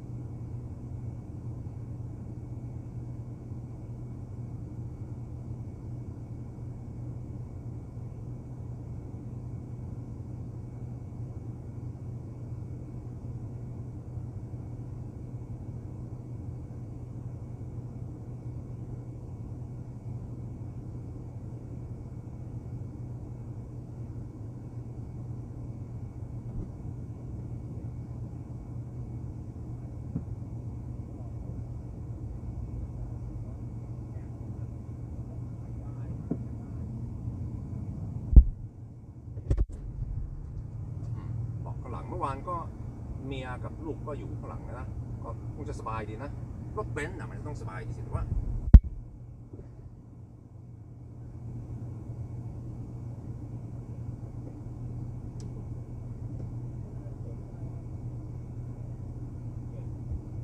ข้างหน้านี่ก็ว้าวฮะเข็มขัดสีแดงโอ้โหเข็มขัดสีแดง AMGเห็นแล้วก็อยากได้โอเค169กิโลเมื่อกี้เรามี 7% ตอนนั้นมาถึงนี่เราชาร์จเยอะไปผมก็กะแล้วมันเป็นอย่างนั้นอ่ะโอเคคราวนี้เนี่ยเราจะชาร์จถึง 50% อาจจะชาร์จถึง 48% ตอนจะปิกไปบอยไปเนี่ยนี่กดนี่เนี่ยบอยไปแล้วนี่มันเลือกให้เราแวะไปชาร์จอีกทีแต่ว่าเดี๋ยวมันก็จะคำนวณอีกทีหนึ่งว่านะกลับไปนี่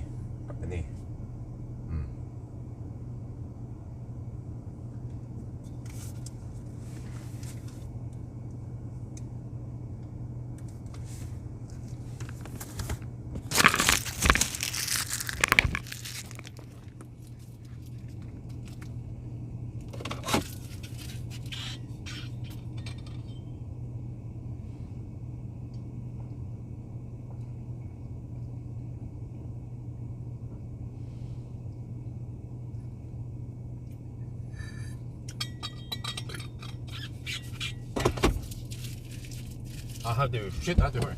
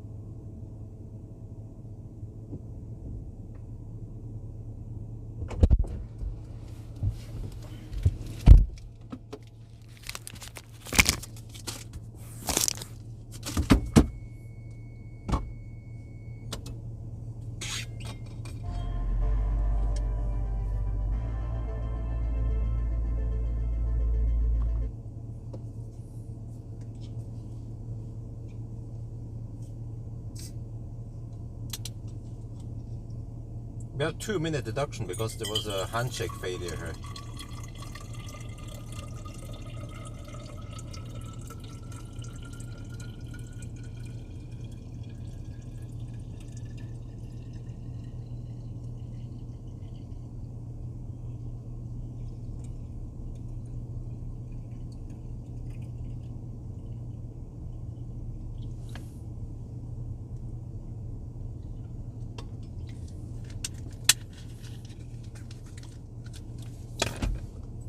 I should mention that in the video. We're almost good to go already.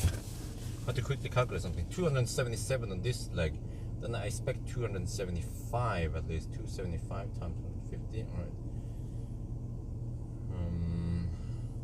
Yeah, so if I go 50%, I should be fine. That will happen quite soon, 50%. You can go outside and film and see that I'm going 50%.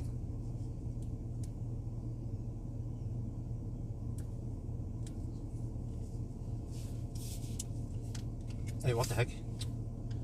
Why is the... Maybe we could just check what that one is. This one. This one also works.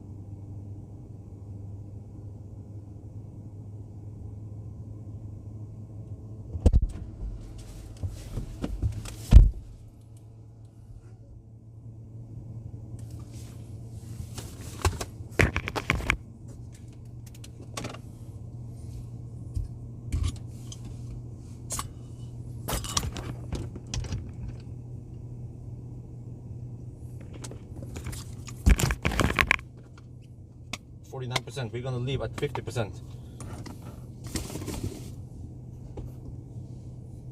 Okay, how to say reset from start.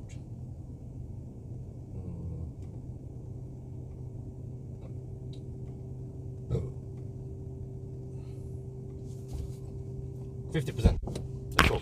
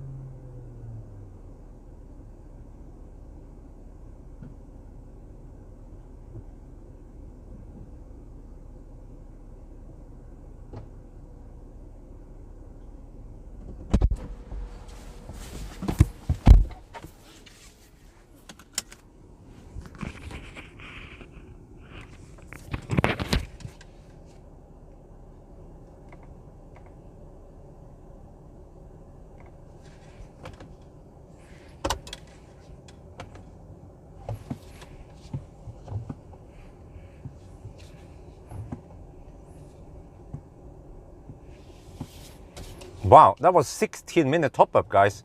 Holy crap. And we are off again. After 6 minutes. What the heck? Okay. I have barely had any time to eat. Well, I bought some protein bars again. I'm kind of a sucker for that one. And some drinks. So we're good now.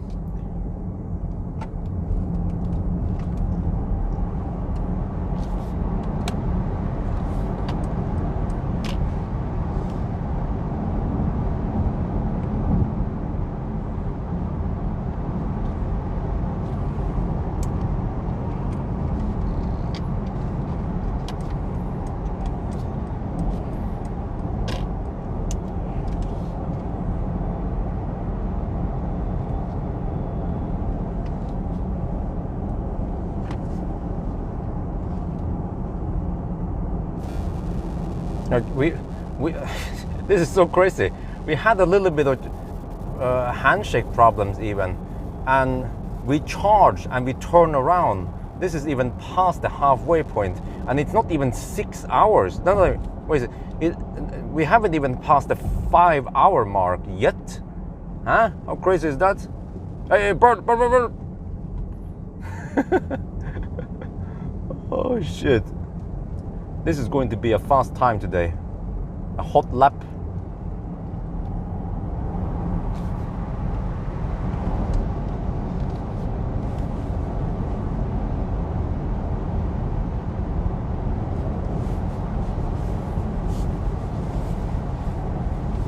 And then traffic is getting better now. Oh yeah, that's good.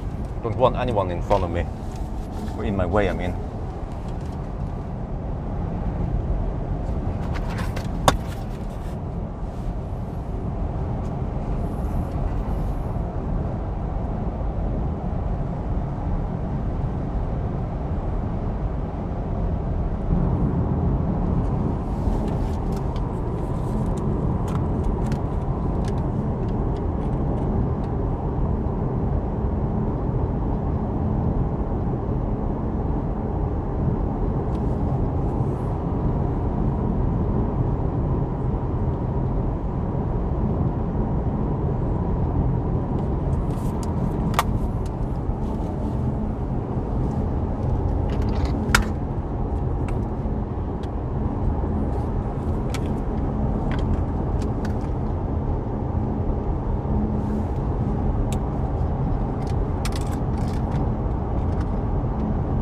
Yeah, comfort is way better.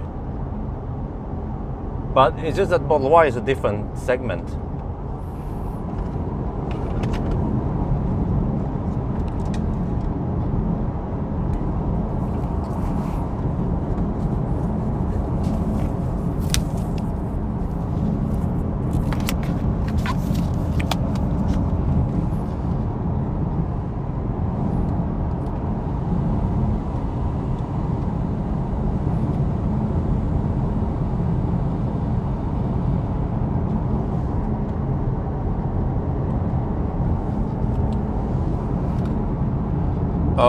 We charged for 16 minutes and we are on the move again. So you see, it's 7 in the evening now, and we started at 2 in the afternoon. So that means, you know, Helsingborg is even past the halfway mark a little bit.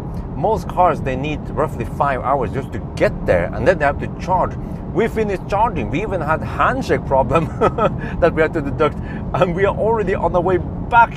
This is going to be a hot lap, that's for sure.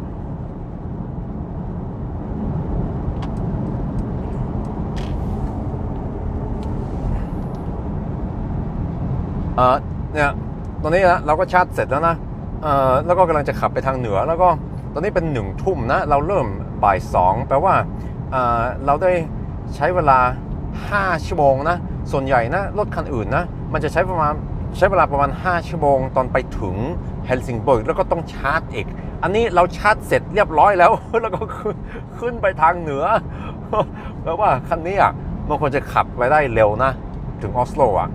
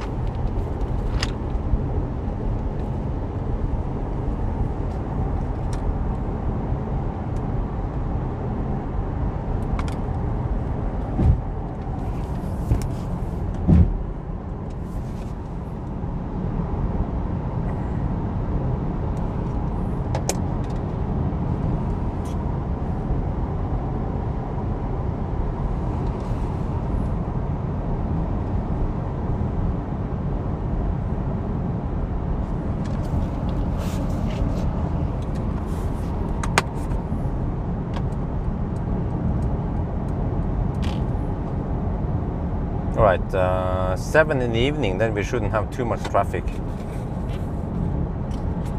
It will get better and better.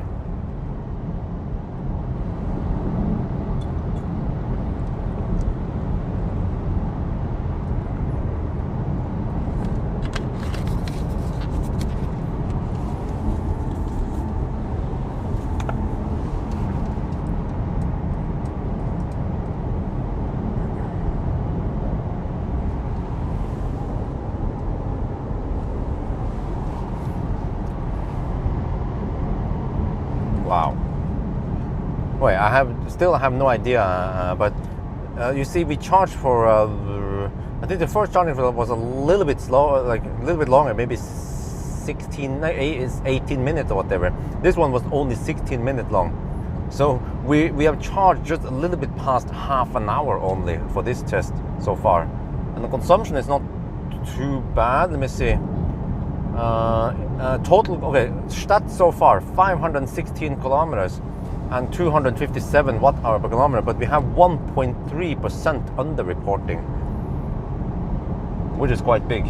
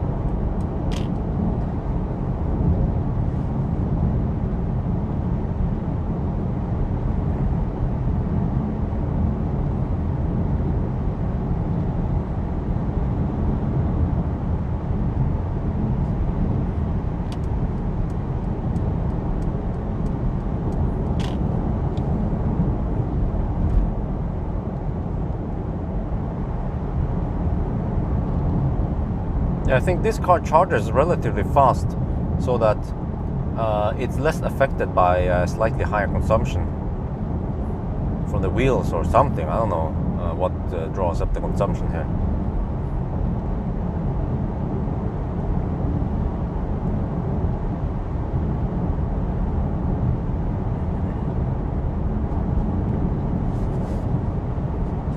Let me check the motor temperature in here. 57 degrees, 62 degrees. Oh, okay. Battery temperature is 37. I guess it's going to cool down the battery as we drive.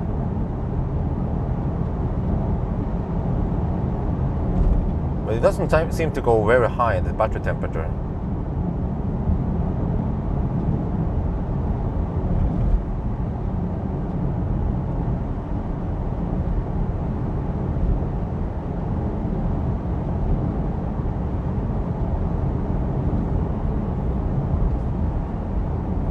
But does it make sense to skip Spekkerød?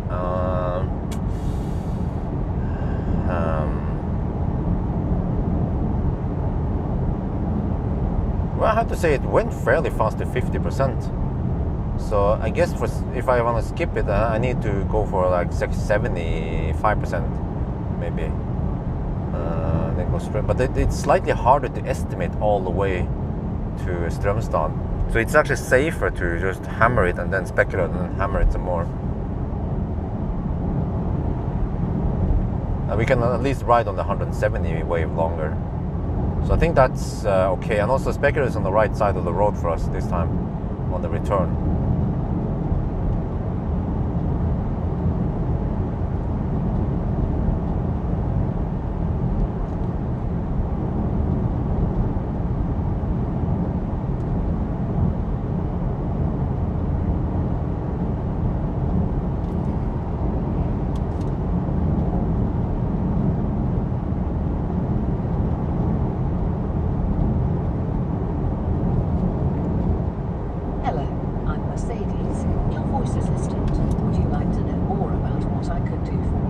Start massage. I'm switching on the massage for you. Ah, danke schön, Helga. What kind of massage is this? I guess it's slightly better than the Volkswagen massage, but not as good as the Chinese massage. The Neo massage, oh, that's awesome. Chinese massage is the best.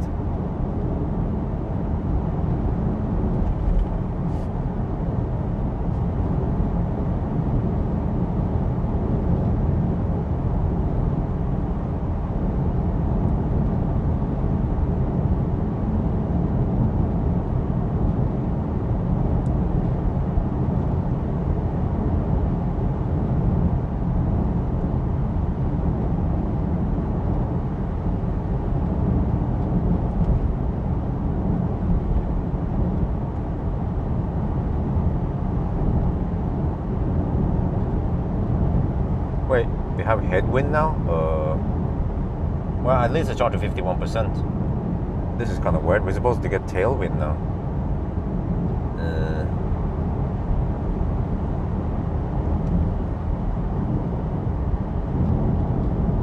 Yeah, but EQS was done in cold weather. So, but I requested a rear drive EQS. I was supposed to get it a couple of weeks ago, but then they had problems with it. That's a bummer. And I booked it again in August.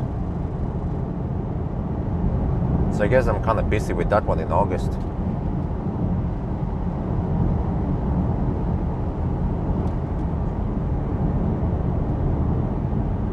V3, nope, not yet. I guess we just have to deduct some time. Yeah. I will go, I guess at Varberg we'll test it quickly. And I will document that we tested it.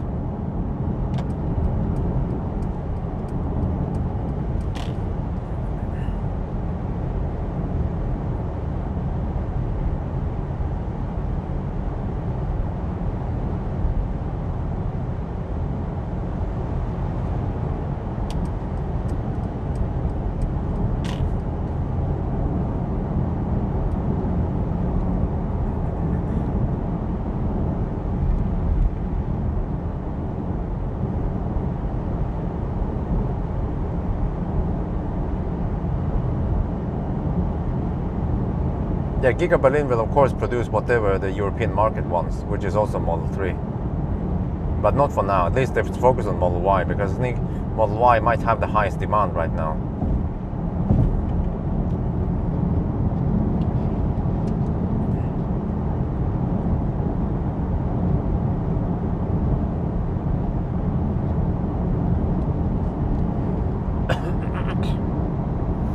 Yeah, next week I have that Aria trip. Let's hope I get enough views on the Aria, because I'm spending 2 days, well, or more than 48 hours. No, wait, what is this? More than 24 hours on that trip.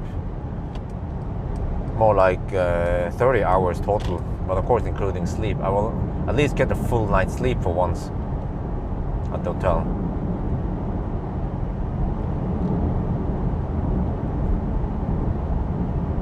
So I guess I have to get the videos ready for next week, so I can post something while I'm gone. But I still have more ID5 videos to push out, and then EQE videos, and then I have to also start doing some Model Y and Model 3 performance. No, I'm going to test the acceleration boost. Marcus Biel has a Model 3 long range with a 21-inch uber heavy turbine wheels for me. So we will activate acceleration boost, and then I test how it is. I want to know how much faster it really is, or whether it's worth it or not. Shooting? Really? Oh, what the heck happened there? Terrorist attack? What? I haven't heard about it. Again, I don't pay too much attention.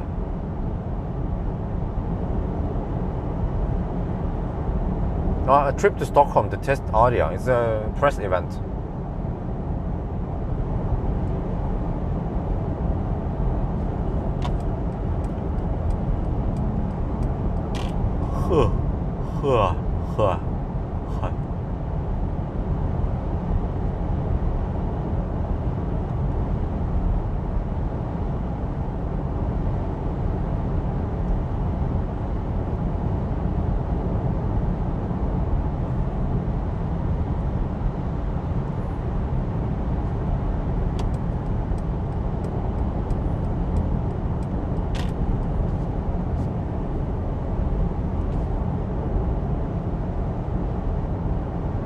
Well, there's actually some traffic now. Unfortunately, we get 3 lanes soon, in case we get stuck behind some folks.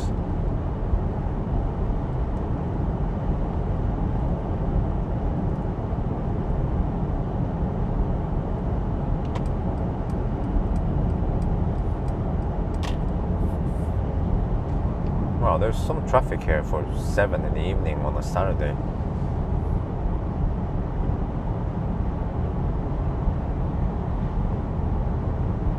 Leaves by car. I will probably not focus on that one. I'll just focus on the driving, and I suspect we might only get 1 hour of drive with it or something. I'm actually not a fan of those press events. Was you spend 48 hours maybe, or at least 16 hours traveling and looking at some presentation. The manufacturer always want to, oh yeah, this wonderful car has some high-tech stuff and blah blah. And then there's some food and stuff and some mingling, and then the actual driving is only 1-2 hours. So it would be way better if I could just borrow, like now, I could just borrow the car and then I can do whatever I like when I have the car. That's way better for me. Is that a Porsche? Yeah.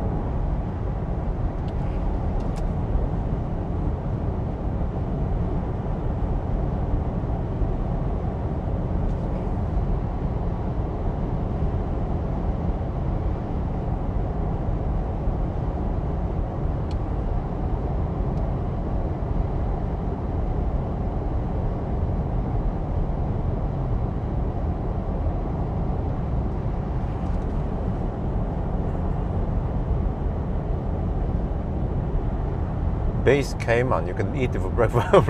What, is it that slow? The EQE is quite fast, I have to say.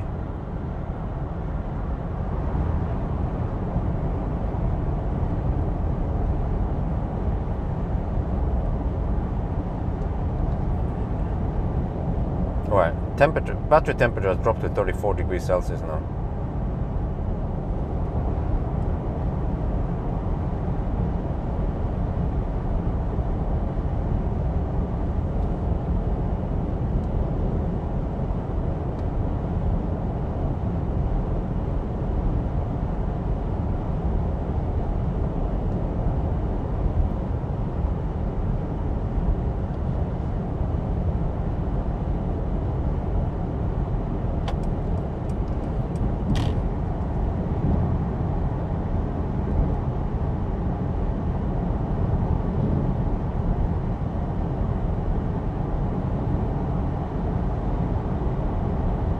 The Toyota thing in Denmark. Huh? What Toyota thing in Denmark? I haven't tried any Toyota in Denmark as far as I remember. I've been in Denmark for ID Bus.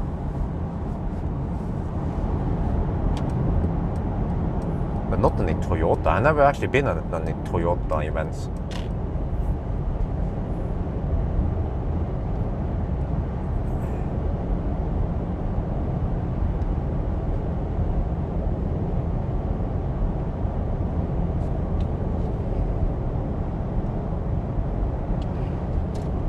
The mid-lane huggers.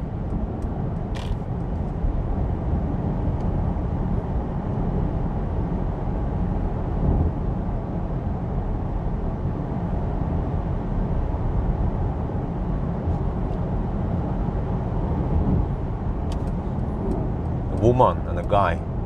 A woman driving. The guy didn't tell her that she shouldn't use the middle lane. Maybe he didn't know either.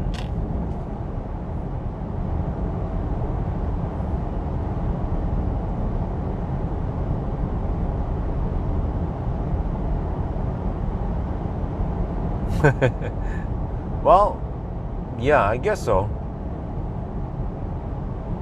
Over here we have 110 and 120 kilometers per hour speed limits. With the 120 zone, the 120 stretch is roughly 90 kilometers long if we deduct the Halmstad stretch.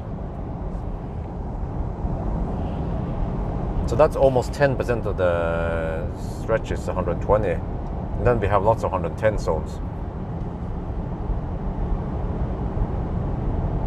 Were you invited? What?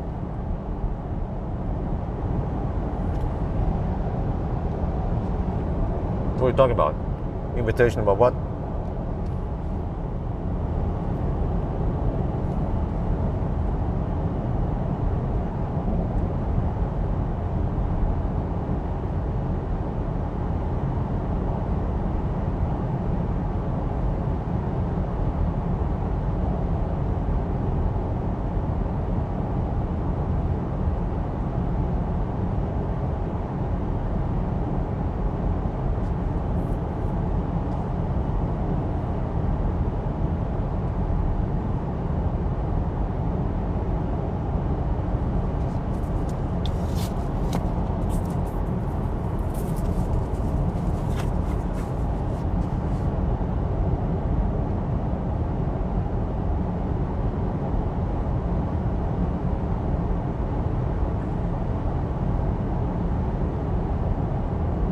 No, like I said, I have not been at any Toyota event.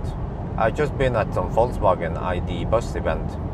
So let me repeat, I was not at some Toyota event. If I was there, you will probably see a video about it anyway. So yeah. This is always nice, but it's almost getting boring because I always include this B-roll in the videos.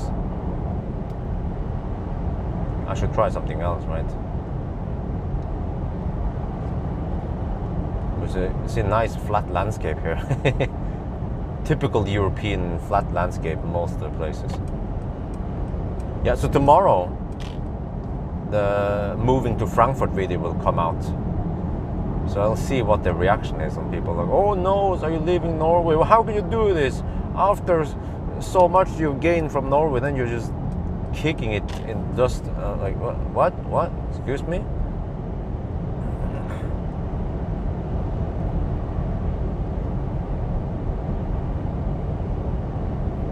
I already have a video about the Bjørn's driving school. I don't think it got that many views.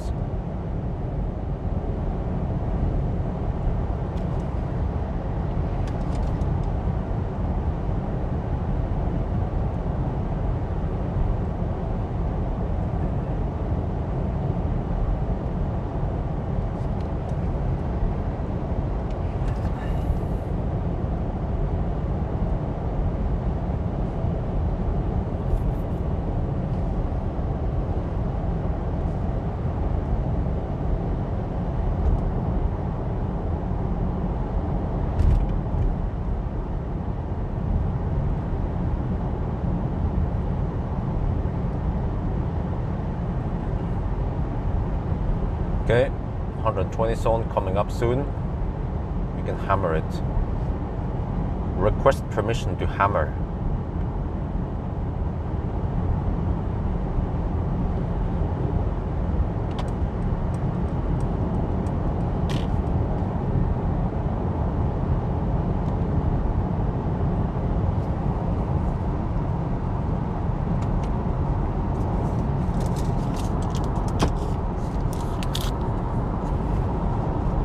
Yeah, or Germans in general, they might have useful insight that other people don't know. Like me, you know, I know how Norway is since I've been living in Norway such a long time.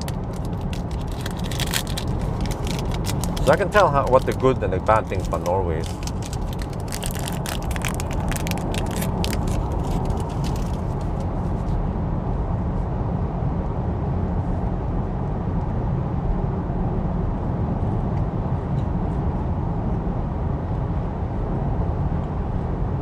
Well, yesterday it was.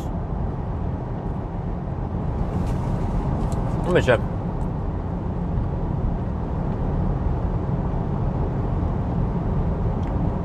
$255.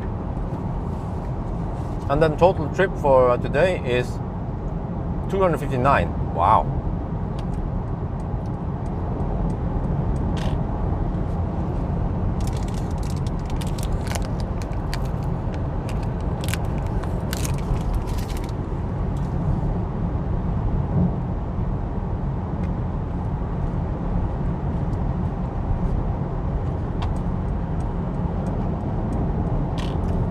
Yeah, that's right, buddy. Get over to the right lane where you belong.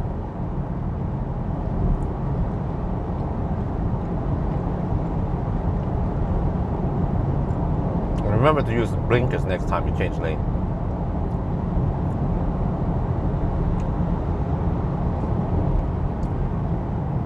Seem to be a young driver.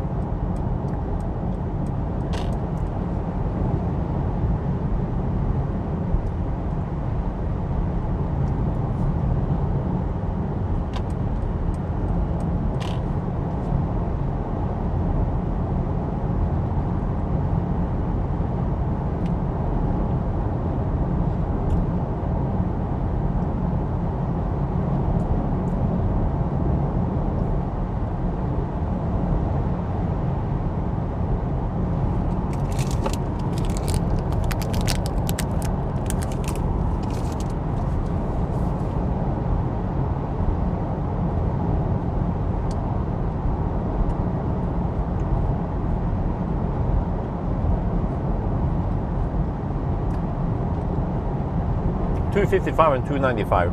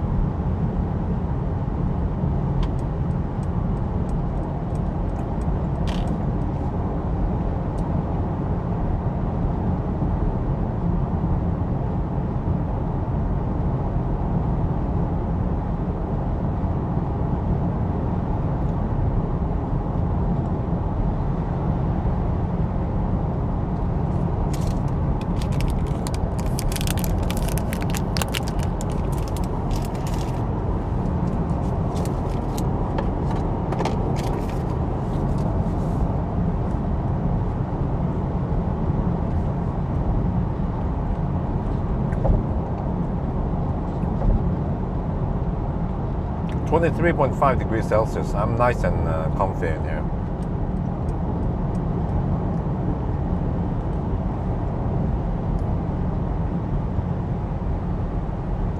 Insomnia. Watch the video tomorrow and you will understand. Very long explanation.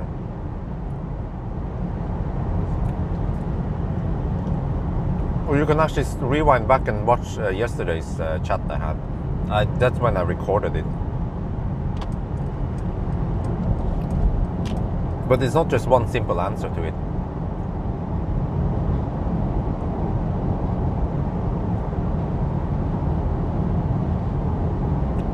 But I still have to decide.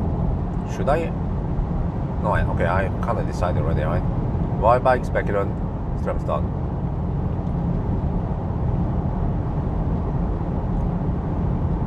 Unless I try to skip Spekerud.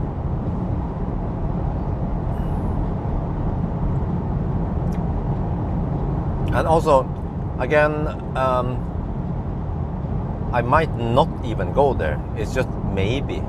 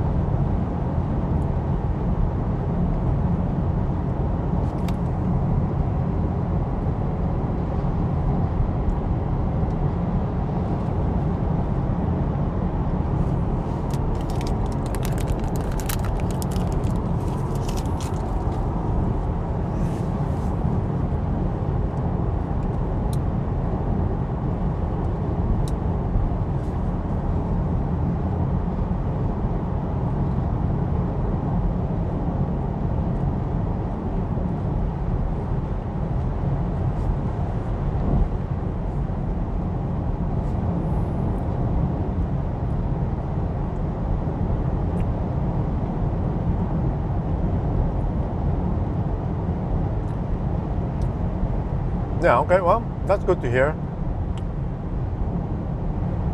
Yeah. And I think Germany, in my opinion, I mean, my gut feeling is that Germany is going to be more and more EV oriented. And we are getting more and more EVs. Just look back at Millennium Falcon's time. What kind of EVs did we have when Millennium Falcon came out from Germany? Well, we had that weird Golf City Stromer, whatever it's called. Some kind of electric Golf they made. And then you had E-Golf, I guess, that came out eventually. Oh wait, no, the E-Golf didn't come in 2013. It was, one of E-Golf was 14 or 15. But E-Golf wasn't really that much of a car. But it was with the introduction of MEB platform, especially, that the German car industry became more significant and interesting.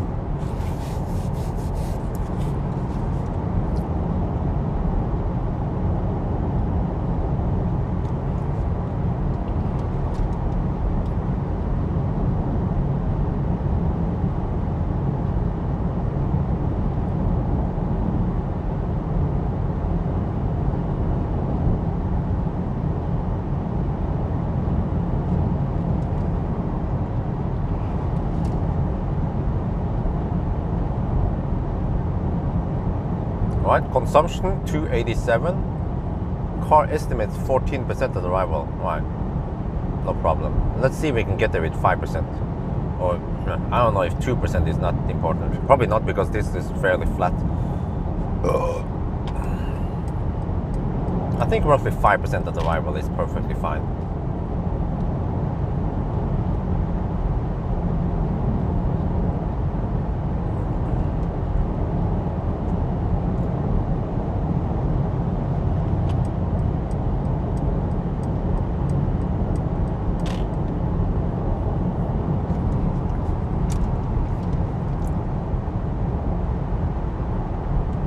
Start again.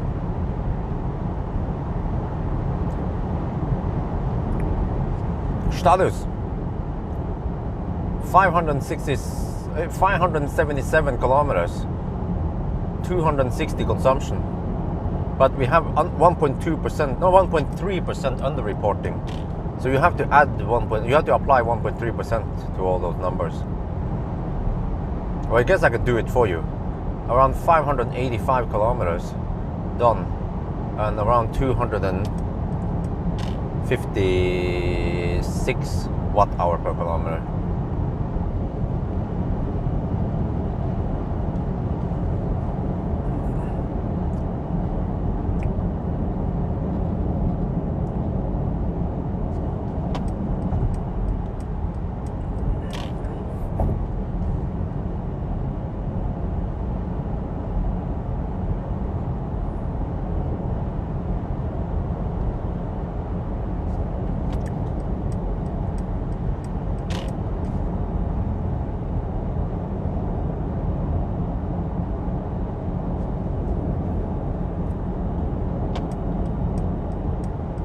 Oh man, I haven't edited part 2 yet of the 1000 kilometer challenge on the ID5. I guess tonight I have some time, but I'll be home at midnight. Oof. So, okay, tomorrow I have some time. I need to do some editing tomorrow. Start swallowing some of the raw videos here.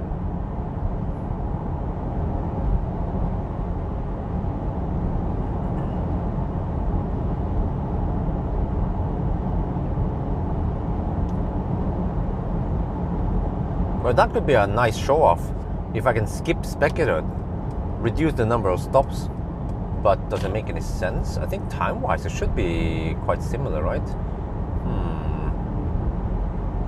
Because if I think about it, well, if you need to charge more than 5 minutes, then I think it's worth it. And if I go all the way there, then I have to charge. No, I probably have to charge around 2 times 10 minutes. Or yeah, so it's probably worth it to stop at Spectre.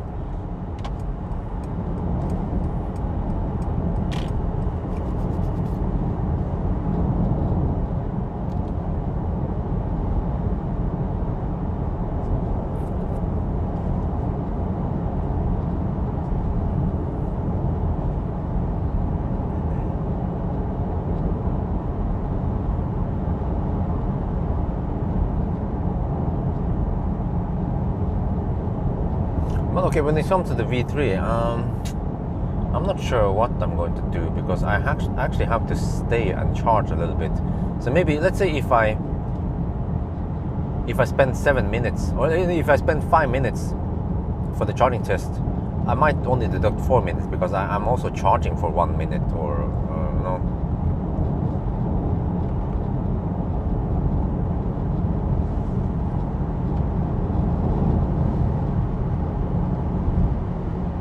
Yeah, I have to do something like that to make it as fair as possible.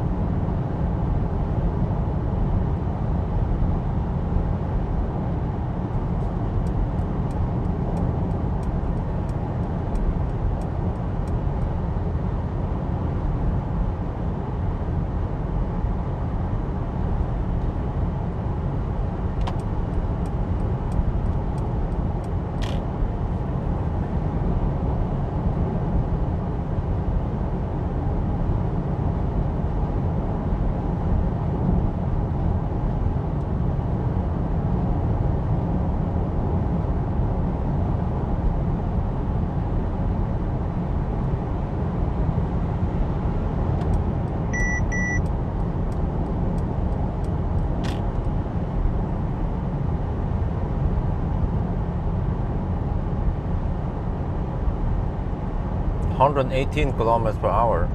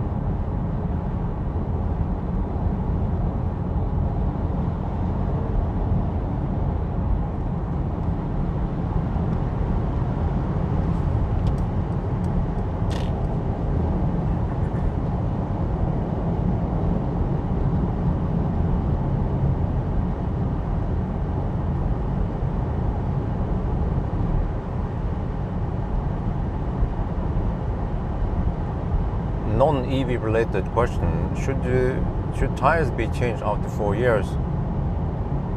If they're well, actually, I heard that it's more like a myth that you don't need to necessarily change tires, as long as they have been stored correctly. If you clearly see that they are damaged or they are getting cracked, then you should change them, maybe even earlier. I think that's what I've heard from the tire experts.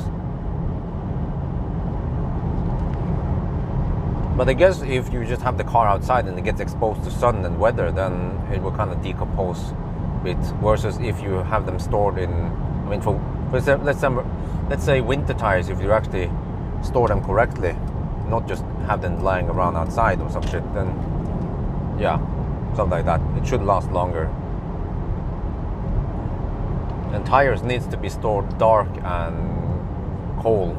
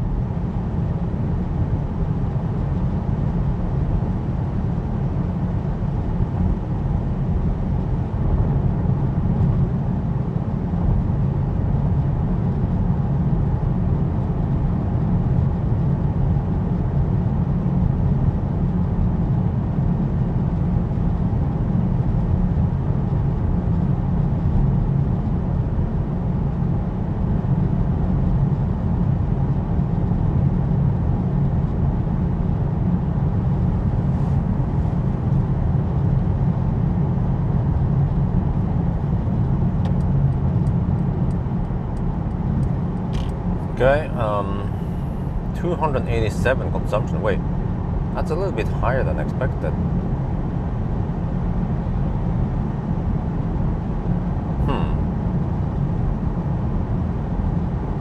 But okay, it's still within my margin, right? 23 degrees Celsius still. Okay, oh, I need to clean the windscreen on the next one here again. But I have really short pit stop this time, since I'm going speculator. Oh wait, maybe. Yeah, okay, well, I can quickly do it. I can rush.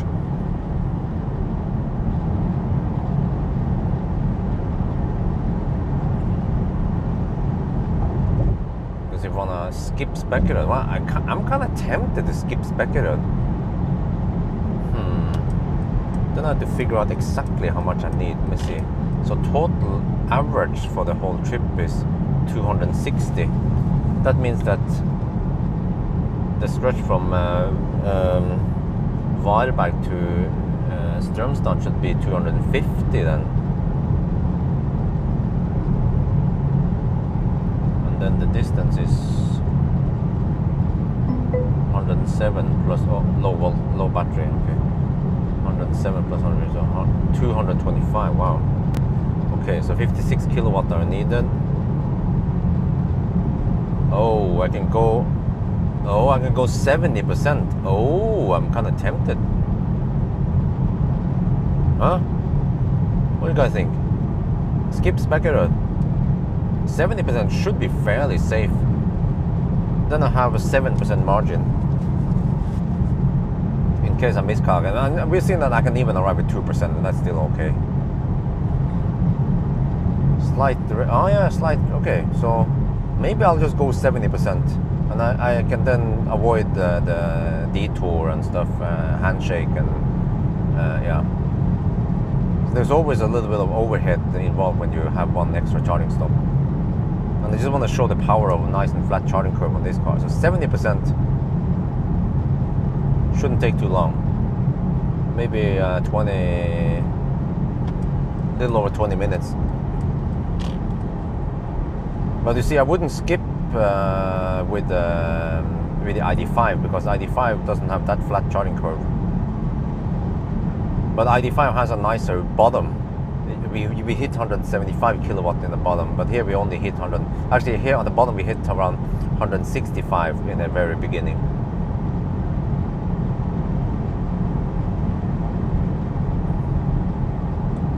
Yeah, of course, I will make the final decision, but I also want to know what you guys think about it. It would be kind of cool to just skip it and show that the strength of this car, which is long range and flat charging curve. Wow, the wind turbines turn off now. This looks so weird. No wind.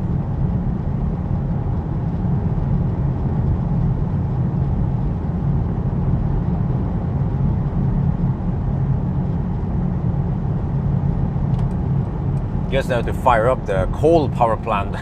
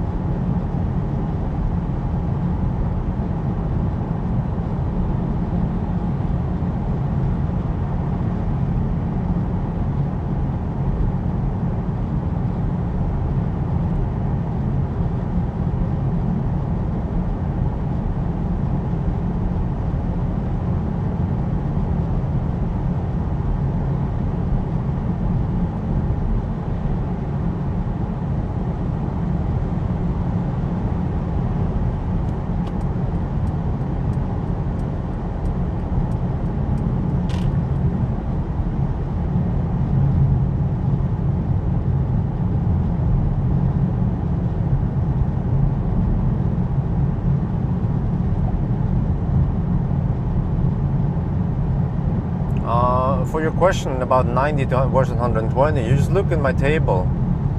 Someone type results, go to the range test, and you can see the numbers there. Because there is not just one simple answer, but if you look at the table, you will quickly understand. And that you get the answer there.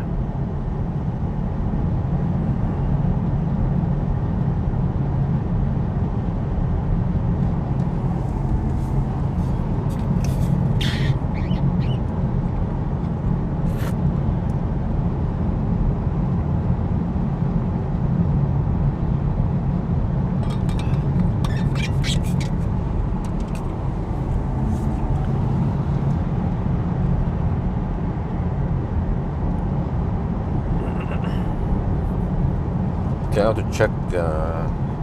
Well, 11% and 25 kilometers to go. Wait, let me see. What kind of range can I realistically get here? If consumption is 260, 270 even. I have 330 kilometers range. Okay, so one kilometer, the 1% is 3.3 kilometers, roughly. So I have 37 kilometers of range left. That sounds about right. And then we are only 23 kilometers away. Well, you're gonna go deep, yes, roughly 5% deep. Yeah, I heard about it. What is it all about? Terrorist shooting. I heard it in the live stream here. Because to be honest, I woke up and I got ready and then I went on the 1,000 kilometer challenge. I woke up really late today, about half an hour past noon, because I almost didn't get any sleep last night. So it was just on and off and diaper change and stuff. I've been waking up really late sometimes because I just need that extra sleep, and we just sleep when the baby sleeps pretty much, and when the baby is awake or grumpy, then you have to be awake also. I was the first time I used we have that Dr. Brown's milk heater thing, bottle heater. And the first time now, last night, I used it for heating up frozen milk, and the result was bad because I'm not sure why, but if I used the preset, the milk became way too hot, like almost boiling, 90 degrees. So I was scratching my head. I think I just need to adjust it and not let the thing heat up too long. Maybe just heat it up for about 3 minutes. It's like a try and fail.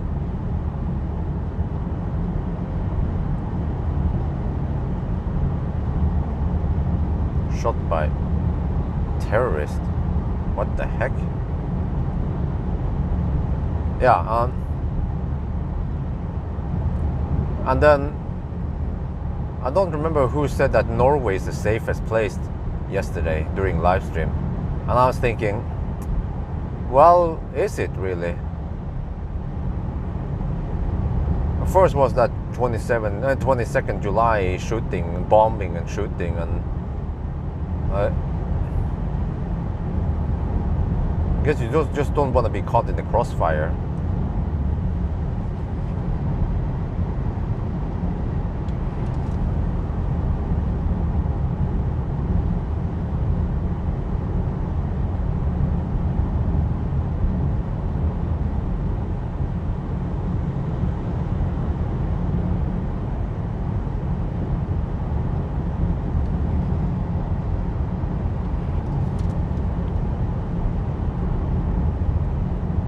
Well, what about Frankfurt? What about Germany? Do we also have stuff like that going on in Germany?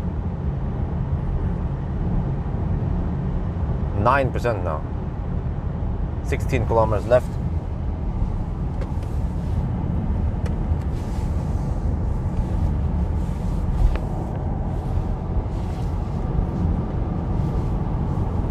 I think I need to eat the banana over here. I feel like having a banana.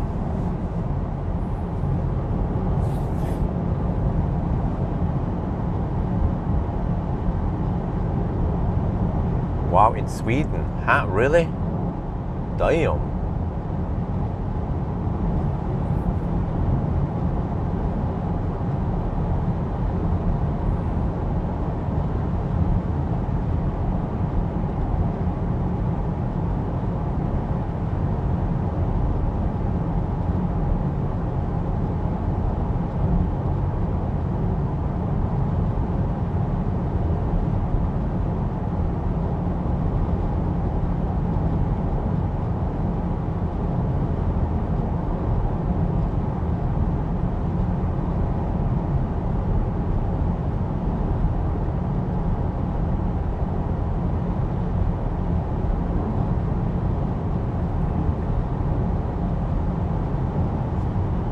Well, at least the traffic is getting better now. 8 in the evening.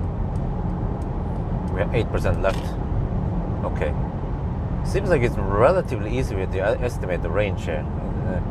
The consumption, I guess, seems to be correct.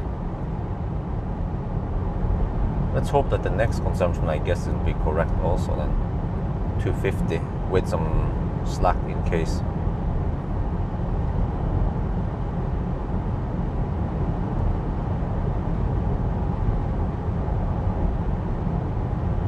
Oh, we have to drive slightly slower towards Göteborg, probably because of the asphalt. Okay, we can just deduct some time there.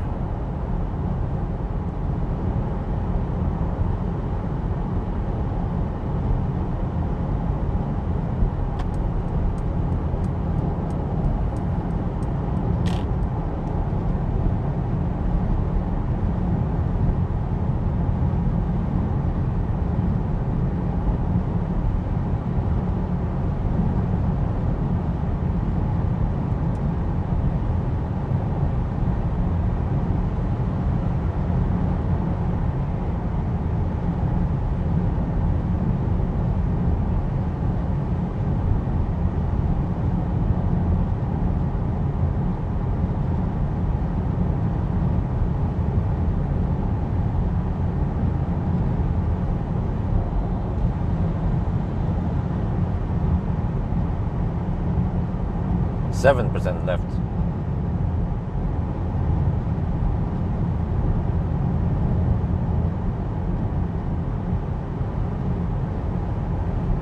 .2 kilometers left. Okay, that means I will arrive at 4% then. Somewhere between 4 and 5%. Well, that's good enough, deep enough.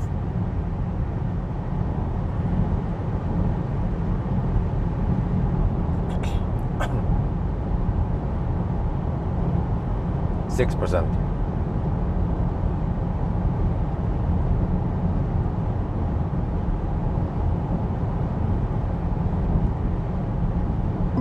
Oh, low battery. 6%.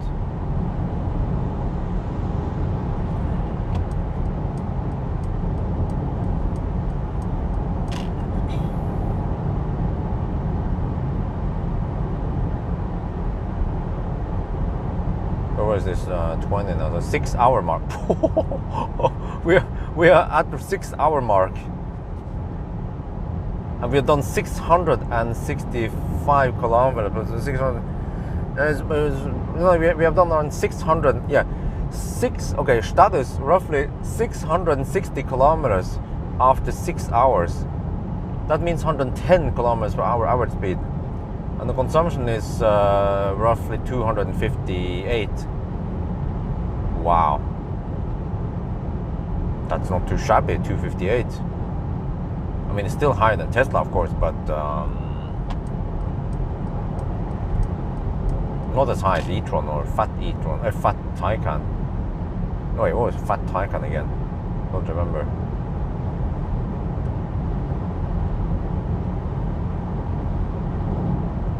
%5.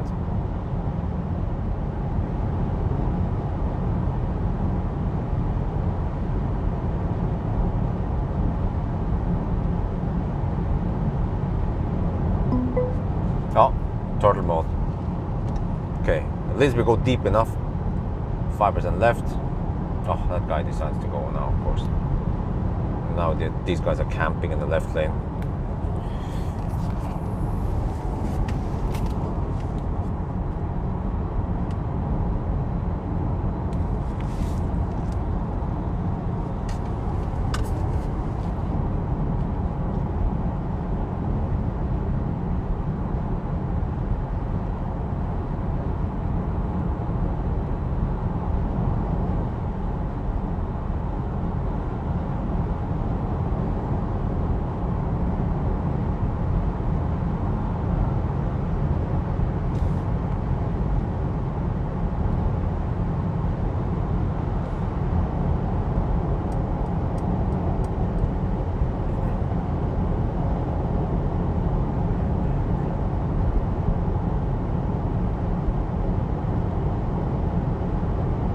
Yeah, it doesn't overheat. It doesn't do any weird shit like the MEB cars. I can run HVAC while charging, and it still doesn't mess up things.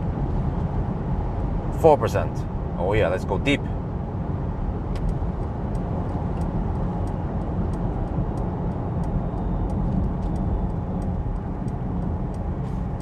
At least no Colgate now when it's 23 degrees outside.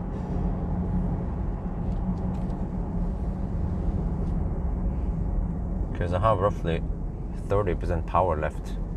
Okay, that's kind of low-ish. But no big deal, I guess.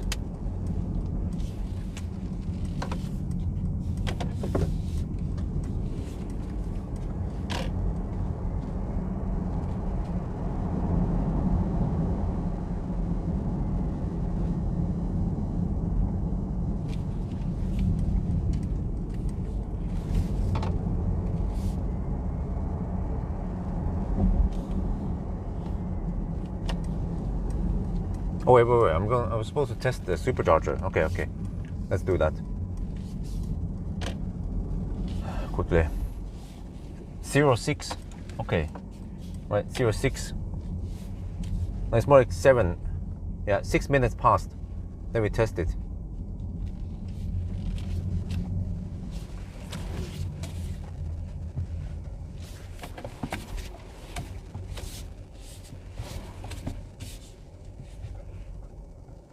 Oh shit. Okay, let's make it 7 minutes past. We'll see how we do it.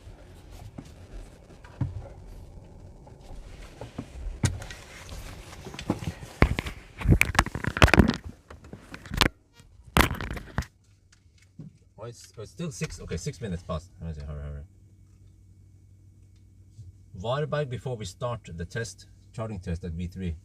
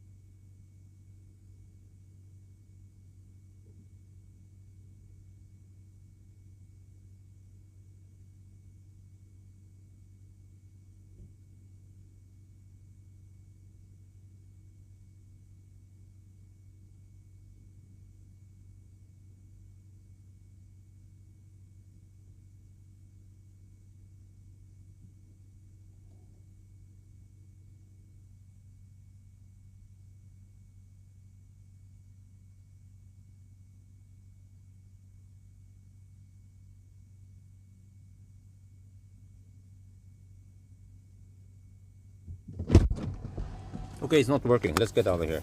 We tested.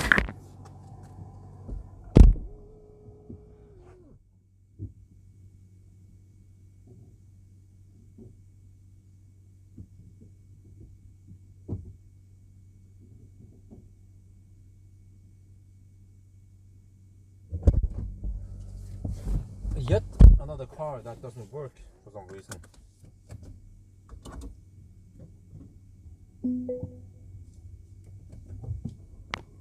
Okay.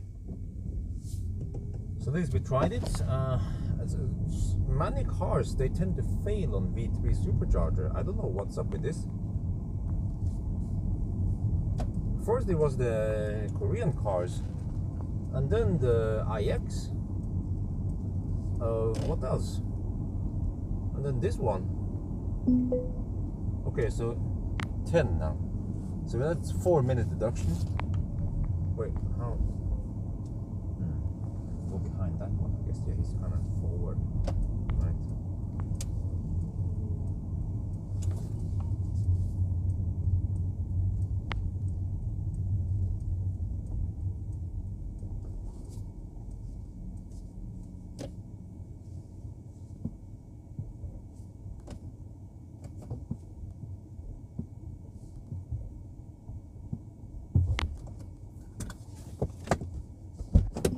Yeah, it's 11 now. Okay, so it's 11 over here.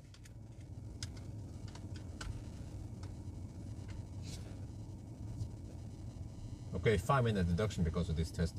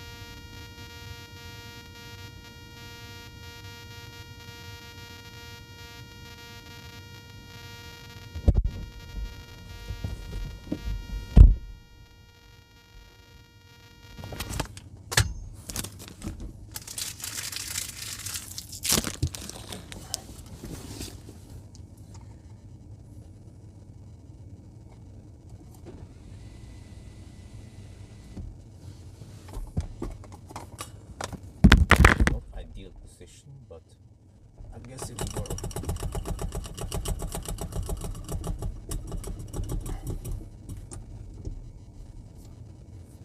What? 30 kilowatt? The fuck? Okay, here we go.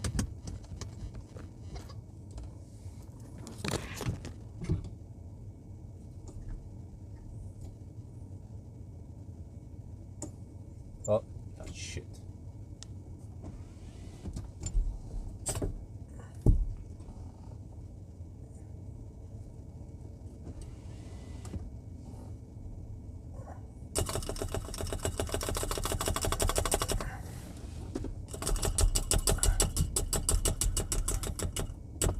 No, Supercharger failed. Okay, that's the best I can do for now. Let me see, I have to go outside. Sorry.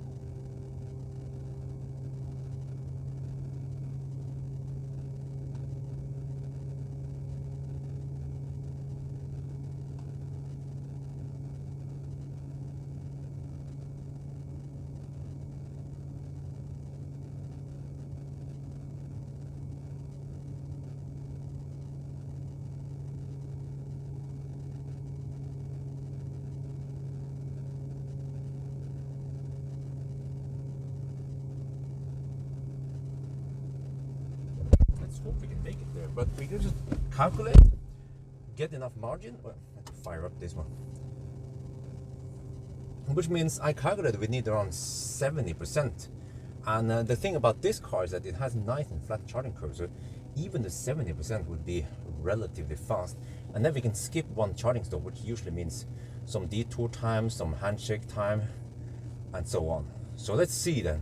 Let's try the strength of this car, which is good range and nice and flat charging curve. Huh?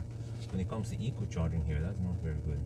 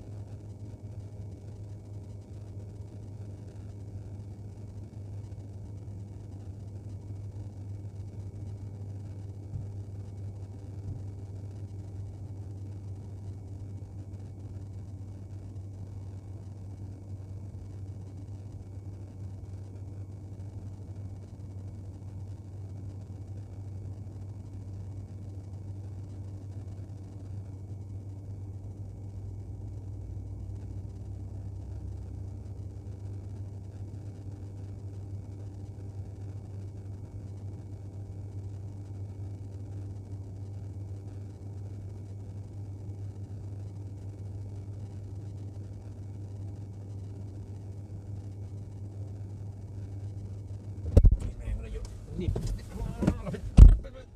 อันนี้ไม่รู้ทำไมมันลงตั้งเยอะเลยทุกครั้งอ่ะเราต้องคลีนกระจกหน่อยก็จะขับไกลแล้วนะเนี่ยเดี๋ยวลองเช็คดูนะปกติเราจะจอดที่สเปกเกอร์นะโว้โอ้โหช้าเหี้ยจอมันเริ่มแต่ว่า lag ไม่ใช่เหมือนเทสลานี่สมูทมากเลยโอเคสเปกเกอร์จุดนี้มันใกล้ก็ถ้าจะชาร์จที่นั่นก็ได้ถ้าจะไปจอดนั่นก็ได้แต่ว่าเราจะลองสกิปแล้วก็ไปสตรีมสต่อแล้วนะเดี๋ยวมันจะอยู่ประมาณนี้เดี๋ยวอยู่ไหนนะผมจำไม่ได้อ่ะมันช่วยเราหาไหมนี่กดนั่นรอ let go อายุนิติ223 กิโลเมตรจากนี่ โอเคเดี๋ยวเราเช็คดูนะว่าเราชาร์จเลยก็ไหนก็กดปุ่มนี้นะเนี่ย165 กิโลวัตต์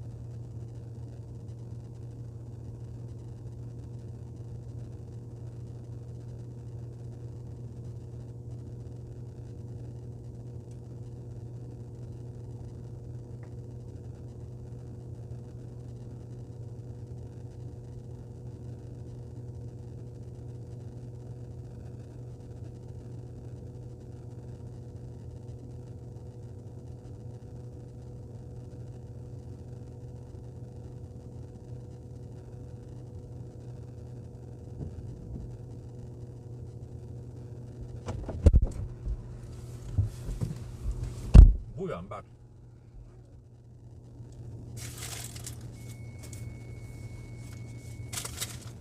Well, see, we're already at 47%.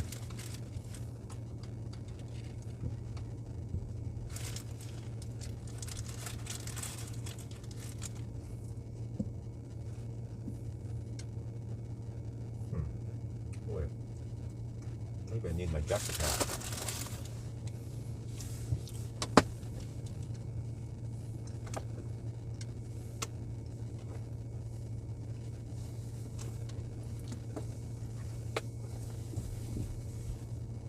So we're going for 70%. I'm not sure, maybe 75 would be slightly safer because stuff usually happens after sunset.